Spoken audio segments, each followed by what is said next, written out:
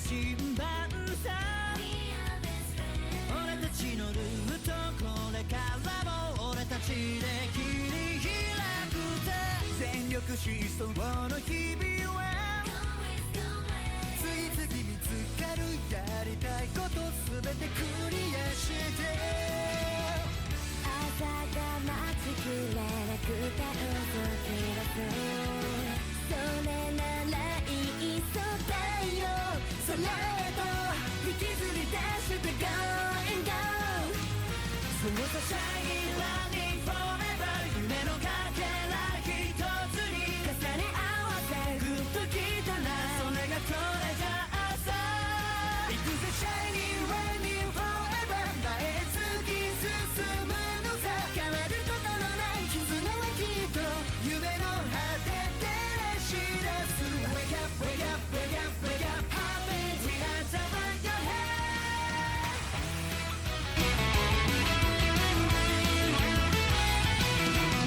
誰にもわからない未来を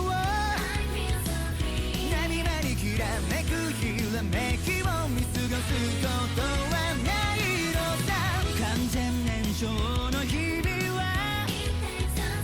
一度決めたなら目をそらさないどんな時だって乗り越えるたび貫きかめるぜ明日も明後日も熱く激しいワクワクの連鎖だぜそうさ Shining Running Forever 好奇心に任せて思いのまま目指す場所へそれがあの連チャーいくぜ Shining Running Forever 心の地図広げて力を決めた絆はきっと夢の果て掴み取る Never never never never stopping We are the one your head Hey! Last time in the adventures of the New Dawn Pirates! God, fuck, I've already lost track. Where did we start last time? Did we start with the tournament? You cannot be leaving me in the ocean alone here, Blake. Look, my opening music is still playing. We started with Carrie and Carrie leaving the castle. Right, okay. So, yes. There. We started with Carrie and friends leaving the castle. They made their way towards the Tontatta village. They saw the awful bridge that had been defiled and ruined by Banker. And then I think did we then pivot to the arena, or did we at least break the bridge crystals before we got there? Yeah, broke the bridge crystals, stuff like that. Got to the entrance of Tontatta village, swapped over to the arena. The Coliseum had a lot of fascinating fights. Cool stuff happened. Lots of characters. Too many to list, but one of the most important is our lost, still member of the crew, Clive Von Flora, is back. There's so many more there. It was a long fucking time at the Coliseum on Lee's end. Meanwhile, during the Coliseum fights, back Tontatta, Carrie reunited with her family. Very cool. Met a lot of the Tontattas. Good to see them. Got her mom's scarf. Very good. Is ready to go fuck up Banker. Enter the mines. Going down there to deal with them. Slap back to reality to the arena. Wait, no. I covered too much of the arena to come back. Come back to the Tontattas. Went into the mines. Ran into Mr. Laugh himself. Fuck, what the fuck is his name? God damn it, it's something good. I'm looking right now. God damn it. It's, Zacharias. Making fun of them from the top of this big barrier area. Mr. Smooth comes out in a hologram to give Carrie nightmares and intimidate everyone else. We see this very scary Mr. Gambino Tontatta killer going to go kill the poor sick king. Very sad. Cut away from that. Go back to the arena for a bit. Before the before the bracket is announced, Lee gets a bad feeling and runs off into the city. She finds out that, yes, the Marines are definitely here and is given some directions towards the area where they think something's happening, or I forget if she did that and told them that. I forget which way. Lee shows up. Oh no, it's the bad Nero man, and he's got Regan, and he's got Opal. This is very bad, very tense. Lee manages to make the situation not go horribly, so she thinks, but it turns out that Nero is such a dickhead that he was planning on just having Opal kill herself. Luckily, though, a ninja and her dog busts out, gets Lee and the kids out of there, gets them safe with salt water. It's very interesting there. Then Power shows up. Oh, fuck! And then Lee talks with Power, and then has to run to the arena, gets the bracket nominations done, and I think that's where we ended, right? Yes. Okay, there you go. That was my, apropos Liam-esque style attempt. We ended... Because everyone calls my recaps too short. We ended on the bracket. Everyone calls my recaps too short. There you go, critics. Episode 65! The Darkness of Merrydrum! Nice. Saved it. Yeah. Alright. Well... Oh, here he goes. Gonna complain about my recap. No.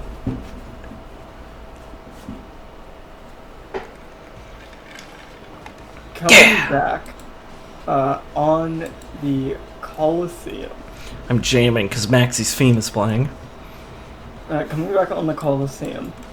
The crowd will cheer as the bracket has been fully announced. Mm-hmm. Lee, you can see all the other competitors kind of standing around as the crowd is cheering you on, getting hyped for all of the fights that will be starting in a while. There will be an intermission. Yeah, Lee still has her arms crossed, looking forward with that serious, intense look as she's radiating her inner frustrations as she's internally containing this, not to, burst right now from all the fucking... close call she just had. You can see Jude near you just kind of smiling and waving to the crowd, trying to soak in the excitement. Mm-hmm. As he seems nonchalant after your threat. Yeah. It's good for him. That's good. Lee doesn't have time to feel offended for not intimidating someone. That's a little too petty for the seriousness that she's involved in now. As Claire's going to start walking up to the middle of the stage with Cirrus. Alright, folks. So, now that we're done with the prelims, we can finally have our beautiful referee, as Cirrus will, walk up to Claire, take the stage, as everyone will start cheering, and Cirrus will, just pull off, her clothing, to reveal a very nice referee uniform. And she'll take the mic. I'll make sure that all of the fights going forward are by the rules and as fair as possible, so we can have the grand champion be crowned without any problems, alright? She'll wave to the crowd and everyone will start, just cheering. And you can see that she has quite a few fans in the audience. Yeah, of course. And Claire will kind of cough into the mic a bit. Alright, well, folks, we'll have a brief intermission before, as she'll look to Maxie, who will take his mic and start laughing. Before we have a surprise show match for you folks! That's right. I'm not gonna let, our fine competitors here have all the fun. I gotta take the stage before, I fight one of them. So, we have a surprise guest for you folks that you can find out soon. Taking the stage versus yours truly in a grand show match. So please, join us shortly for a match that you don't want to miss. As the crowd will start cheering and Maxie will just try and soak it in, as Claire will take the mic again. That's right, folks. So please, go, get some refreshments, clear your head, and be back here shortly for a match you don't want to miss. As everyone will start cheering to realize, go about their business, getting out of the Coliseum. Mm-hmm. As Maxie will walk up. Alright, guys. as you heard, there will be a show match, but we have some time before that if you want to go clear your head, go do about your business, and we'll make a good announcement when we're actually going to start the first round. The time is yours before that. Yeah. When Lee hears, like, you got time to clear your head, she's, like, ducking forward and, like, moving to leave already. Haru and Micaiah will notice and just quickly, like, try and catch up with you as you're starting to leave. Mm-hmm. Is something wrong? Yeah. A lot of things. We need to get to the others. More complications. Alright. As Lee lets out a sigh and some steam wafts off of her as she lets go of some tension and flexes one of her hands into like a fist. Hey, there seemed to be a pretty secluded spot close by to the Coliseum. I think we can meet up at. Good. It'd probably be better than talking inside here. I'll kind of look towards Mickey. Alright, we'll try and gather anyone we find. You do the same, and we'll meet up there as shortly as we can. He gives him a nod over her shoulder and continues the pace. As the three of you can split up as you can go exit the Coliseum to find people. Maxie will give you a wave as you leave. Lee isn't phased by it too much. I mean, she's like, it's not like she doesn't notice it. It's just like it's like by the time she's thinking of like, do I have something I want to respond to that? She's already like walked away at this point. It's like there's so much. She's trying to reprioritize things, and seeing like Opal and Regan in danger like that really fucking got to her. So, you know, it's like, well, I don't have time to get like pissed off by Maxie's existence, and I've already kind of begun to. I already kind of resolved that I'll deal with him either way. I'm not going to fall for that sort of like baiting. As you can exit the Coliseum. Mm-hmm. So you would have run into a couple of people and given them the laydown of where to go. Yeah. So you exit the Coliseum. You'll see that the crowd is dispersed a bit more as people. Also, the locker room was very empty, as it seems like everyone that's not one of the 8 fighters has basically exited the locker room areas. Yeah, of course. Oh, there's my girl. As you'll spot mostly not a lot of notable people around, but you will see Leona in a new getup talking to Cirrus. All right. We will march on over there and kind of give Leo a once-over. Hey, something came up. We need to talk. Oh, alright. Oh, you go ahead. Well, it was nice talking to you. Good luck in the next round. She, like, was talking to Leona, but then turns to you and nods. Oh, yeah, thanks, Miss Cerise. Will do.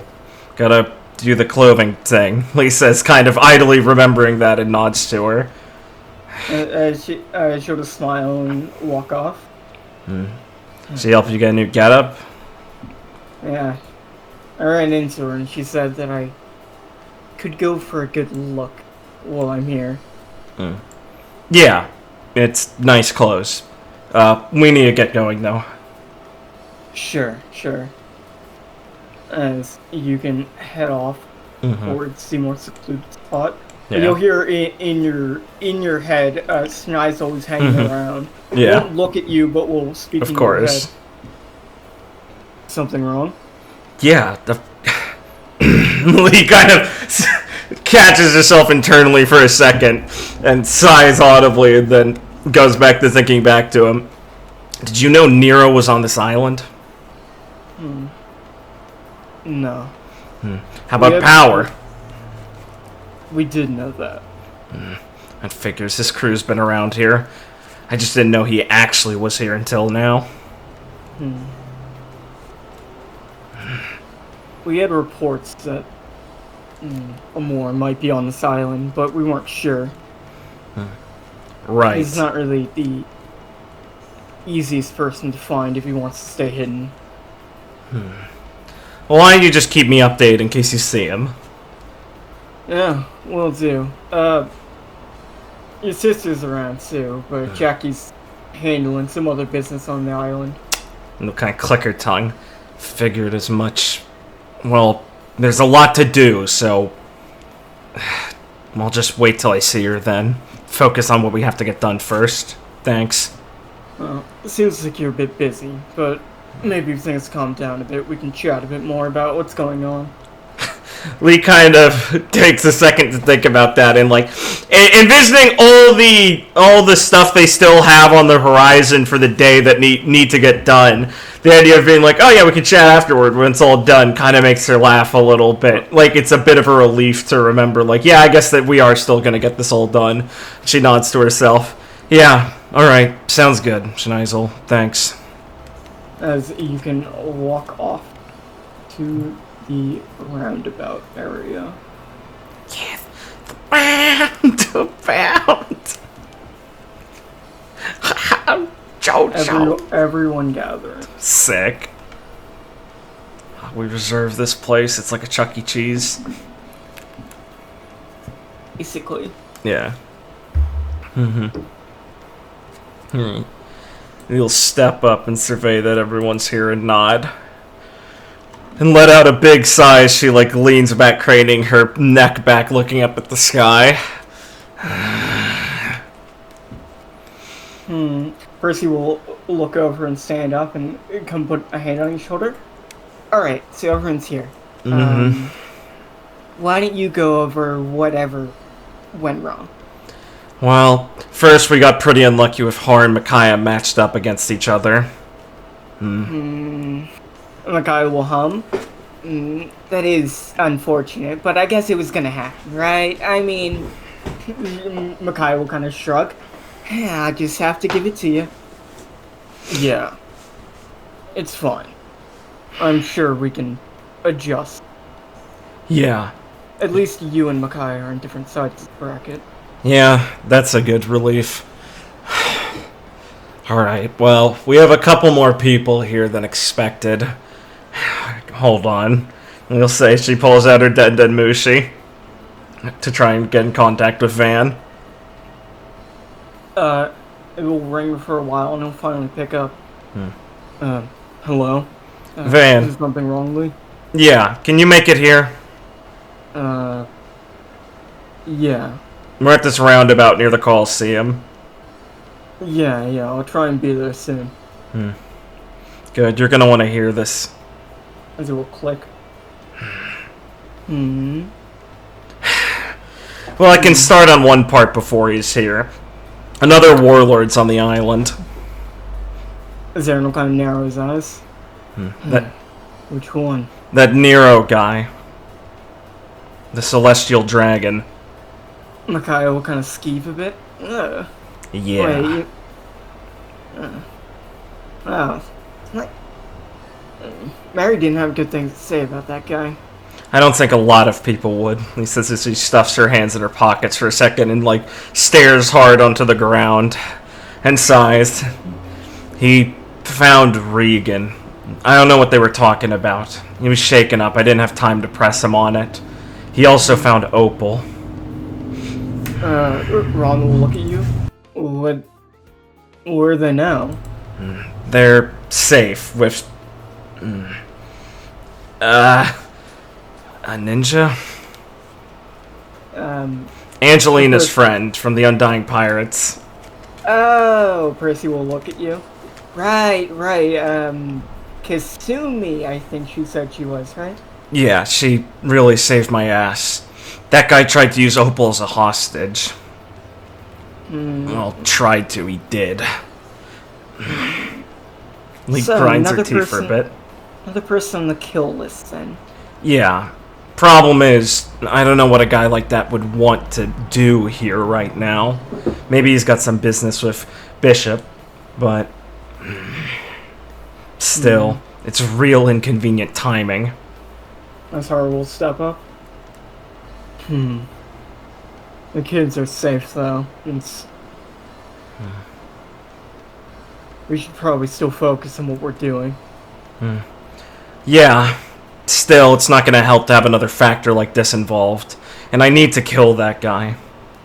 But, well, It's not like we can forget sight of what's actually we need to do here. We only got one good shot at that, but still. Doesn't sit easy with me just ignoring him. Daisy will walk up and wag her tail and look at you. I could try and find him for you. I'd appreciate it, Daisy, but you've got to be really careful around this guy. His devil fruit lets him influence and control people. She'll kind of, like, tilt her head a bit. Is he bad? Yeah, he's one of the worst guys, Daisy. Percy will put, like, a hand on Daisy's head.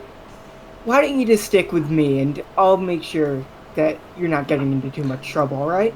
Probably a good idea. As Percy will look at you a bit more seriously, you should probably focus more on the tournament side of things.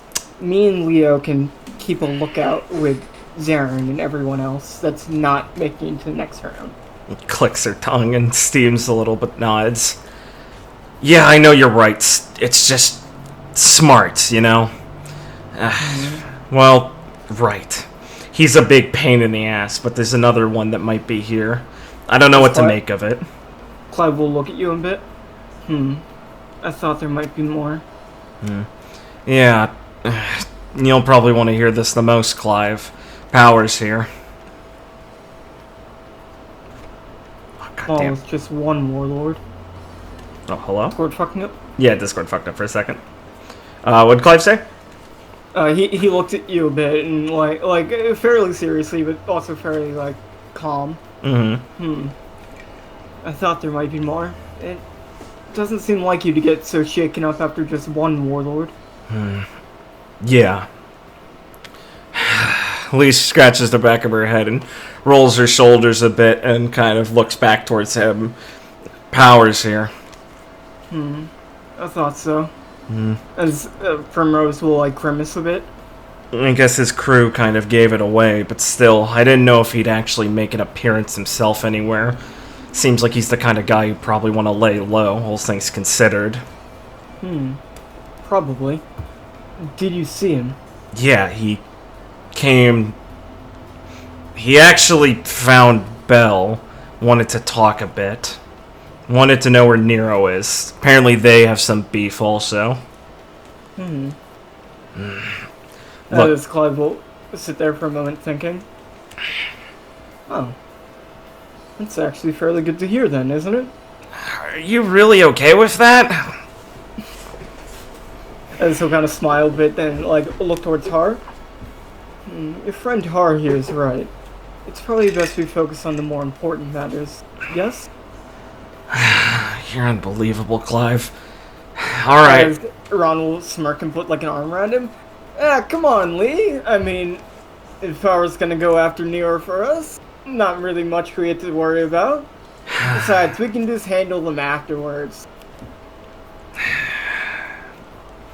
Lee looks at the two of them, acting so casual about it, and just hangs her head. I don't know why I expected anything different, honestly. Zarin will just kind of sigh. You guys are unbelievable. Looks like we're at a loss, Lee. I don't think we can argue with them there. Yeah, fine. He did make it pretty clear that he didn't seem to hold anything about the past in regard, so... He's definitely not going to be an enemy as long as we don't interfere with him ourselves, so... I guess he's a third party. Still not exactly happy about that guy, but whatever. I can't say I'm eager to dig up old wounds either, so... I think for now I'll let... well... those kind of issues lie. Better to focus all our efforts on what's important. Well, shit, if you're saying that, I guess I can't get bent out of shape about it then. Oh, but I won't complain if he does become an issue and we have to do something about it. Just, well, I feel bad for your friend Carrie if we got wrapped up in my own problems. Grins at Clive, thinking how much of a heck of a guy he is. It's nice to have him around. Alright. As Van will fly down. I think I caught the tail end of that. Oh, good. I'd say it's good timing, but you're not going to enjoy this either way. Looks in Valentine being here, huh? It's worse, Lee says as she turns to look at Van a bit seriously and then looks over to Aaron a bit. I don't know how to say this in a good way, so I'm gonna tell you. Salem's here. Van will just look at you and pause for a moment. Well, you will see him, grimace for a bit. As Aaron will just stand there kind of thinking. And, touch his sword. Aaron, you were probably the last one to see him, right? You remember, what was he like? He was threatening, but not in a normal way. He didn't outright try and fight with me, but he did comment on me having a sword. But the odd part was he left as soon as he showed up. So not a lot to go off of what he might be doing here. No. Didn't think so. Him looked scared in his face as well. Gave me a little to go off of. He'll nod and then look over to Van. Should I do a sense motive to see how he's doing? Sure. How you doing, big guy? You can see he's very angry. Yeah, that makes sense. Do you know where he is? No. Power didn't exactly give a location or anything. Just a warning. Well, he might know where to look. I'm not gonna ask you not to do anything, obviously. But, well... Mia, Lucy, them, they're here too. They'll want to know about this before you go running off and trying to do anything. Look, I'm not, like I said, it's not something I'm not going to say you can't do, but... Leona will just walk up to you and just not push you, but get up closer to Van and grab him by the shirt. Don't go fucking this up for us is what she's trying to say, alright? Whatever bullshit you have to do with your grudge or whatever can happen after we've handled the problems here. Hey, Leo. And she'll kind of glare at you for a moment. Pussyfoot around this type of thing. This is serious. He sighs, kind of knowing that Leo's right, but feeling a bit bad at how she was direct, but also feeling bad that Lee's thinking, yeah, I guess I probably should be. As Percy will put a hand on, Van's shoulder and yours. Alright. I think we all know what we have to do. As Van won't look upset that Leona grabbed him and she'll just release him. Yeah. When we start causing the biggest mess possible, after I beat Maxie, that's when you can go wild, okay? I know. I'll pick my moment. I know it's important. We're here to help Carrie and everyone else. I'll just think of it as a bonus, so I'll get to handle this later. I figured you'd know. That's why I didn't want to hide it. Sorry that it had to happen, but... He'll look at you very seriously for a moment. I think we can count our blessings that he's here, then. Guess that's another way to look at it, isn't it? Alright, well, that's all the new fun surprises. Lucky I made it back in time for the bracket, all things considered. So Wrath and everyone is here? What you say, sir? You said Wrath and everyone is here? Yeah. I don't know where he is right now, but Lucy might. She's probably back near the Coliseum. You should catch up. They'll want to know, obviously. Figured you might be the best one to tell them. Yeah. I'll go tell them myself. Well, any other bad news? Lee racks her brain for a second. It seems like it's about it right now. Seems like some Marines are here, though. Oh, yeah. I guess I wouldn't have considered that bad news. I made contact with Schneisel. He works with my sister in a lot of, Lee kind of coughs a little bit looking over at Percy. They're already up to some stuff. Getting in position, doing some work. So, that's a good thing for us. As weird as it sounds to say. She'll pause for a moment and kind of like think and then look towards you with a bit more serious expression than you usually have seen her. Is he here? Probably. Or maybe he's waiting in the wing to arrive. It might be a big deal if anyone spotted him, but I don't know how he operates. Well, Does Leonia give you the same speech? No, I'm not as... I'm more in control of myself than some people. He looks over at her with complete doubt. So, I'll be fine. I'll know when to get my moments. Right. Alright. Got it. Well, Lee's shoulders slump with all this stuff finally being taken off of them. and Zaron kind of look over and just walk up. Well, as much as it might pain you, I think you should just focus on what you gotta focus on and let us handle everything else. Yeah, Lee nods. I can't fuck up my part either. So, that's how it is then. As Micaiah will jump over towards you and put your hands on your shoulders. Right. We gotta focus on making our way through the bracket. I don't want you failing to meet me in the finals. Lee gives a little grin, feeling a bit better with the fucking bundle of sunshine as she looks over his shoulder to give her like a cocky grin. What, feeling better about a rematch? I don't want to go 2-0 on you that easily. I admire the confidence. I'll look forward to shattering it. Because you've got such a good track record. Well, as Har will kind of look over. I think we should probably break before, we draw too much attention. Yeah, right. That kind of crowd hanging around now. Yeah, even in a place like this, there's still banker goons hanging around. Well, I'm gonna... Oh, yeah? You can hear, the Coliseum starting to roar.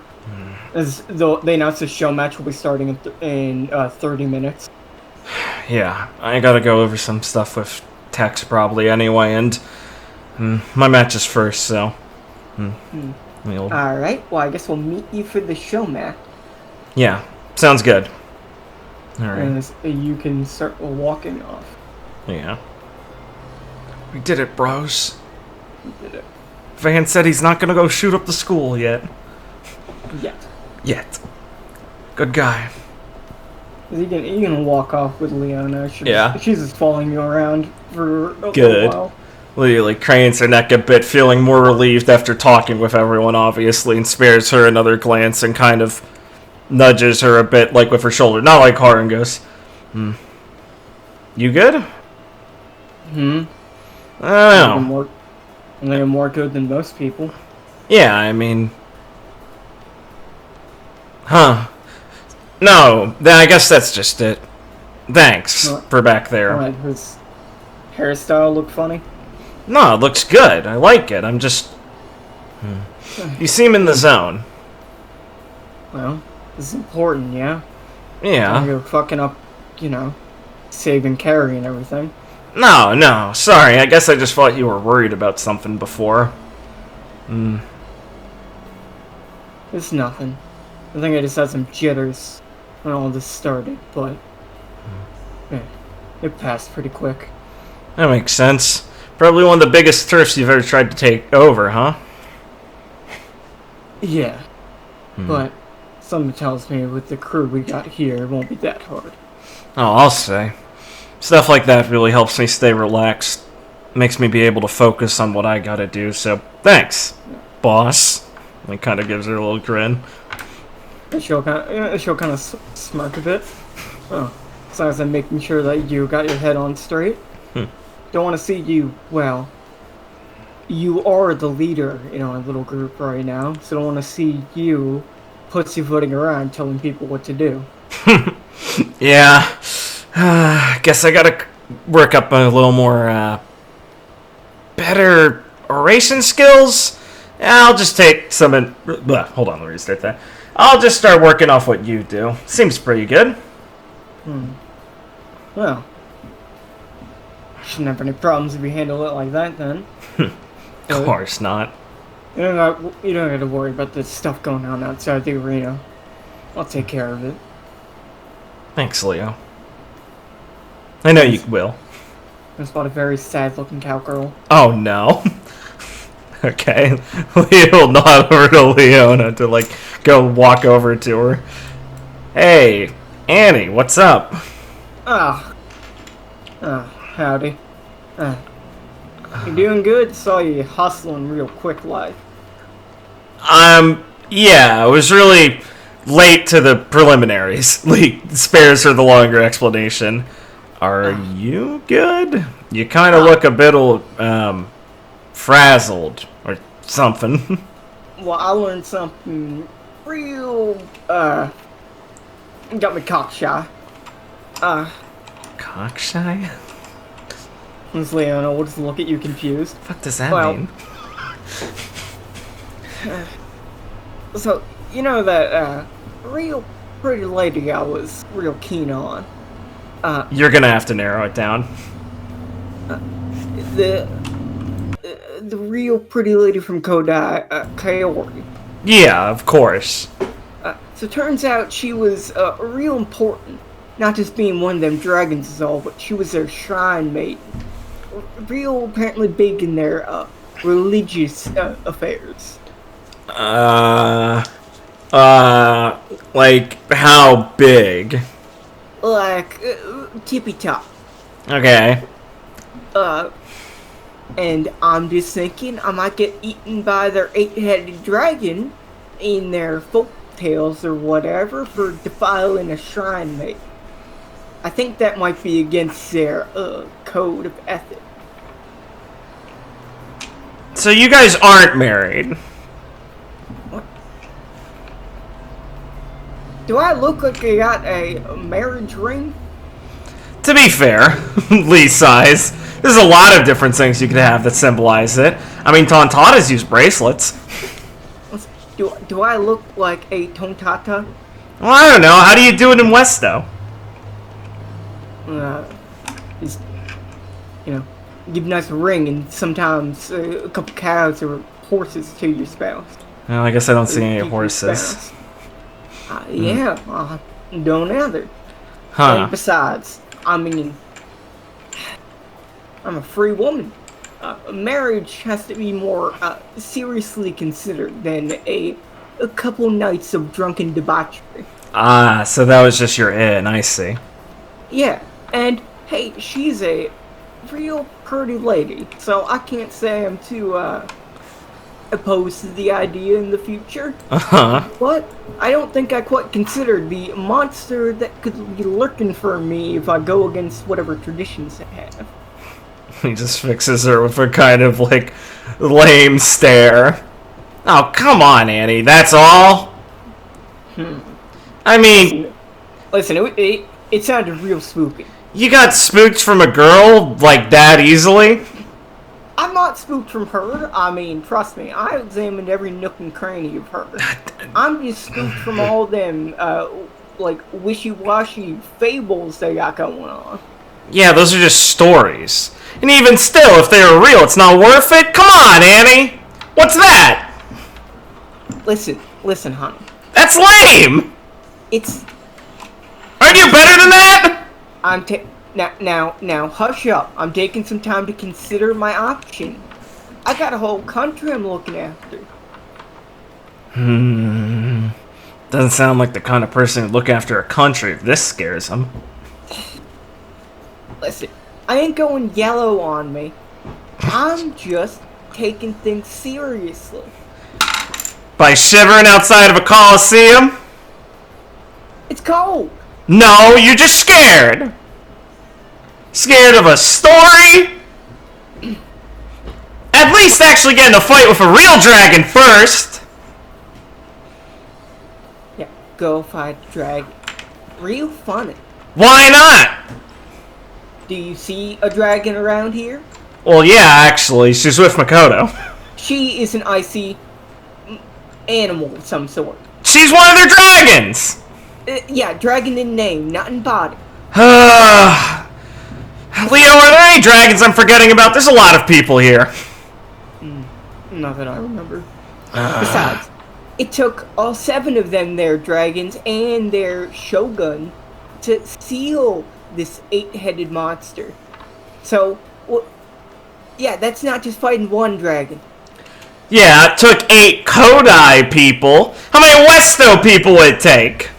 Just one drunken old man with a gun? Yeah, and look, and you're scared of being beaten out by that? I'm neither drunk or old right now.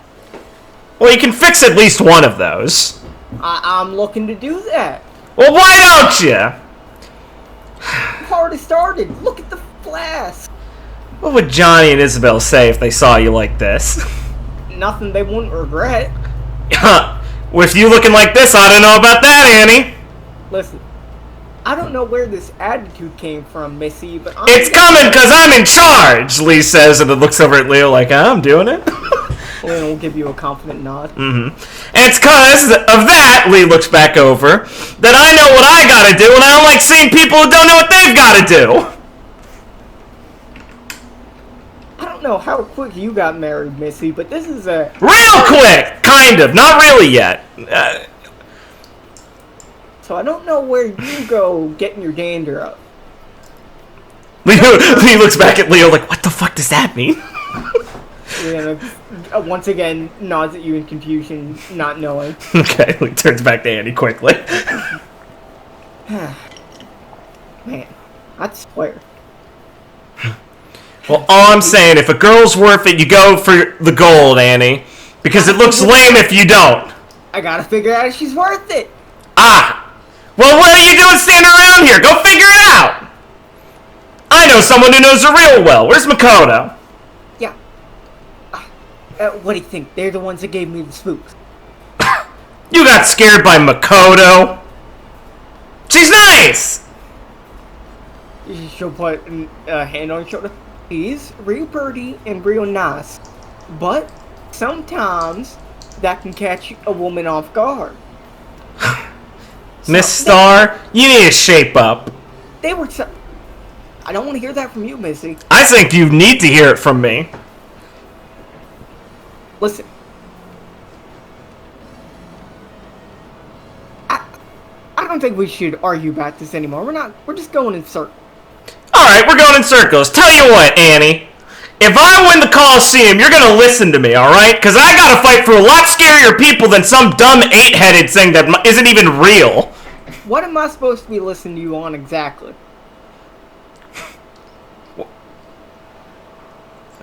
Leo looks back at Leo. What the fuck does that mean? Like a megaphone? What? No, Cinderbrick. Cinderbrick? I'm meaning, what exactly would you be telling me to do if you don't win this tournament? To go shape up and stop looking scared. I thought you're better than that. What is that? Oh, I'm sorry. As she adjusts her back, downs the rest of her flask, and looks at you. I'm done. I'm no longer shaking in my boots. Well, there you go. Why'd you need me to tell you to do that? Well, looks like you can bomb out of the tournament, no problem now. Like I'd do that. Yeah, I didn't think so. Oh, thanks. So, make you feel better that you instilled me with some confidence? Listen, I just need to get to the end of this bottle. And it is fucking cold. Look at what I'm wearing. Oh, yeah. Lee's thanks to herself as she's like, I don't have to think about that ever anymore. God. Man.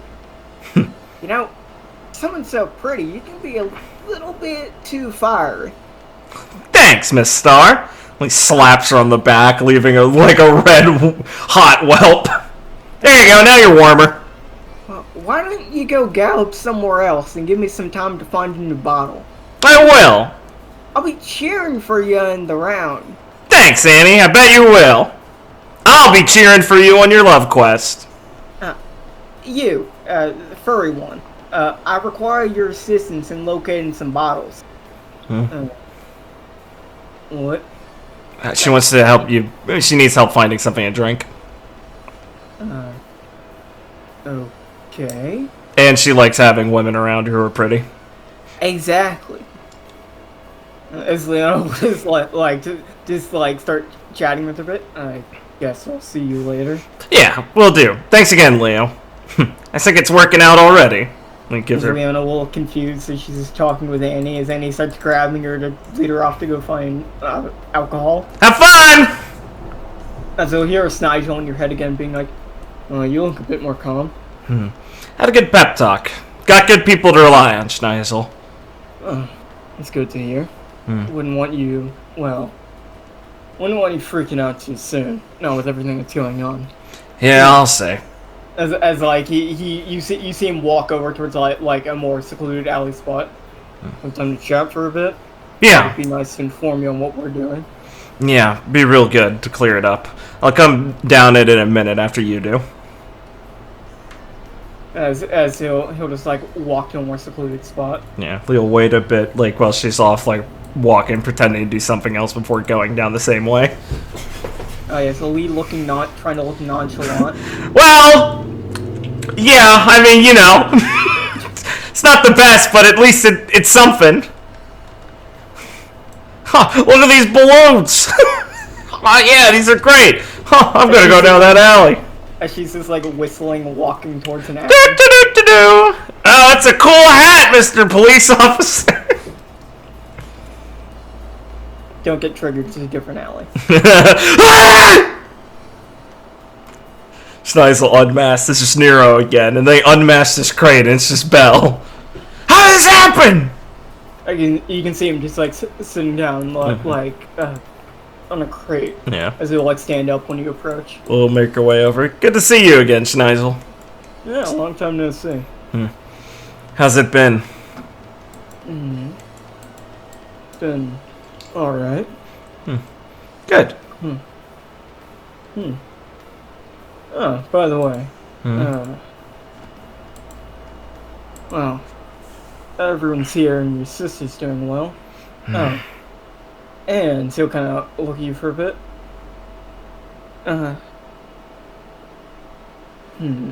He's trying to think for a moment. We'll tilt her head.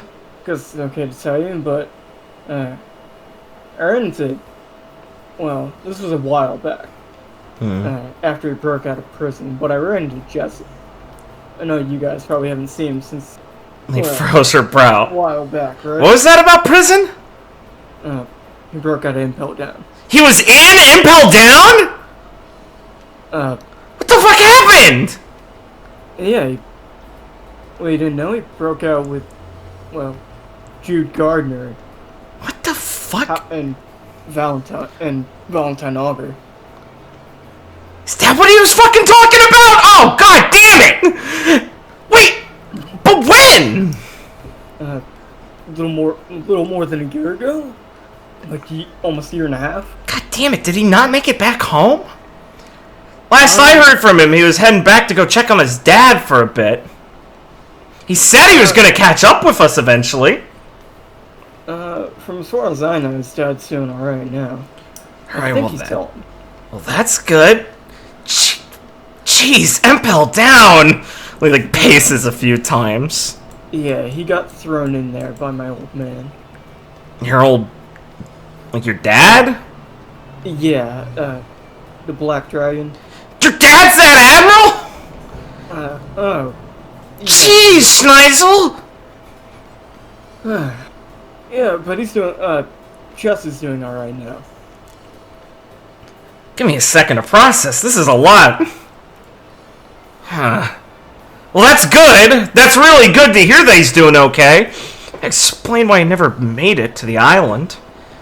Figured it wouldn't take that long. I just thought maybe he needed to look after his dad for a while, but jeez. You don't have to worry. He's up to some important stuff, but you should be seeing him soon. That's good. So he's been working with you guys? I guess it's not the strangest fit. In a way. Huh. Jackie wasn't really in the know, so... Yeah. I figured I would have heard about it if she knew. She's kind of inherited your Admiral's habits. She's... Well, Seems like Vale's the only one in the family that didn't get that. Huh. How did you end up working for... Fuck, sorry, I just had like a fucking...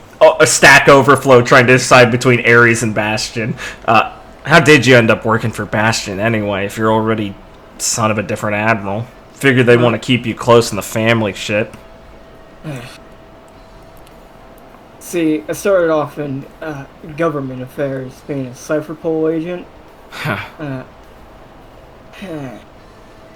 But the work got kind of sickening. Wow, you don't say. So I tried to transfer to, well, I started making friends with Jackie, and, well, after hearing her talk about Bastion and, you know, a little crew they got going on, I felt it was time for a transfer. Yeah, a lot better place to end up in the Marines. Probably the best you can do there. You're telling me. Worst Cypherpole, how's he doing? Not really the best feeling to go along with that. Yeah. Yeah, he sighs a little bit thinking of that. Huh. Well, makes sense. You don't sound anything, or you're not like anything that your dad sounds like. Not like I've ever met him, luckily. Probably want to avoid that. Yeah, I'll say. He can be a tough guy, and I think that goes a lot more so for pirates and such. Well, I wasn't able to scratch any of the other two admirals, so since he's the scariest one, probably not anywhere close still, but I'll work on it. Well, I think it's enough talking about me. Might as well not waste too much of your time and get down to business, yeah? Oh, yeah, right. He kind of nods, remembering about that stuff. So, Shepard, Valentine, and Nero are on the island. Yeah. It's the long and short of it. Powers at least got a pretty good MO of wanting to look for Nero, but I don't know what the other two are doing here, really. Nero was probably looking for Regan, but... Two of them have a sword pass. What happened with them? Well, Valentine's always had a bad rap with celestial dragons. What for? You know, kind of pause for a moment. What, you didn't know? Don't know a lot about him. Guy used to be enslaved by him. Huh. Only reason they accepted him as a warlord was due to his strength. No shit.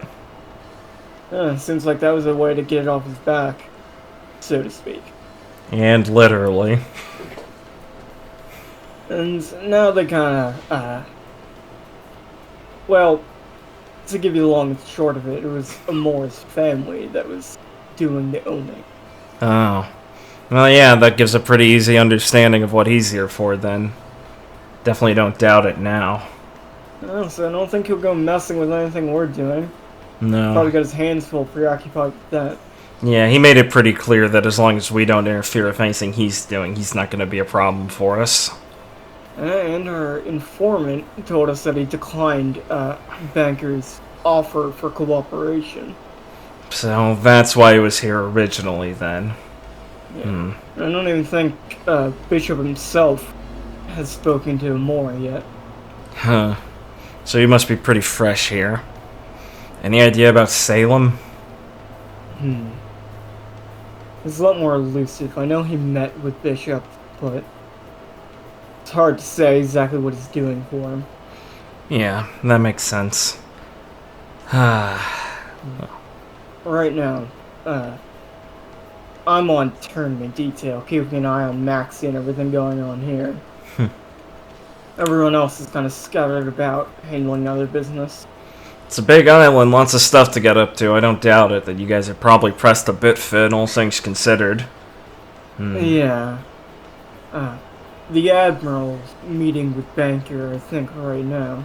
Huh. No shit.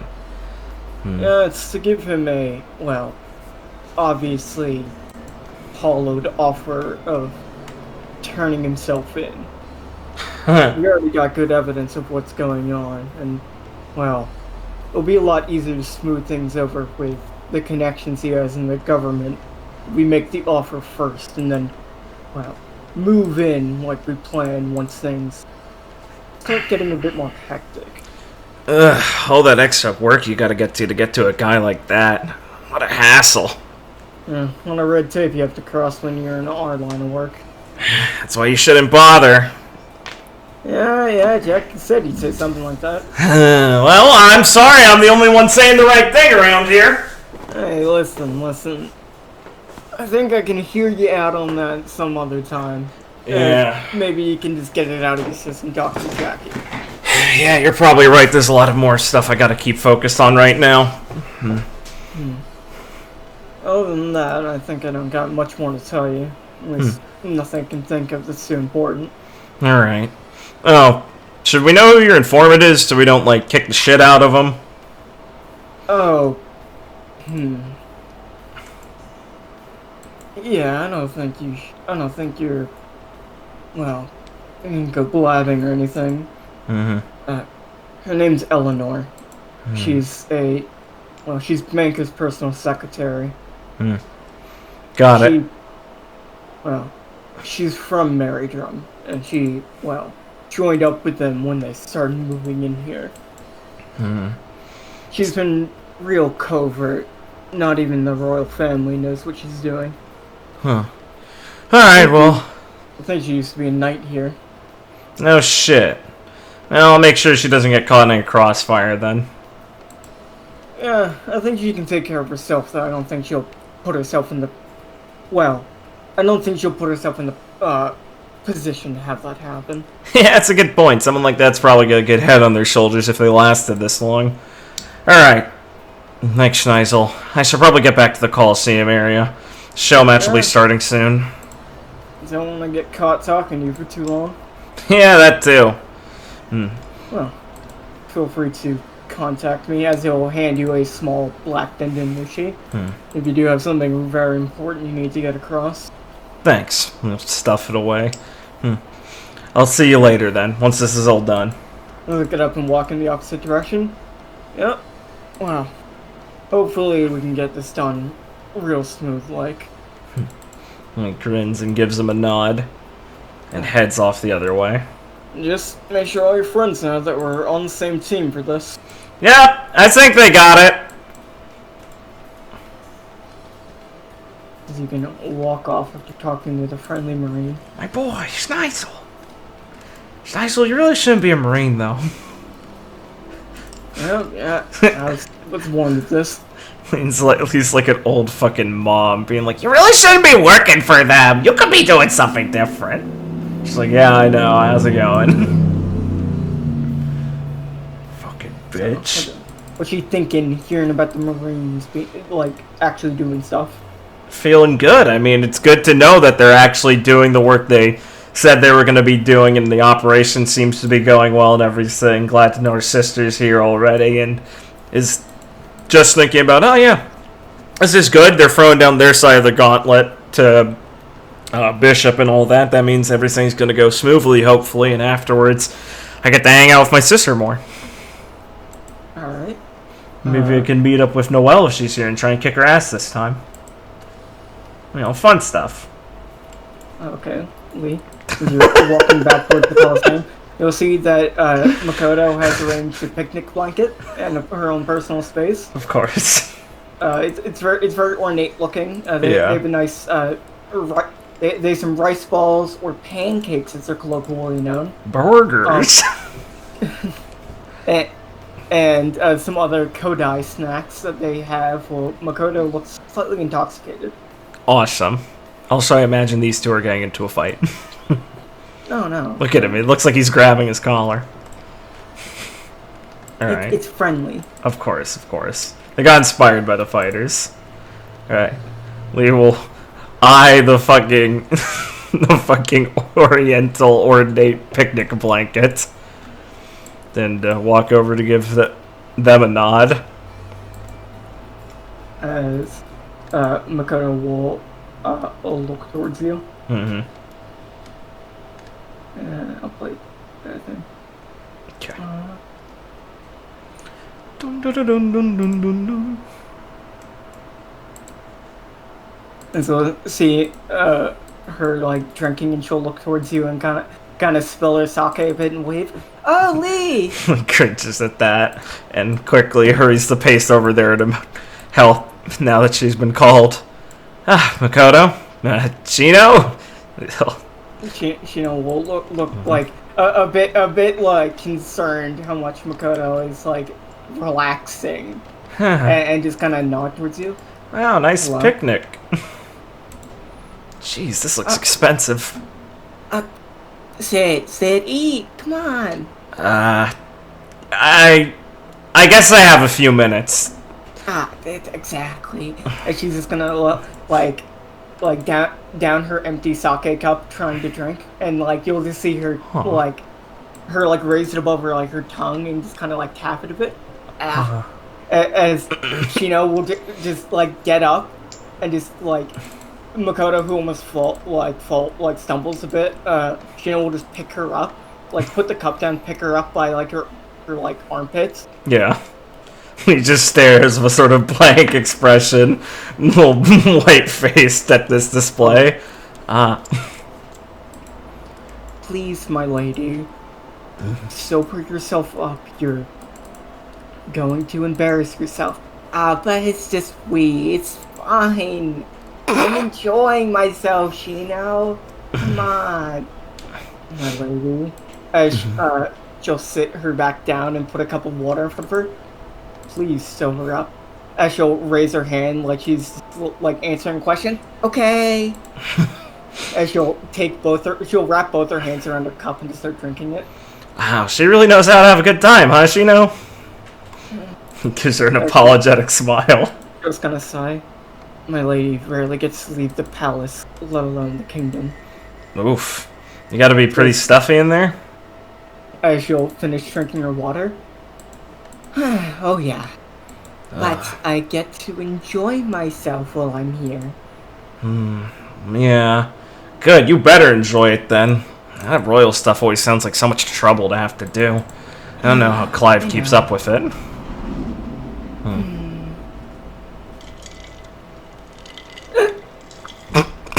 He just snorts a little bit.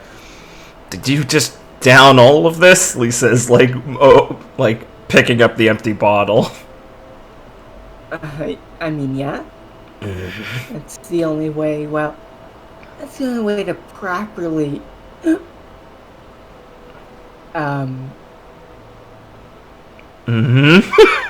enjoy yourself. There you go. I guess there's a lot of ways to do that don't involve getting blacked out. I just saw that funny big hat lady. Yeah.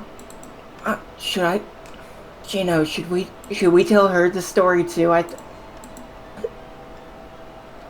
It might. Lee, do you want to hear the story of our people? I'd love to, yeah. Lee nods sincerely, but also like concerned, like, oh god, am I gonna get the fucking drunk version? Okay. So it started a long time ago, milady. Right. I'll start with me and Shino are friends. Milady. That's not. No. It's important. I gotta show why you're important. He just is like a fucking like sweatshop. Shino, one of you tell it. I need to drink some more water. Yeah, you need some more water. Lee pushes the cup towards her. And she'll take it with both hands again and start drinking it. Alright. Well, very long time ago. No, Shino, friendship story first. Alright. My father, the previous. Well.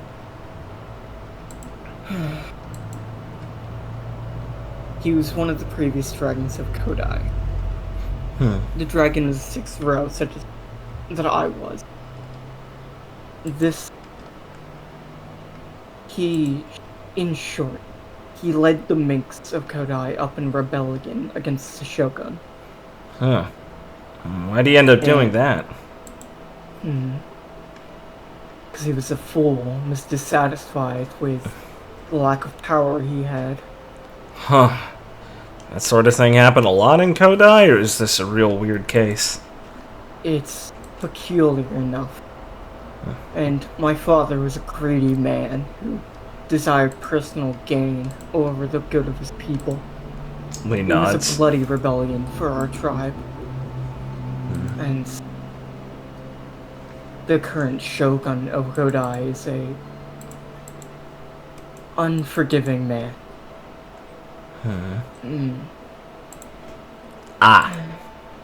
He wanted to exterminate the Mink tribe for rising up against him. Wow, you were really underselling that. That's a little more than fucked up. Well, it is the price commonly paid for rebellion. Well, was it like really every mink that tried to rebel? And what's the point of killing the ones that didn't? To completely stamp out any seeds that might be lying in the darkness. At least that is the justification he gave. Sounds like the Marines. But my lady, at her young age, she pleaded with the king, or with the shogun, she would have said, Yeah, I know. and got down on her hands and knees and begged for our amnesty. And such, myself and many of the other minks were spared a cruel and grim fate. Wow, way to go, Makoto! And she'll put down her water. I couldn't just let them be punished for something they didn't do. It was only a small faction of the minks that was actually looking to rebel. He grins and gives her a little And- pat on the shoulder, and then gets her to keep drinking water. I took my father's place as sixth dragon of Kodai and the leader of our house. And myself, along with all of the other minks, have sworn eternal loyalty to the house of Kodai and my lady in general. Well, I can get what you want to do that. That's a pretty good solid she did. And now we're best friends. He grins a little bit. Yeah, I guess that would work out after a while. Hard not to be with you, huh, Makoto? Exactly. Now we just have to find Yoko and get her to stop sulking. What? Why is she sulking? Lee says, like, looking over at Shino, being like, should I know this, or is she just speaking too much? You know, give her that kind of look. Yoko Hikoto. Or Hikoto. Is Japanese. She is the second dragon of Godai and the leader of her house. She came into the possession of her family's leadership after her father committed suicide. Ugh. Why'd he do that? He couldn't bear the burden of their house any longer. Lee just looks confused. Like, a lot of this Japanese cultural shit goes over her head. Like, Makoto being like, on her hands and knees she begged. So Lee's like, wow, that's a pretty impressive that that's all it took. And all of this is just like, is it really that much? You should probably now start at the beginning. Right. Are you familiar with our history at all? Can't say that much, honestly. Always been a bit too busy to ask the other people I've met from Kodai about it. Back before our nation had a ruler in a long-forgotten mythical past, the people were controlled and ruled by a monster from the darkest abyss. The Yamata no Orochi. Is that the 8-headed thing Annie was scared of? She'll kind of nod. It's the 8-headed dragon of darkness that rises up from the pits of hell and will rule over the lands for time immemorial. Yeah, it sounds pretty intimidating. Every day would require the sacrifice of 8 fair maidens to sate its hunger, or it would devour 100 in their place. Ugh. And And people just did that? Yes. For as long as time existed. Ah, you'd think someone would just try and kick its ass! As she'll pause for a moment. It was beyond death. It was not a being that could be killed. Folds her arms a bit and looks a little frustrated. Still, just lying down and taking it, I mean, I guess I wasn't there. Just sounds awful. That is when the second... No. That is when the leader of the Hikoto clan refused to sacrifice his daughter to the Orochi when it was demanded. The grins. Ah, now there's someone who gets it! The Orochi, infuriated he couldn't eat his daughter, who was the fairest maiden of the time, started devouring any that came in his path. Thousands died in, well, a mere day after it began its rampage. Oh. Pales a little bit. That's when my ancestor, the first Kodai, he gathered up the leaders of notable clans and the best warriors of, well, it wasn't called Kodai at this point, but our nation, all across the lands. The 7 strongest warriors, along with my ancestor, found the powers to fight against the Orochi. And for a battle that scorched the lands, they managed to get the gods on their side and seal the Orochi for, well, they sealed his power into a fruit. Like As a devil no one fruit? Yes. Huh? You can the do that?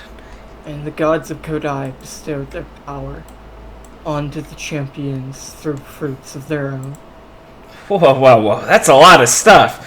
Is this part, like, exaggerated a bit? As Shino will nod no.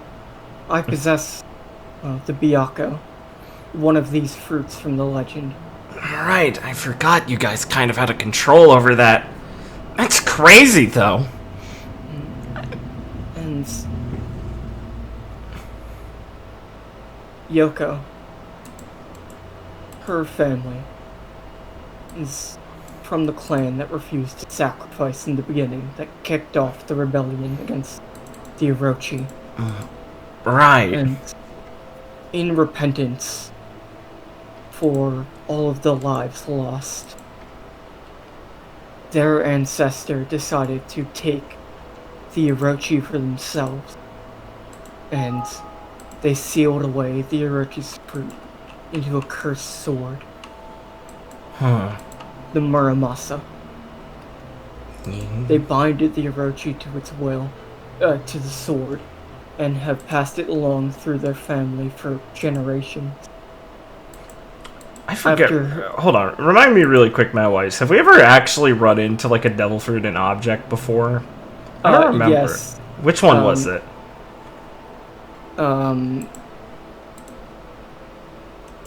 It was the coat of, Right, yeah, right, of course, right, fucking... Metallica. Yeah, Metallica, right. Well, isn't Metallica... Oh, yeah, Metallica is the axe, right, it's the coat in the axe, right, of course, right. Siobhan's a guitar. How could I forget, right?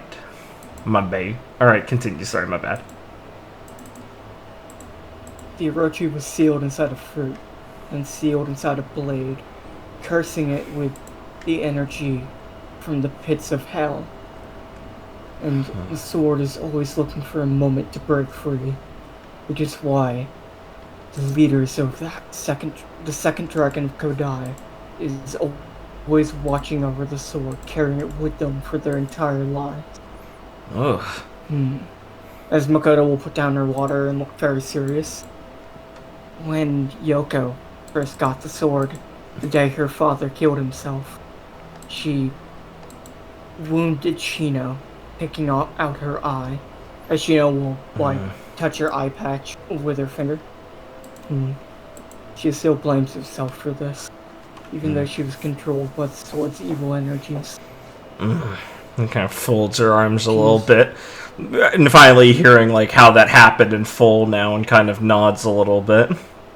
She's set off on a journey without telling anyone to try and control the evil energies so she doesn't harm anyone else. Huh. And we're looking for her because, well, we don't want her to go do something so dangerous all alone. Yeah, that's what friends do, after all. Still, I can't help but empathize with her a little bit.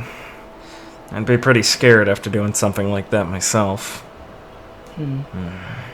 That is why I said you seemed familiar. It seemed like you carried a similar burden to Yoko. Yeah. Something kind of like that happened to me. But if it's any reassurance to you, me and him worked it out. So I'm sure you guys can as well. Is Makoto gonna smile at you? Thank you. I'm sure of that as well. It may sound simple for me to just say that, but I don't think that's anything that can really be put in a better way, is it? It's just a feeling you have. You just gotta trust the other person has it too, and let each other know about it. Shino will kind of nod and smile at you a bit. Hopefully you can meet Yoko one day and tell her this yourself. Yeah, I'd really like to. I think I kind of owe some karmic debt to repay after that. I was pretty moody about it myself, so I gotta pass it along to stop her, you know? As Shino will smile and then look past you as Opal will come up and give you a hug. Yeah. Lee! He'll raise her arm up to hug her a bit more. Hey, Opal! How you feeling? Better. Good. We'll give her a little soft smile and tussle her hair. As you can see, Regan and Belle start walking up, being led by Sasuke. Oh, hey guys! Wanna meet Miss Kodai? Yeah? She's a cool princess! And they're walking over. As you can see, next to you in some smoke, Kasumi will appear, taking a cup. Jeez. She'll kind of like put her hands together and do a little bow. Princess. Kasumi, I was wondering when you'd show back up. Are these the kids you were gonna look after? Yes, Princess. Yeah, I guess it kind of makes sense that you guys already know each other, huh? Oh, she was the bodyguard I was mentioning to you. Oh, right. Thanks again, Kasumi. I don't know how I can repay you. Please, you have nothing to thank me for. Still. This barely repays any gratitude I have towards you. Okay? He looks a bit confused. I don't know what you'd have to be gracious for. Angeline's friend, after all. That's not that hard! Well, she told me about how much all of you helped her on her home. I told her not to worry about that sort of thing, so I'll tell it to you too, okay? She'll kneel down and put like a fist to the ground. If that's a command, I won't worry about it. Yeah, Can't you just not worry about it normally? As Makoto will chuckle. There's no winning with her when she does this. Yeah, it's a command, sure, whatever. Lee looks to the side, uncomfortable. She'll look at you and smile and then sit down. Lee gives her a little withering glare for a second, being like, you knew you were fucking making me embarrassed, before sighing and going, well, there, it's settled. Give me a sip of that sake. And he'll take a sip. Oh, you're a pirate, right? You know Kasumi's captain, right? Mr. Spocky? I know of her, yeah. Be hard not to. Well, she's always had a very close connection to Godai. Yeah, that explains a lot. As Shino will look over. Angie said she'd promised to meet us at one point. And I guess I've wanted to for a while. Kinda got a question for her. She has a large swath of territory, but she does come to Kodai often, seeing as how she is the dragon, the third row. She's one of the dragons also? Oh! As Kasumi will look over and smile. Yes. Mistress is from Kodai, and the Baki clan has, well, controlled the dragon, been the dragon the third row since the founding of Kodai. Wow. Huh. That's pretty cool. She gets to be a Yonko and that? Damn. But sadly, Mistress doesn't have any children that are in Kodai. Huh. Lee thinks for a second. I mean, I know where one of her kids is. Yes, I've already met Micaiah. Oh, good. Yeah. I don't know what to make of her if she's related. Micaiah's a bit of a handful. The Mistress is a lot more well put together. Thank goodness. I don't know what I could do if I met, like, a more powerful Micaiah. Probably have a aneurysm. I'm sure you'll be able to meet her quite soon. Angie did say she wanted to come visit sometime. Oh, certainly. Guess that'll be cool. As the kids are just eating some Yeah, Kodai snacks. of course. As they'll hear the announcement that they're starting the show match very shortly. Damn, I really need to go watch this. We'll hop up. Plus, I've got one of the first matches afterwards. Well, please go ahead, as Makoto will look after you. We'll keep the children company. Isn't that right, Shino?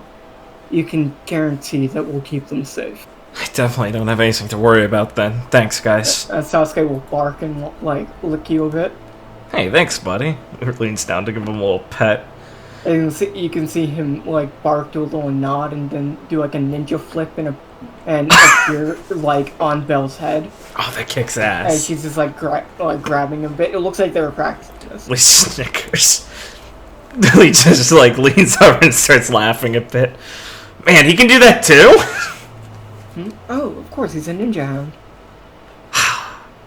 That's really cool. Shit, I gotta get going. Make sure to cheer for me when it's my fight time, alright, guys? As they all look at you and smile and, like, give reaffirmations. Yeah, Lee gives him a little salute and smiles and sprints off to make sure she's not late. How's Lee feeling hearing the history of Kodai? It's cool. I mean, it's pretty intense. She wants to now go find their friend because it's like, yeah, I can empathize with that, as she said pretty bluntly. And Makoto and Shino and especially now Kasumi and stuff has been very kind to her so far, so it's cool. She likes them a lot. Kodai's a really interesting place. She's really interested to go there for like a multitude of like she's got the basic like, oh cool, there's a lot of strong people I'd like to fight their reasons, but a lot more like intellectual nerd leave reasons. Like, I want to know, like, see if I can figure out how they do that devil fruit thing. I want to learn their fucking massage techniques and acupuncture and stuff. It's a really mysterious land with all this interesting different culture that she's compelled by so far. Well, you will, as you're getting towards the entrance to the Coliseum, run into Tex talking with Erica. Oh, hell yeah. We will stop and slow her pace when she sees her coach and also Erica, and is of course a lot less concerned that she was like looking when she was at the preliminary or the post preliminary bracket discussion.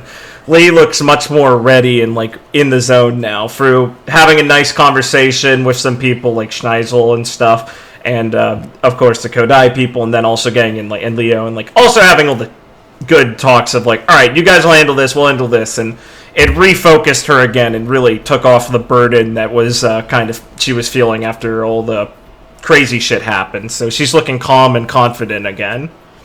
Well, as you walk up, Erica will kind of like tip her hat and look over towards you.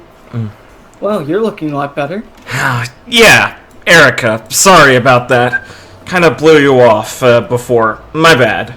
Here, she'll reach out a hand. It's nice to finally meet you. It's a little silly to say, but I'm Lee Ali. She'll firmly shake your hand. Erica D. Brave. I was hoping you'd want to watch this show match with me.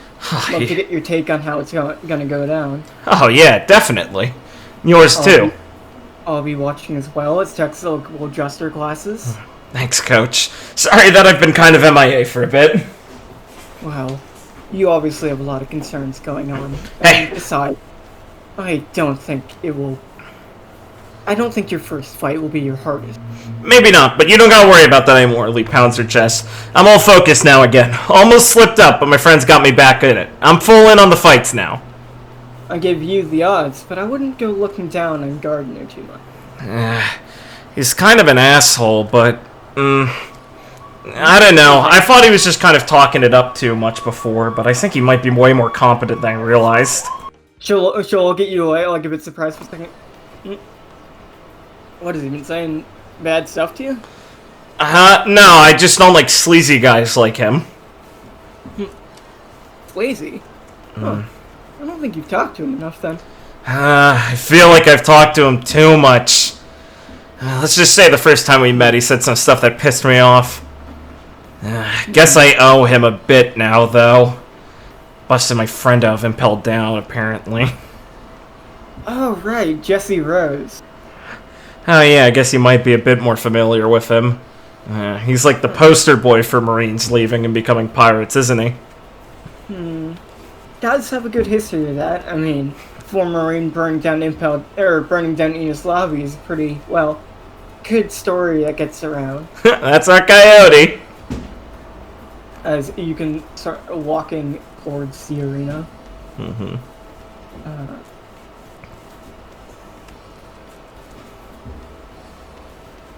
Can't believe Sasuke did a cool ninja flip. He's so powerful. Bell's so high up, that's impressive. Oh, oh no, Leo. She's coming. Oh, there's my boy! As I will reveal his quickly. Face, thanks. Supernova. No, not new Supernova. Stinger. And so on. Oh good, the siblings are back together. Let's see. Okay. So you'll walk up. Cassidy is still nowhere to be seen. Good. Anything with you want to talk about with Erica and Texas? You're like walking up to the watching area. Let me think. Or not Cassidy and Texas. I mean fucking Erica and Texas. Yeah, I know what you meant. Oh, Leah will reach into her chest and pull out Margaret and go, "Oh yeah, this is Margaret, by the way." As Erica will look down. Well, nice to meet you, Margaret. Nice to meet you. Yeah. We're working with her and the Tontattas on some stuff here also. That's what I got all worried and bent out of shape before. I promise I'm going to have my head in the game for this sort of thing. That is, if you can make it to the finals to actually face me. Makaya's not easy. Well, I don't think I have a very easy path in front of me. It's going to be Jean and then either Makaya or Har. Damn, you're pretty lucky that you got to fight Jean. Maybe I can convince her to go at me a couple times later. Well, we were talking about how both of us wanted to get to talk to you more, so I don't think that will be too tough. Huh, I didn't know it was so popular. Popular? You and Van are the reason I'm a pirate. No shit. Yeah, but as the card starts showing, maybe we can get into more details later after we... she'll like kind of look at you and smirk. Well, put some new management in charge. He grins at her. Glad to hear it, Miss Brave. Oh, so you really are looking to take down Banker, right? Yeah, I wasn't just talking out my ass. Well, you mostly only said you were looking to take down Maxie, but I was able to, well, put the pieces together. Yeah. Well, why stop at a stooge like Maxie, you know? More important things than him on the horizon. They're gonna save our people. It's true! As Tex will look down for a moment and like just bend down a bit and like reach out her finger for Margaret to hop on. That's very good of them. as Margaret will get into Tex's giant breast. Oh, she got an upgrade. Nice. As she opens up one of the buttons in her shirt. Thank you, Margaret. Based wing Tontatta.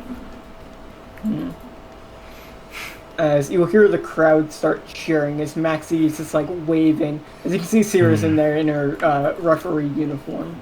Lady leans over the railings a bit. Wonder who they got to fight this guy. Alright, folks. Are you all ready to see Maxie himself take the stage?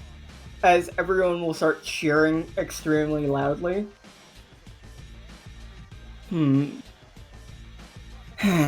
I bet you're all wondering with bated breath who exactly we have that is going to be fighting our champion of the arena, our undefeatable, supreme hero of the Coliseum!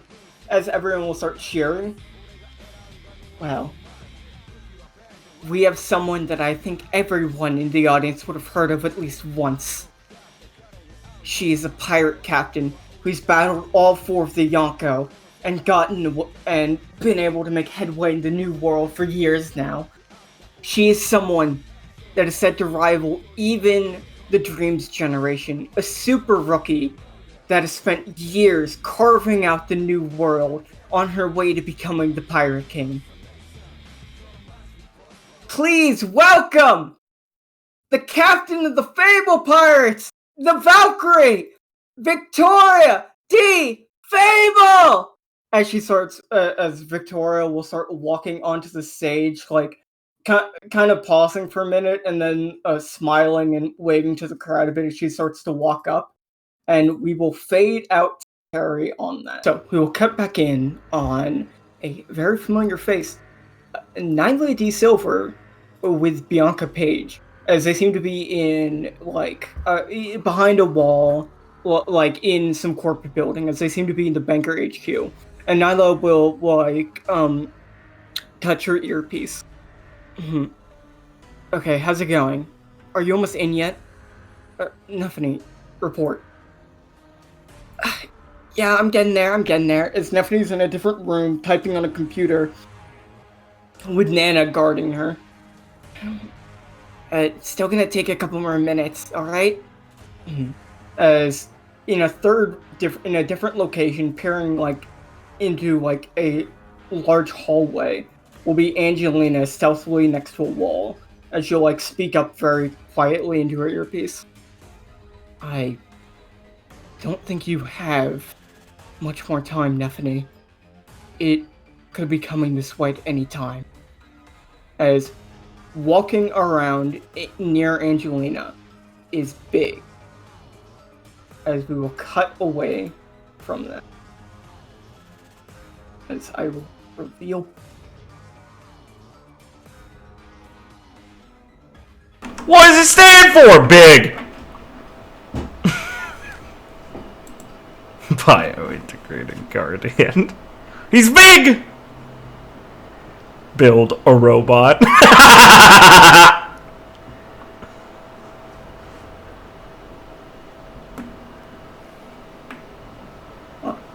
Okay. Big boy. They're in the banker HQ. There he is, big. So, we'll now cut back to Carrie. Yeah. Alright, awesome. Carrie, on the screen, Gambino has reached the Valor Castle. Oh. As Al just broke in. And Al will look over towards Zacharias. Oh, shit. You didn't clean this up? Oh. As he looks around at everyone. It's more of them than I thought there'd be. Yeah, man, it's real rough, but they're not gonna be able to do anything. Not when I'm behind this. As he kind of just shoots the barrier, and the bullet starts bouncing around while he's laughing until it eventually just like embeds itself in the floor. See? Isn't that thing supposed to let this travel out? I have to press the button for that. Oh man. Did you see the thing whiz past my head? As Ivy will look over, like, towards where Carrie is, and then look towards everyone. We're gonna deal with this psycho. Yeah, we gotta. This guy's got some squoos-woos. As, like, it'll start chuckling. Oh man. Dude, they think I'm crazy. You're a fucking nutcase. As you, like, start to trying to walk over, let me in the barrier, alright? What are you fucking crazy, man? No way! Just look at them! As, at this time, you would have probably made your way over a bit. Yeah. And Ivy has, like, her gun out and is ready to fire at him if he ever opens it up. And Foley's just, like, basically throwing you up and down, like, tossing you up and down in his hand like a baseball. Perfect. Getting ready to pitch you at him. Yeah, perfect. Chance I can let this thing down for a second. They look like they're probably faster than you. Fuck. As he'll kind of look down. Hey!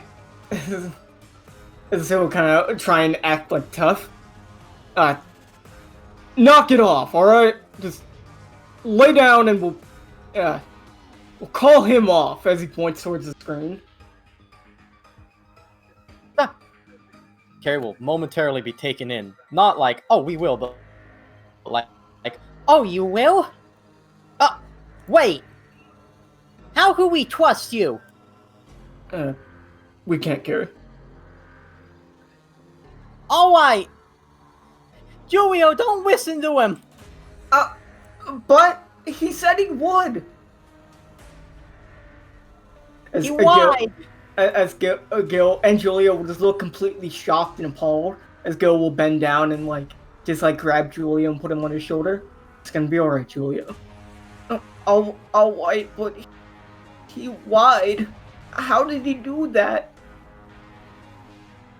As Julia looks shocked and appalled, and almost on the verge of tears. As Ivy will look over. Save it. We're just gonna take you two down and banker along with you. Bitch. This is why I hate women.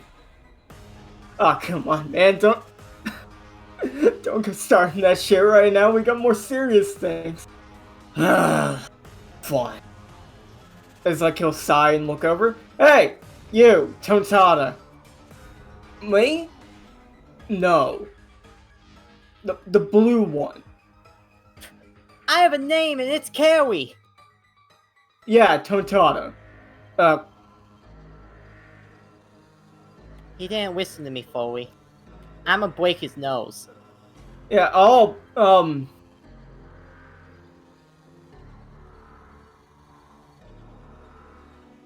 be your friend if you turn on everyone. They hate you. All of them. They're conspiring against you. Everyone in this room besides me. A genius play. So, should I roll sense motive? Sure. Listen, I don't have a very good sense motive. Sure, but you're rolling skill checks. It's not determined if you fail or pass. It can just slightly influence it. That's true. I will leave it up to your discretion. We do not do failure based on RNG for talking. True. Oh, I in fact have no modifier. And I'm not allowed to have a modifier. Well, he sounds genuine, but you also heard 5 seconds ago that he's a bad man that lied. That's true. He's a bad man who lied before. And Carrie's gonna be like, as she's being tossed up and down, it's gonna pause for a second, he seems genuine, but it's gonna be like, I don't know what to believe anymore. So she's gonna pull some paper out of her pocket, crumple it up, lick it a bit, and then stick it in her ear so she can't hear anything anymore. As Forrest will just look by. That's just one way to do it. Hey, are you gonna actually, well, make us come up there? Are you gonna come down here? Hey, Zach, it looks like they're not respecting me. I mean, I don't. Man, that... You fucking asshole. God fucking damn it, Zach. Don't do this to me too, okay? It's not my fault. As Al will jump down onto the hard floor and brace his knees a bit, as it looks like that hurt him, as it will subtract some damage. What? As he will go walking over and then get and cock his shotgun marriage counselor to get ready for the fight. Oh boy. As Lockhart will tap you on the shoulder and just like point at the bad man and like cross his neck a bit to signal that we're getting ready to fight. Got it. Which bad man, Al? Yeah. Okay, good. He will nod. Just starts making Al laugh. This fucking guy. he's the best. We can start combat. Zacharias kicks ass.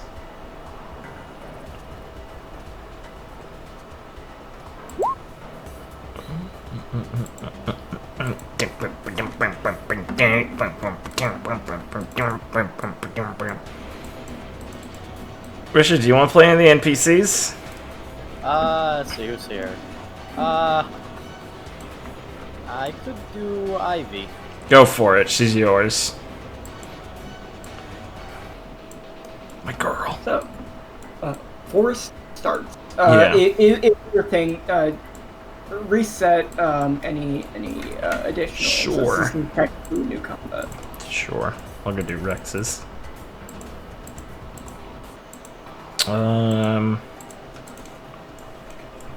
Refresh my memory, is that laser beam like a wall? It damages to pass. It damages if you pass through. Okay. Yes. I will tell you, it does. It will deal. What is it? Let me just look it up. It does 10 piercing damage. Okay. Like if Forrest stood here, I'm not doing this for my actual move, but if like Forrest stood here, is that passing through it yet? No, you have to actually walk through that. All right. So can I stick my can Forrest use his 10-foot reach to hit Al through it, or does that not Yes. work? Okay, cool. Yeah. Forrest will do that then. Walk up here, thinking to himself that this poor fucker. I'm sure. I can't tell you what Forrest is thinking. But this is hilarious to me, that he's just like, oh yeah, cool laser, anyway. Coming for you, Al! 1d20 plus 23. Is there anything special I want to do? I don't think so. 35. Okay, 35. Yeah. That hits. Cool.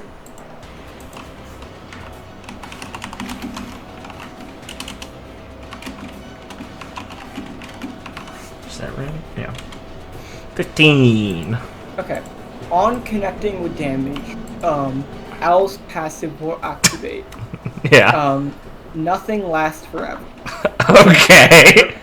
For the next 2 turns, Al will get plus 10 to will save and plus 10 to physical DR, and then for the next 2 turns after that, it will go back to normal and he'll get minus 10 to will save and DR. Al, what the fuck is this? You wanna... Okay, Al. You do you, man. Sounds good. So as he steals his resolve, because he has a new, like, younger girlfriend. Al, I thought you hated women. Well, not if they're hot and 18. Based. I see, that is barely a woman. That is pretty based now. He'll be able to steal himself through forced assault. I like Al. What, 26? 26 is not hit. Okay. I'm not gonna taunt him like I was planning on, because he got a plus 10 to will. 23 does not hit either. Alright, that's Forrest's turn. I don't think I have anything I want to do on Swift, yeah. Carrie? Yeah. Due to your small amount of size, you can pass through unharmed. The laser. It's amazing. My racial bonus is finally coming into effect.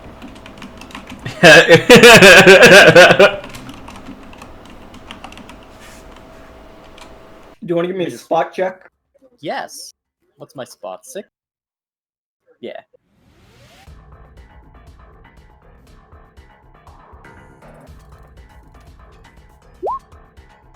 You don't spot anything interesting. I also put paper on my eyes. Obviously. Yes, I do not spot anything interesting.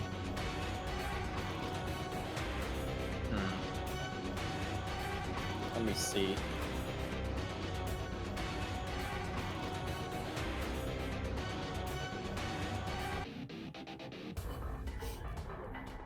Well, Al, I do feel kind of bad for you, but I'm going to fuck your shit up.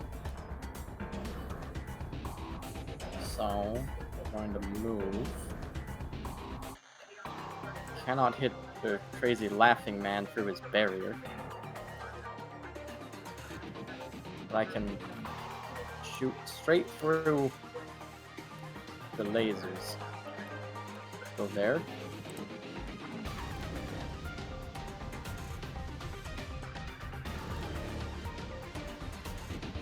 Alright. I'm looking at something. No, it's fine. Okay. Take it down. Alright, and I will attempt to forgive me, I will attempt to fold him. So that's my sleight of hand against his reflex. Okay.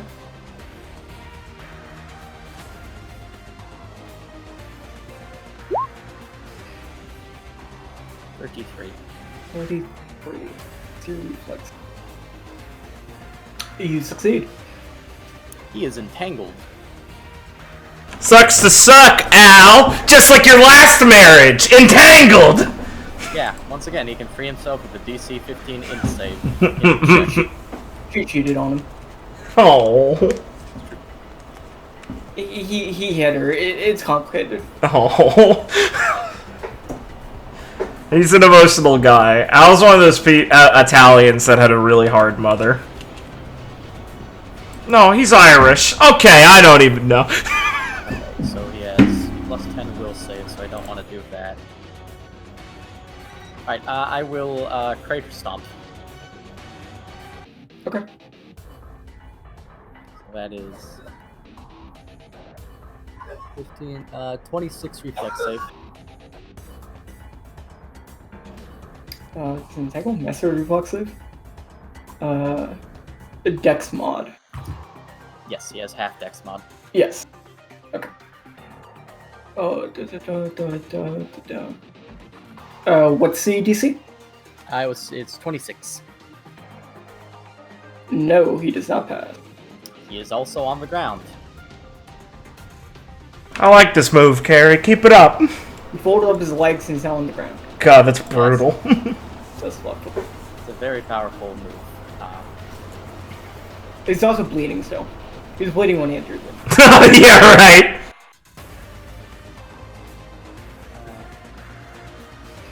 Then we will swift action switch to Cobalt stance. Okay. And you know we're gonna power attack him. Let me set this up.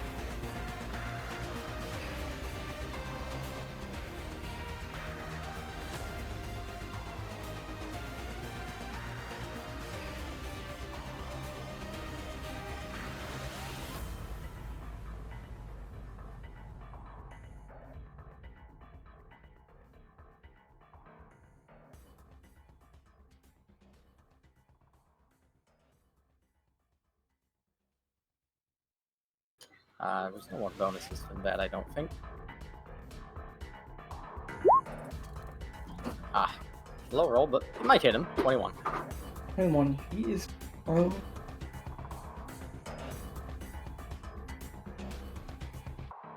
Skill reduction, defense roll, entangle. I just have it. Count on charge has subsequent reaction to attacks and defense. No. Does not hit. Ah, well.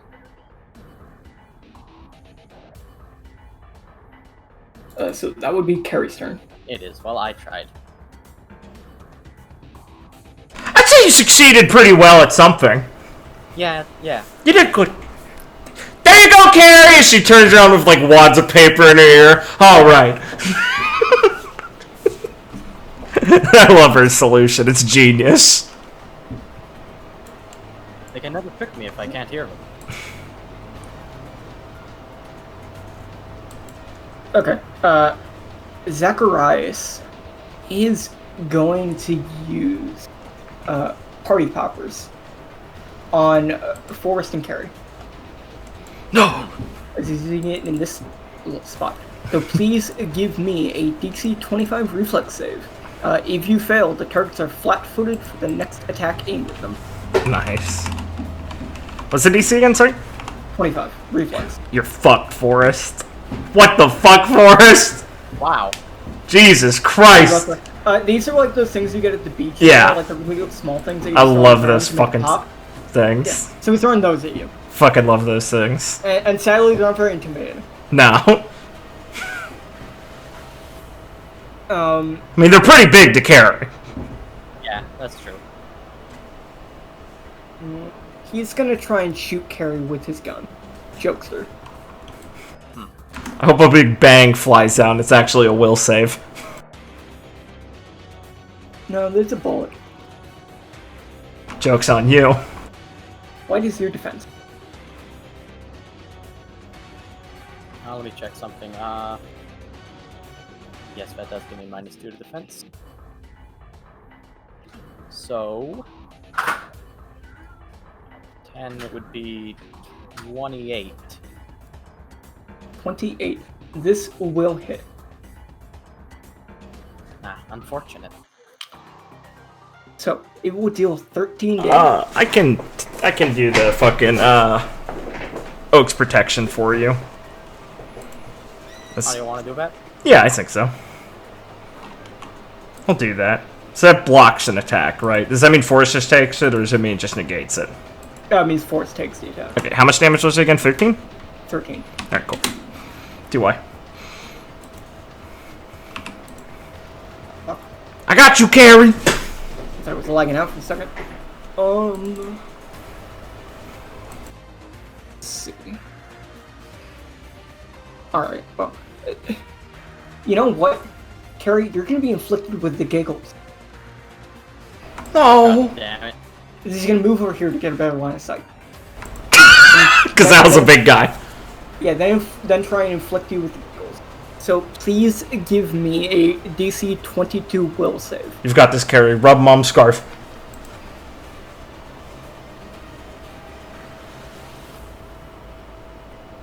D22? Alright, I Yeah. need to roll a 12. You got it, Chief. And roll 20 lags on me. Oh, yeah. Sounds like you're just lagging, honestly. Roll 20 is lagging on me. Yeah, it sounds like a you thing. Oh. Yeah, you're lagging a bit on Discord too. Unlucky. You did your best. That does not pass. Carrie, you are shaken for 2 turns. Carrie, no. Oh no! Anyways, Ivy clean it. Oh, I hope he didn't DC. No, I'm here. I'm just. Oh, okay. Oh, okay, good. I was waiting for the lag to clear up. Yeah, And fair, that cool. was that was Zacharias' turn. It was a funny turn, Zach. Alright, Al, what do you got? So. What do you got for me? I forget. Is it like what stops being folded up, Carrie? They take an action to succeed on a DC 15 intelligence check. Okay, let me do that. We'll use the standard action to try and do that. He succeeds. So he's now. Oh, smart cookie, huh? Yeah, I mean, smart enough to divorce that dumb bitch. I guess so. She left him. Okay, Al, I'm sorry. As he'll use his movement action to stand up.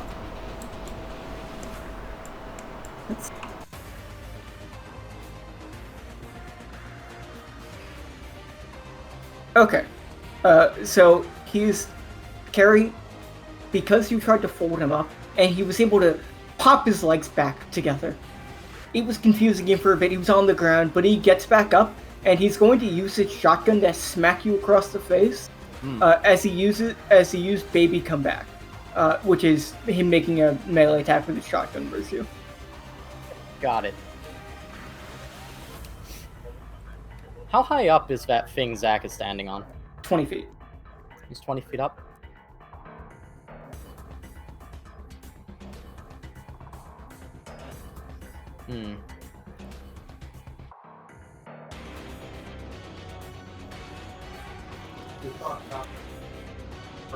So does that mean... Okay, so like, if I fairy fluttered right now to get away from this attack, I could move 20 feet. Does that mean I could land up there outside of the barrier on like that's no arrow on like that square, or is that too far?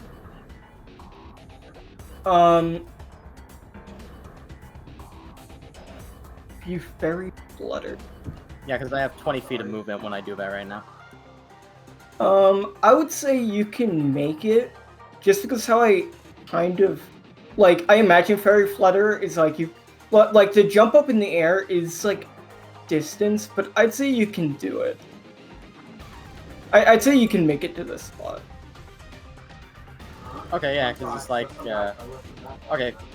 Because I assume like the vertical and horizontal movement are like one. I mean, you can just move diagonally in the air. Yeah, that's what I was. Yeah, that's what I mean. Thinking. Okay, yeah. Then I will avoid that by fairy fluttering and land there. Okay. Let's see. Zacharias will look towards you. Oh, it's no use to come up here. It's no use! Carrie is just laughing a bit, giggling, because she got afflicted by that. Poor Carrie. It sucks. She thinks Sonic 06 is the best Let's Play. Depends who's less playing it. You know who I'm talking about. Al will substitute a standard action for a move action. What the fuck, Al? Run over to Ivy. But why? And the barrier will go down. It will flicker when he passes through it. And he will use his last standard action to backhand Ivy using You Make Me Do It. Does he have enough standard actions? Didn't he have to burn one to unfold? Oh, you're right. Yeah. Sorry, it's when I redid his action economy. Sure. I forgot that he. No worries, fam. I'm just making sure I'm not crazy. Oh. So he has one standard left. Yes, right. No one hits Ivy. I'll throw the rulebook at you.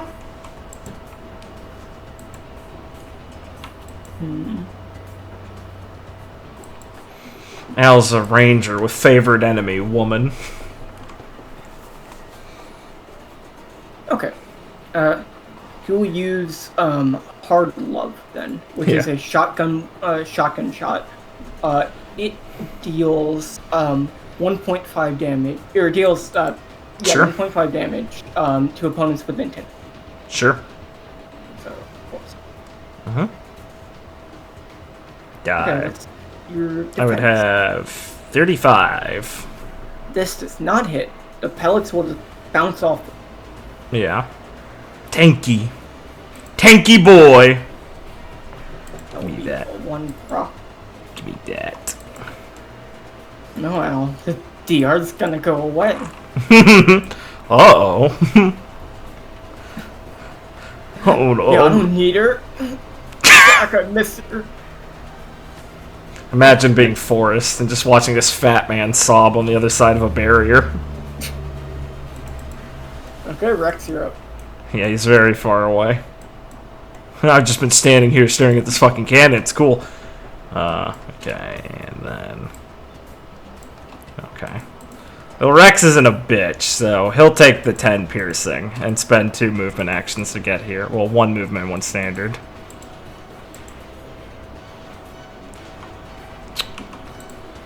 Uh, 10. Smells like fried calamari in the air. What are we gonna do here, Rex? Yeah, let's do a Manta Fist. What's your modifier? 22. Manta Fist! Come on, Rex! 27. Yeah. No, that does not. Alright, let's try it again. Manta Fist! 34 does hit. Excellent. He needs to do a DC 14 plus 11, so sorry, so yeah, he needs to do a DC 25 fort save. Keypad. Okay, well, I'll do the damage then. This is half.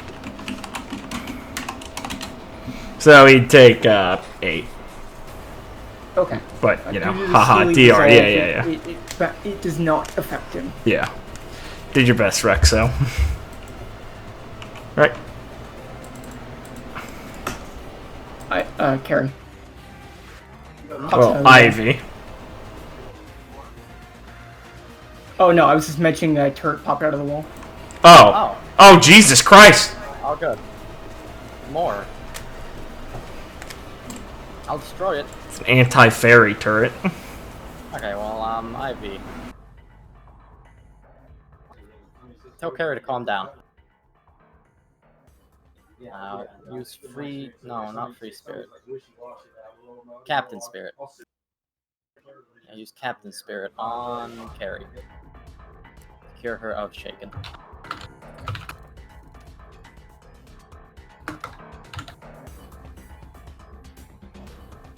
You got it, Chief. Then...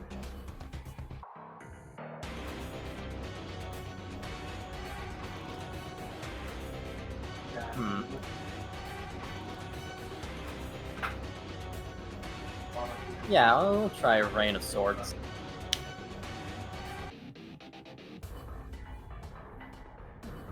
Attack you do, okay.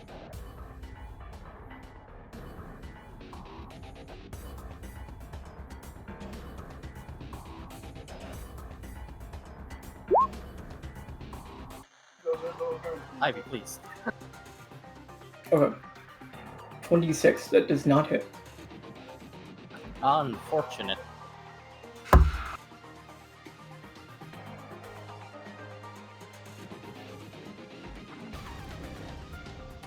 As a swift action, I will do nothing. Knock. You're forced. Oh, it's that time of the day again to stab the funny fat man. 23, yeah, okay.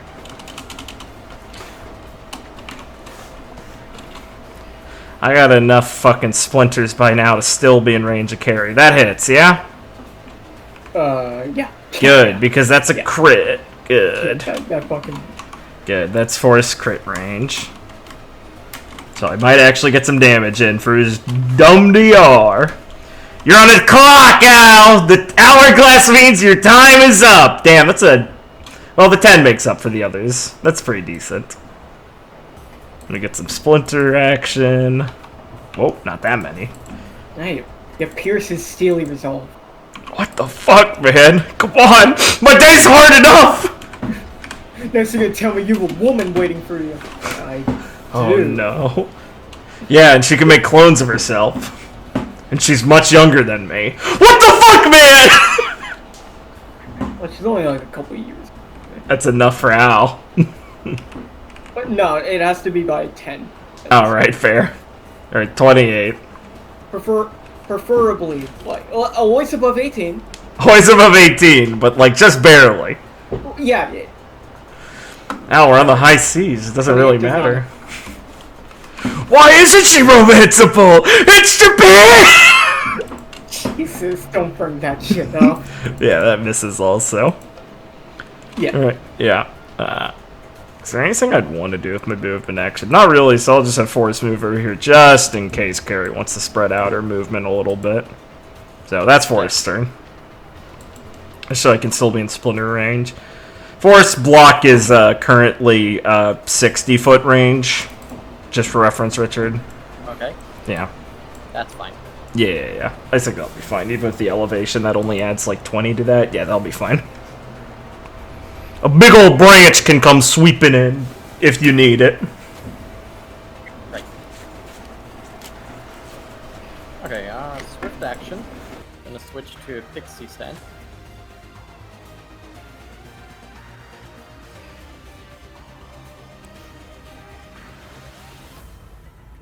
Jake, really can't do anything about you, huh, guy?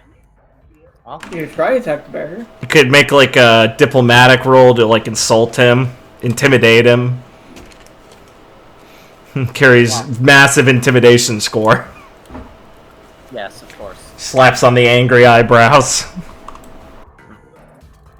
Well, I'm sure of it because the floor is actually floor. I could just crater stomp him into the barrier and burn him. That'd be fucking hilarious. Would be hilarious. I think I need to attack the turret, though. Probably a good idea, yeah. Alright, burn a standard. Move. Do I have to move? Do I have to move there, or is there fine? There's fine. There's fine. Okay.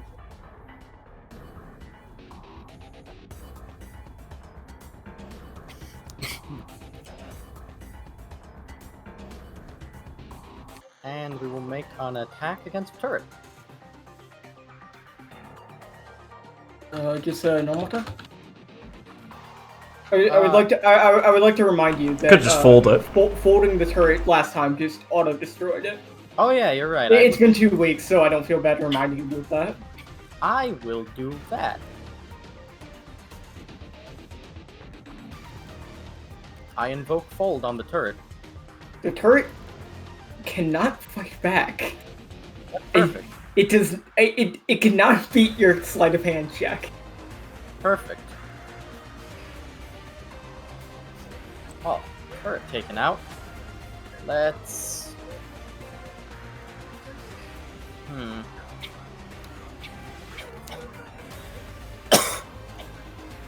Well, I mean, let's make an attack against the barrier. See what happens. Yeah, I mean, you gotta try. Yeah. He might have been bluffing. Might have. Let's try. What if it just sucks? Is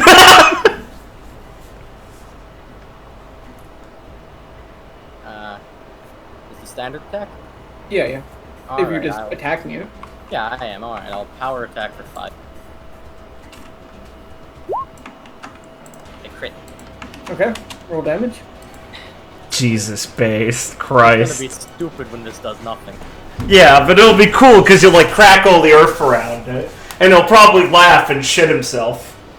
And then everyone will. Oh god! Then everyone would shit themselves. This guy's fruit's too powerful. We have to kill him. This guy could piss his pants and make you do that. Hi, I'm Zacharias the shit piss man. Now you're shitting and pissing also. Alright, I think this is everything. You should have had me run into it and take some damage from it, so you could have got your swordsman's revenge die on it. Oh, I should have. Oh well. Yikes, low roll. The rolls don't really matter. Fair. Okay. As you swing Machete into this, please describe to me as how you try to cut through this invincible barrier. Alright, so Carrie, holding the turret, is going to turn to the barrier, is going to hold Machete in front of her, is going to lift it in front of her head and do a vertical downward slash against it, so that basically if this were a solid object thing, just like the top inch or so of the tip of the sword would cleave into it, so that she can then try, if there's not enough resistance, to like start cutting it with another swipe vertically upward, diagonally upwards and to the left, in like a chain of basically inflicting this, if it were a solid object, with enough paper cuts to burrow through it. Okay. So as you cut into it, it will seem like you're actually able to cut it, when you do this. So you get to complete your swing, and you will see Machepe, a couple of layers will be gone after you cut it, and very instantly after this cut, the barrier will reform, and you'll like, see that Machepe has been slightly damaged. And Zacharias will like look and laugh. I told you, it's useless, man. You can't do shit against it. As he does look a bit more nervous, the fact that you opened up for a very brief moment, a very slight opening. Well, I can make myself very thin, so if we could do that again, I could probably get inside. Yeah, that's what I was thinking. Yeah. Can probably do that. We could do like a team attack thing where some people open it and Foley pitches you in, and then you turn into an ultra curveball and go flat. I can move Foley up there if you want to do that. Next. Sounds like a plan.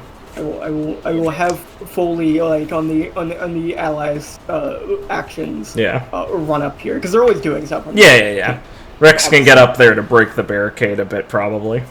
Yeah, Carrie's gonna scream, "Oh, guys, it's not invincible. It's just really tough." As Foley will look over. All right, hey. As like he'll like slide up, as he'll just like basically brace himself and slide right through the laser, and up and just jump up here. Yo, Rex, give me a hand. As Rex will nod over. Right. Just after I get through this pudgy man. Perfect. Hey. Pudgy?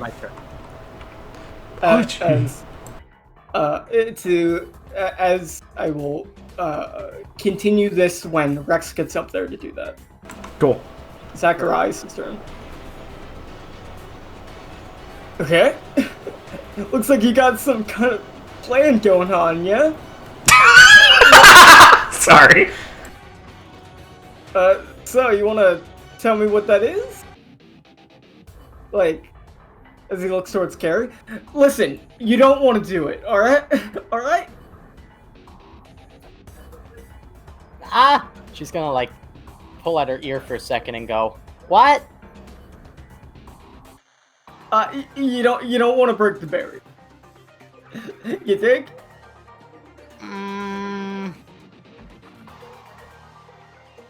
She'll just like put the thing back in and then go, "No.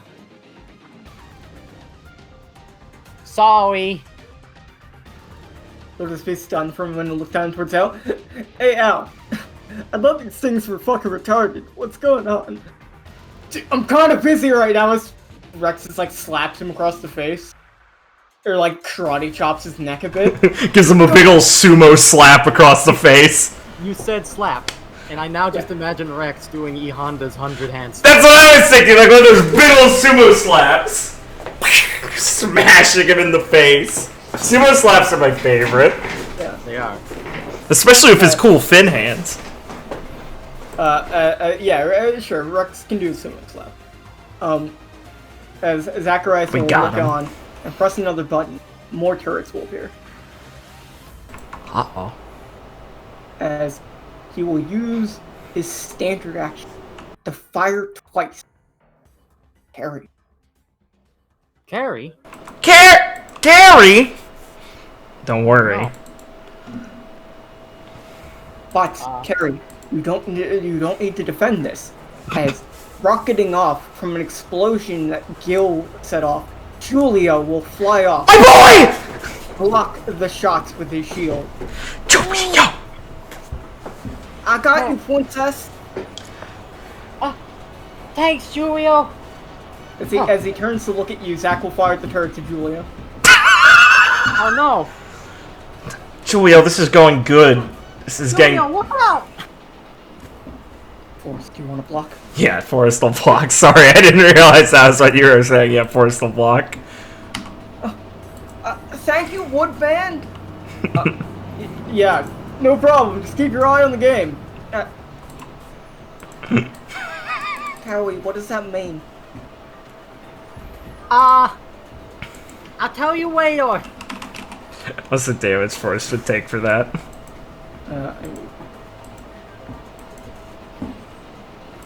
16. You got it.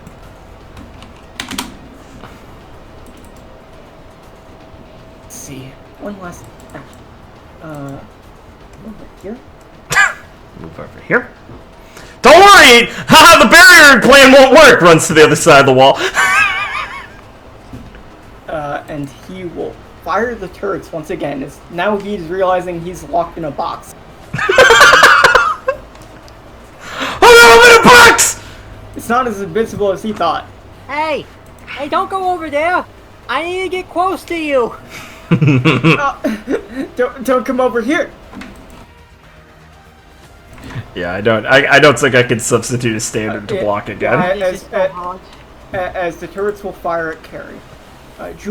Julio is caught off guard, and the bullets will whiz at Carrie. No. Okay, so I'm in my pixie stance now, so I don't have the minus. Don't worry, they don't do too much damage. Defense 32. This will miss because it rolled a 1. Hell yeah, bro. Holy Zacharias. Welcome to the Rumble Owl. Okay, Al, one more turn of not being fucking crippled by depression. So. Hal's a sprinter, not a marathon runner.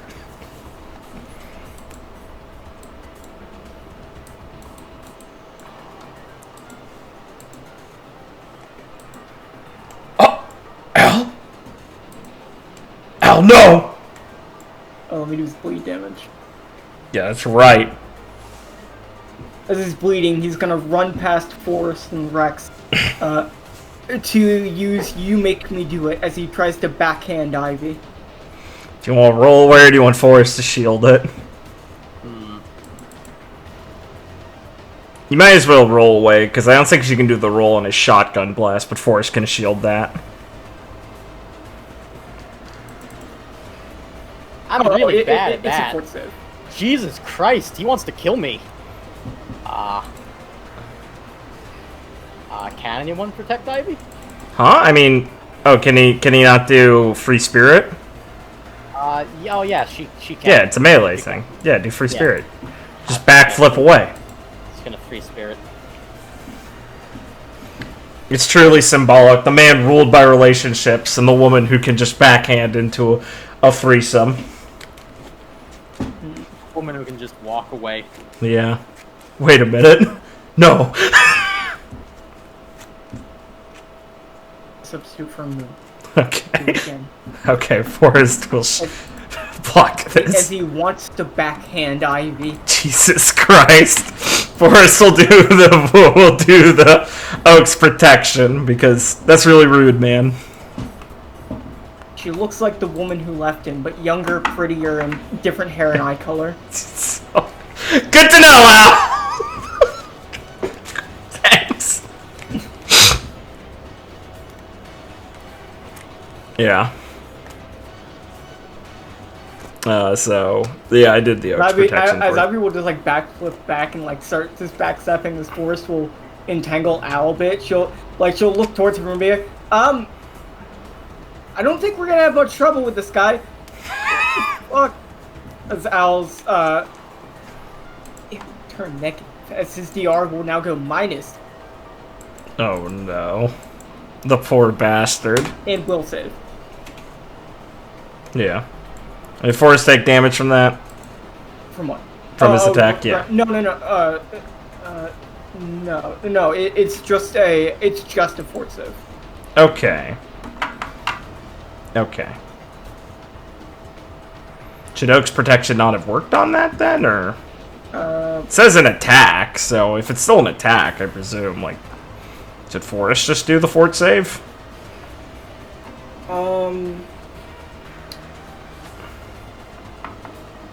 Well, there is a damage portion.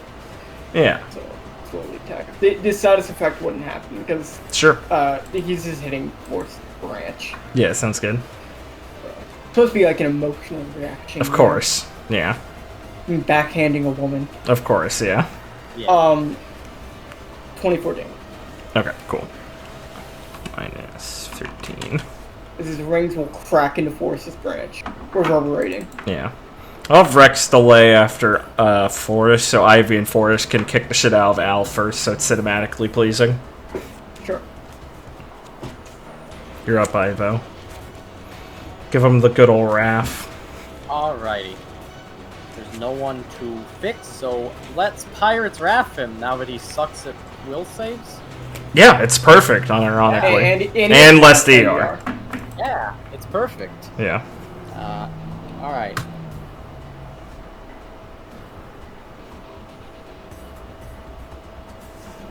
Oh, Nice, Ivy. paste. So good. I presume 39 hits. Yeah. Based. So it's a crit. And his will save is what, 25? Huh? Yeah, 25 will save. Okay, Yes. DC 25. Yeah, he does not succeed. Shaken 2, and he's knocked prone. Yes. It takes 39 damage.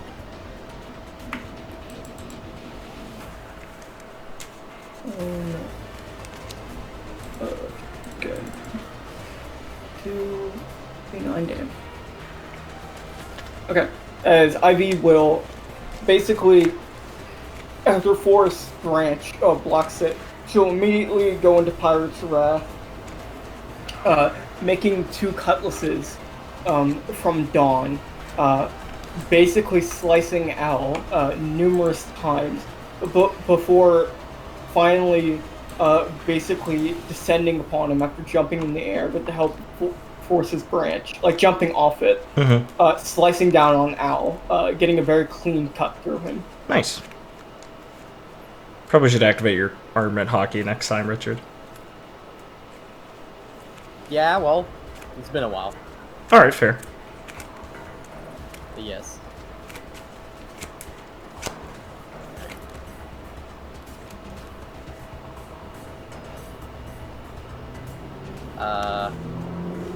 I'd just attack him, yeah. Yeah. I will just attack him. Go ahead. 20 does not. Wait, shake it. And prone. Yeah. Chicken. No, 20 does not hit. Unlucky, Ow. Captain. Captain, my captain. Alright, Forrest is gonna walk on up to him. Since it wouldn't matter if even after he blows this, he... Actually, wait. If Forrest was here? How far is he? Nah, that... Wait, this is a standard? Oh, right. Yeah, I definitely want to walk on up to him. God, I always forget Wooden Monster's only a standard. God, Forrest, you're so good. Forrest is going to use his armament hockey. Forrest is rank 2, so it should last 4 rounds, right? Yeah. Okay, that needs to be updated. I had to put that up. Yeah, I had to put that Yeah, it's fine. I understand why, but it's easy to Yeah, I understand. remember Force document was fucked up. I'm gonna write a note right now to check over it. Sure. 'Cause Alright. I remember we were running into some issues Yeah. with it before. Yeah, I am going to do Wooden Monster.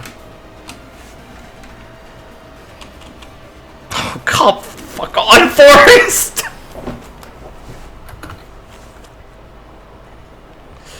Well. Okay.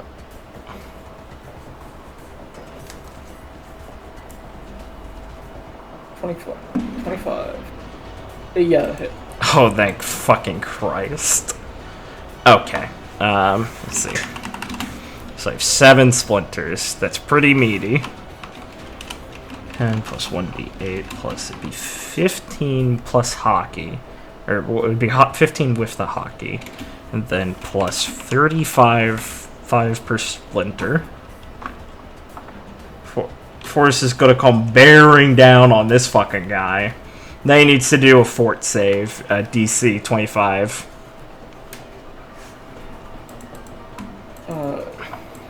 D6. DC 25 fort save. Remember, shake and reduce his saving throws also. Yeah. Alright, sorry. He failed. Alright, cool. He slowed for 2 turns. Let's see if he lives through this turn. I could look out. Slowed is pretty bad. Alright, I'll do my second attack. 26. Yeah, I think that hits, right? Yeah. Okay.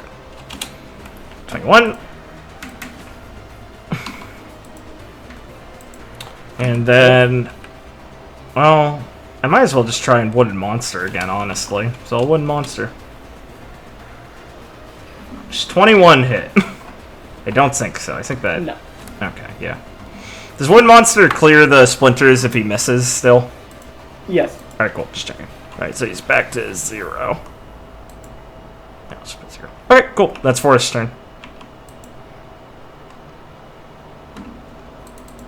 Okay. That means it's Rex's time. Well, Rex is gonna go with the plan. So... It's like... Yeah, he can make it with 1 movement, I think. Jumping diagonally. I assume he can just jump. It's not a big fucking deal. We're cool enough to be able to do casual jumps. Rex will jump up here. And will attempt to use... the Delta style on a single segment of this place to try and hit it enough times to break it open with his combined Delta style. Trying to initiate this combo maneuver. Shall I roll for this? Just roll damage. This thing can't avoid it. Right, okay. So I'll roll this 3 times. Should I roll just in case I get crits? Oh, yeah, you can do that. Here, I'll just roll a d20 for them. Okay, excellent. Well, can't dodge, haha, so it'd be 1d8 plus 8, 3 times 20, 25, and 17. Yes. And it does that stunning thing if that matters for flavor. Yes. Rex can, Also, he activates his armament hockey for this also. Sorry. Rex can, basically, in one swift motion, strike the barrier 3 separate times in the same exact spot, opening up a very brief momentary hole, and Foley and Carrie, being ready for it, will, pitch Carrie while she is hugging Julio as they make a baseball. Pace. Nice. Through the barrier. Tontatta double flat baseball. You can take it from there, so I'll let you do an attack for Zacharias as you go towards. Nice. Do a combo with Julio. Use him like a hammer! Oh, that would be so cool if he like went into dinosaur form and she grabbed his tail and swung him down. Brachiosaurus and mallet, like you're spinning together and then you come out like that. That'd kick ass! Yeah. Yeah, you can do that. Be my sword, Julio! This is truly a Tontatta's knight's duty, or musketeer's duty. Yes, okay. We'll go with that, because that's really cool.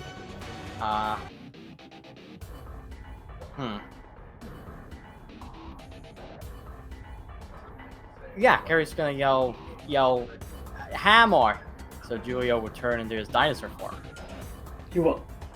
Awesome, and she can grab his tail and try to swing him. If Carrie, like... No, that's too retarded. I was gonna ask, if I activated my armament hockey, could I coat him? And I'm like, no, he's a person. That wouldn't work.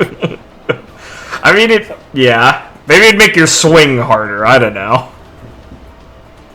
You can crack down Julio on Zacharias. Yeah. Let's do it. It's perfect. Brachiosauruses are even shaped like hammers if you look at them right. Yeah, exactly. It's a big butt smash. Yeah, alright, so Julio. Unfortunately, you are not a +3 weapon. You telling me my boy Julio isn't a +3 weapon? I mean, I didn't put any special paper on him. That's some bullshit. Okay, well, power attack for, say, 4. Because I'd really like this to hit, so roll well. Okay. You will swing down with Julio. And this will hit. I'm gonna add extra damage because it's a team attack. Nice. This was just like a standard attack. Okay. For action economy's sake. Okay. So you can roll damage. What's the damage attacking with him? Just roll your normal Chevy damage. Let's not complicate this too much. 24. 24, and I'm going to add an extra 50. Nice.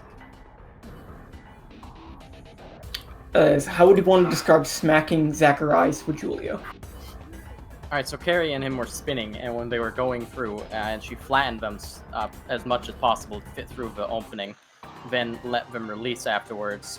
As they were separating, still going towards him, she yelled like hammer, and him that knowing that though they've never performed this maneuver before, Carrie was quite excited about doing something like this before. So he will begin turning into his Brachiosaur form, and she will grasp at his tail and swing him over her head down as she yells, "Fairy KT Impact!" Which is the name of the attack, which is the name of the meteor that killed the dinosaurs in our world.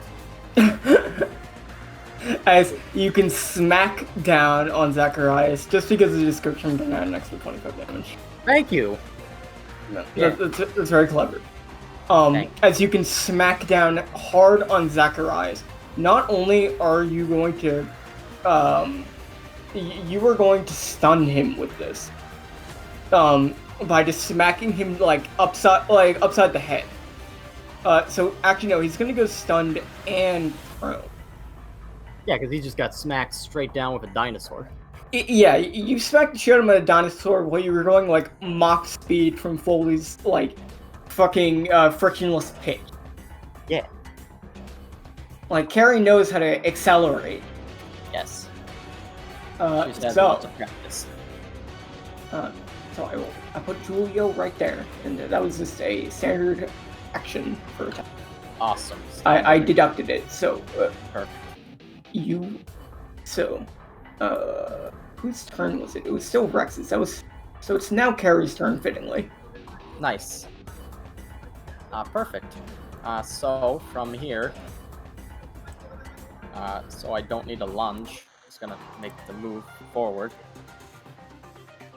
So then she actually like just landed there. Oh, Carrie, Yes. give me a spot check.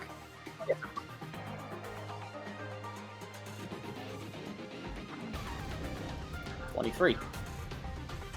You noticed when you hit Zacharias, the remote he was holding controlling the barrier and the turrets and stuff hit the ground and shattered. The barrier is still active. Oh no. Huh. That's weird. We'll figure that out later.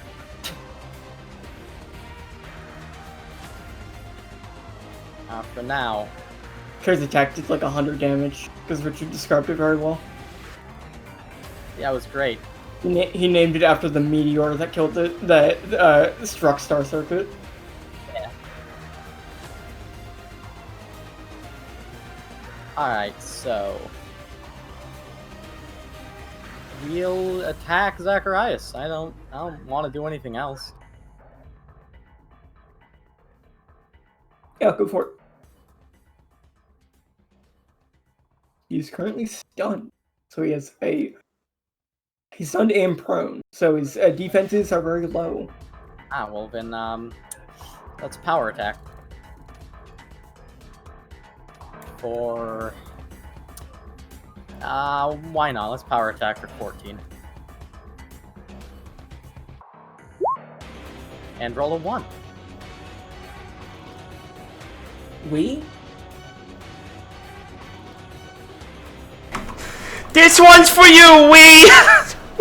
She throws Machepe into the wall.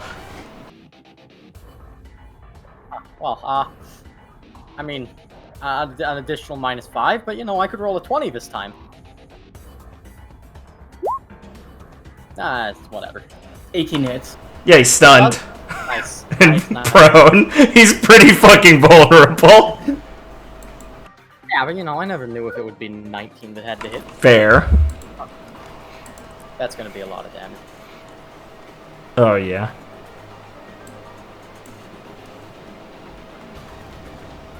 He's got no dex bonus to defense and 3/4 reduction to defense. That's how fucked he is.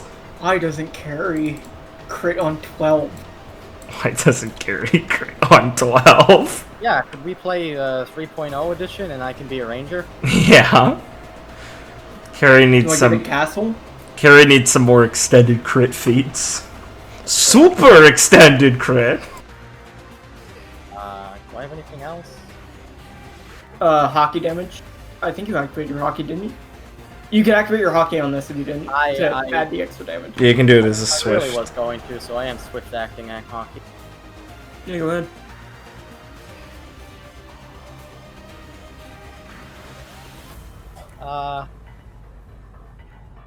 Oh, he has attacked allies, and I've seen him do it. Yeah. His last, yeah, he has attacked your allies. Yeah, it doesn't matter if it was the last, he just has to have done it. Yes. So this is everything. 95 damage. I went for max power attack. Pretty good.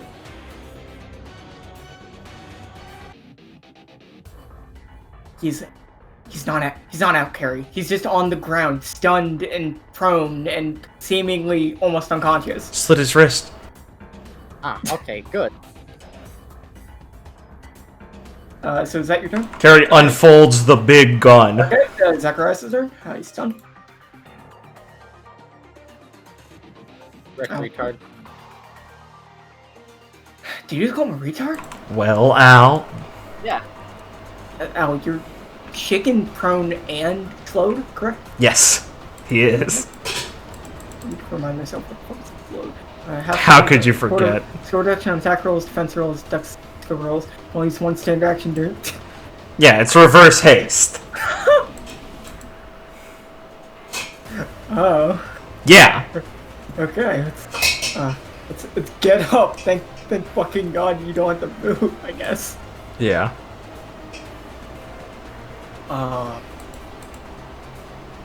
Okay, Hal. Let's try the backhand Ivy. This is one. Forrest will block it. I can just step away. Yeah, but this way you get to be right. I got a splinter stack. You don't have to move, so you'll get an extra attack even if you full round Pirate's Wrath. It's more economical this way.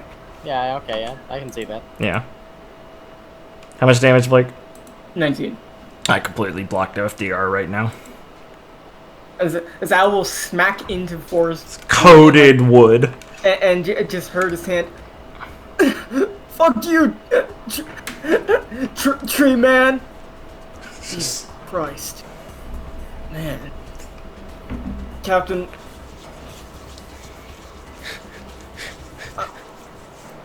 It's okay. I don't know what to say either. They can just put that him is out of Al's their turn. misery. They should just put him out of his misery. Yeah, it's true, we should. Yeah.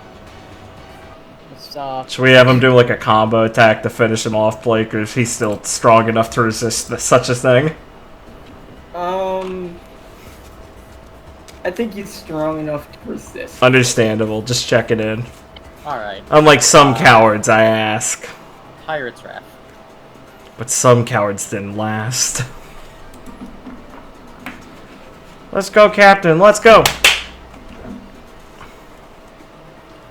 Oh, jeez, I mean, he's still pretty bad. He's still got a lot of debuffs. We might have a chance. That's true, we might. Still really low rolls. Yeah. Think of it this way. When he was prone, he literally had full reduction to defense.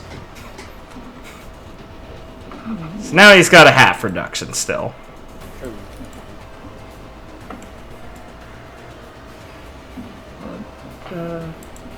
What'd you roll? 24. 24. Yes, that hit. Activate armament, Hockey. Nice. Do your armament before you do damage. I do activate on. Okay, cool. Just checking.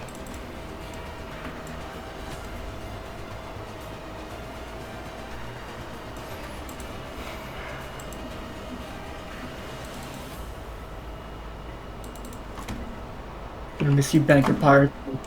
Bopping fight theme. It's so good. It's okay, there are many more Banker Pirates still around. Yeah. That's true. 60 damage. My girl! And then he has to do the will save again. Yeah. Yeah, I know. It's Yeah, its wave. Yeah, okay. Alright, he's prone and shaken for 2 turns, so refresh the shaken. Or, sorry, I heard Yeah. slowly by accident. No, that's fine. you can make that mistake. Alright, kill him, Captain. Alright, we'll make that. Oh, sorry, Yeah. I skipped turn, but just... How fucking dare you. I think Richard should get a bonus for that. Yeah, that hits. Alright. There's a bonus, I'll let him hit. Well, Blake, he now has 100% reduction to defense, so I don't think you're letting him hit at this point. No, I let him hit. Okay, fair. Player agency. Yeah, alright. I let you do anything you do. Yeah. That's fair. That's true. 23. Okay. Forrest gonna roll to hit him. And I've reinforced some good detail stacking. Oh, yeah. Yeah, Forrest is a god, and Ivy's pretty good utility. She only falls short in damage, but everything else she's pretty good at. Yeah, of course that hit. Right, sorry. Splinter stack and damage. Ivy has one of the strongest singular abilities in the game. It's hard to make her also good in damage. But you could, though. But Blake, she's so pretty. Yeah. Yeah. 21.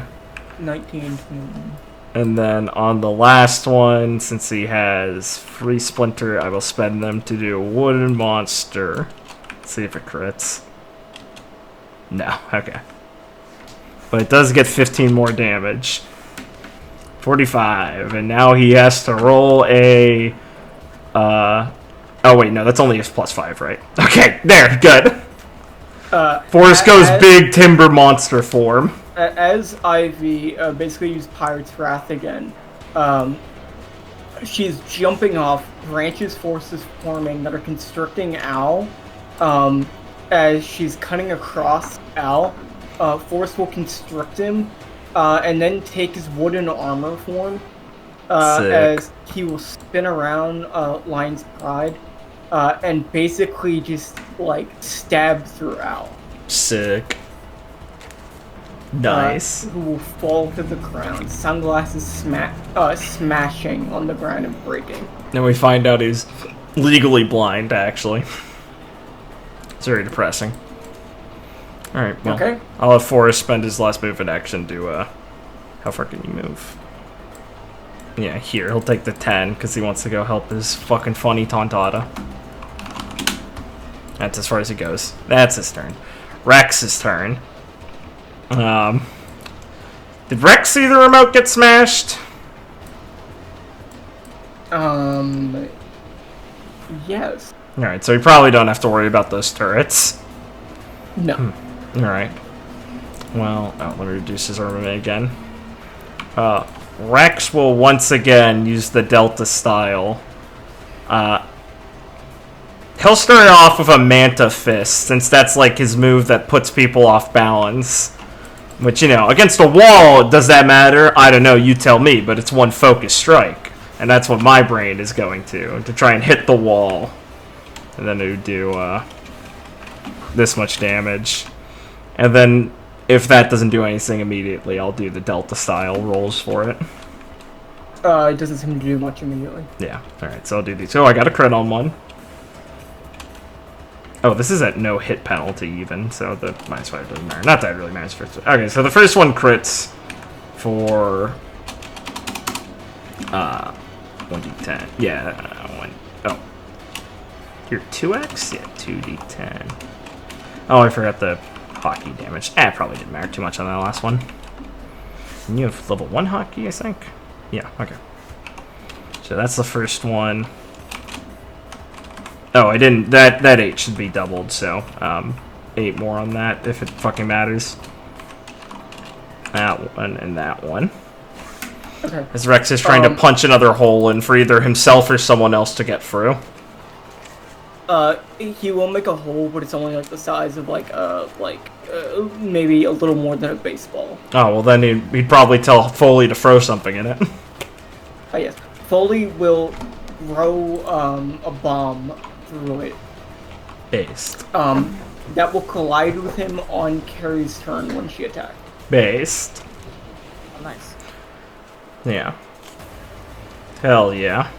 Okay, Carrie. He's basically almost down for the count. That's a stingray strike right there. So Nice. you can go for the finisher. You get it? Because it's like a strike like a punch, but also a strike like in baseball. Yeah, she'll go for the finisher. Alright, well, let's see if his attack hits. Talking better.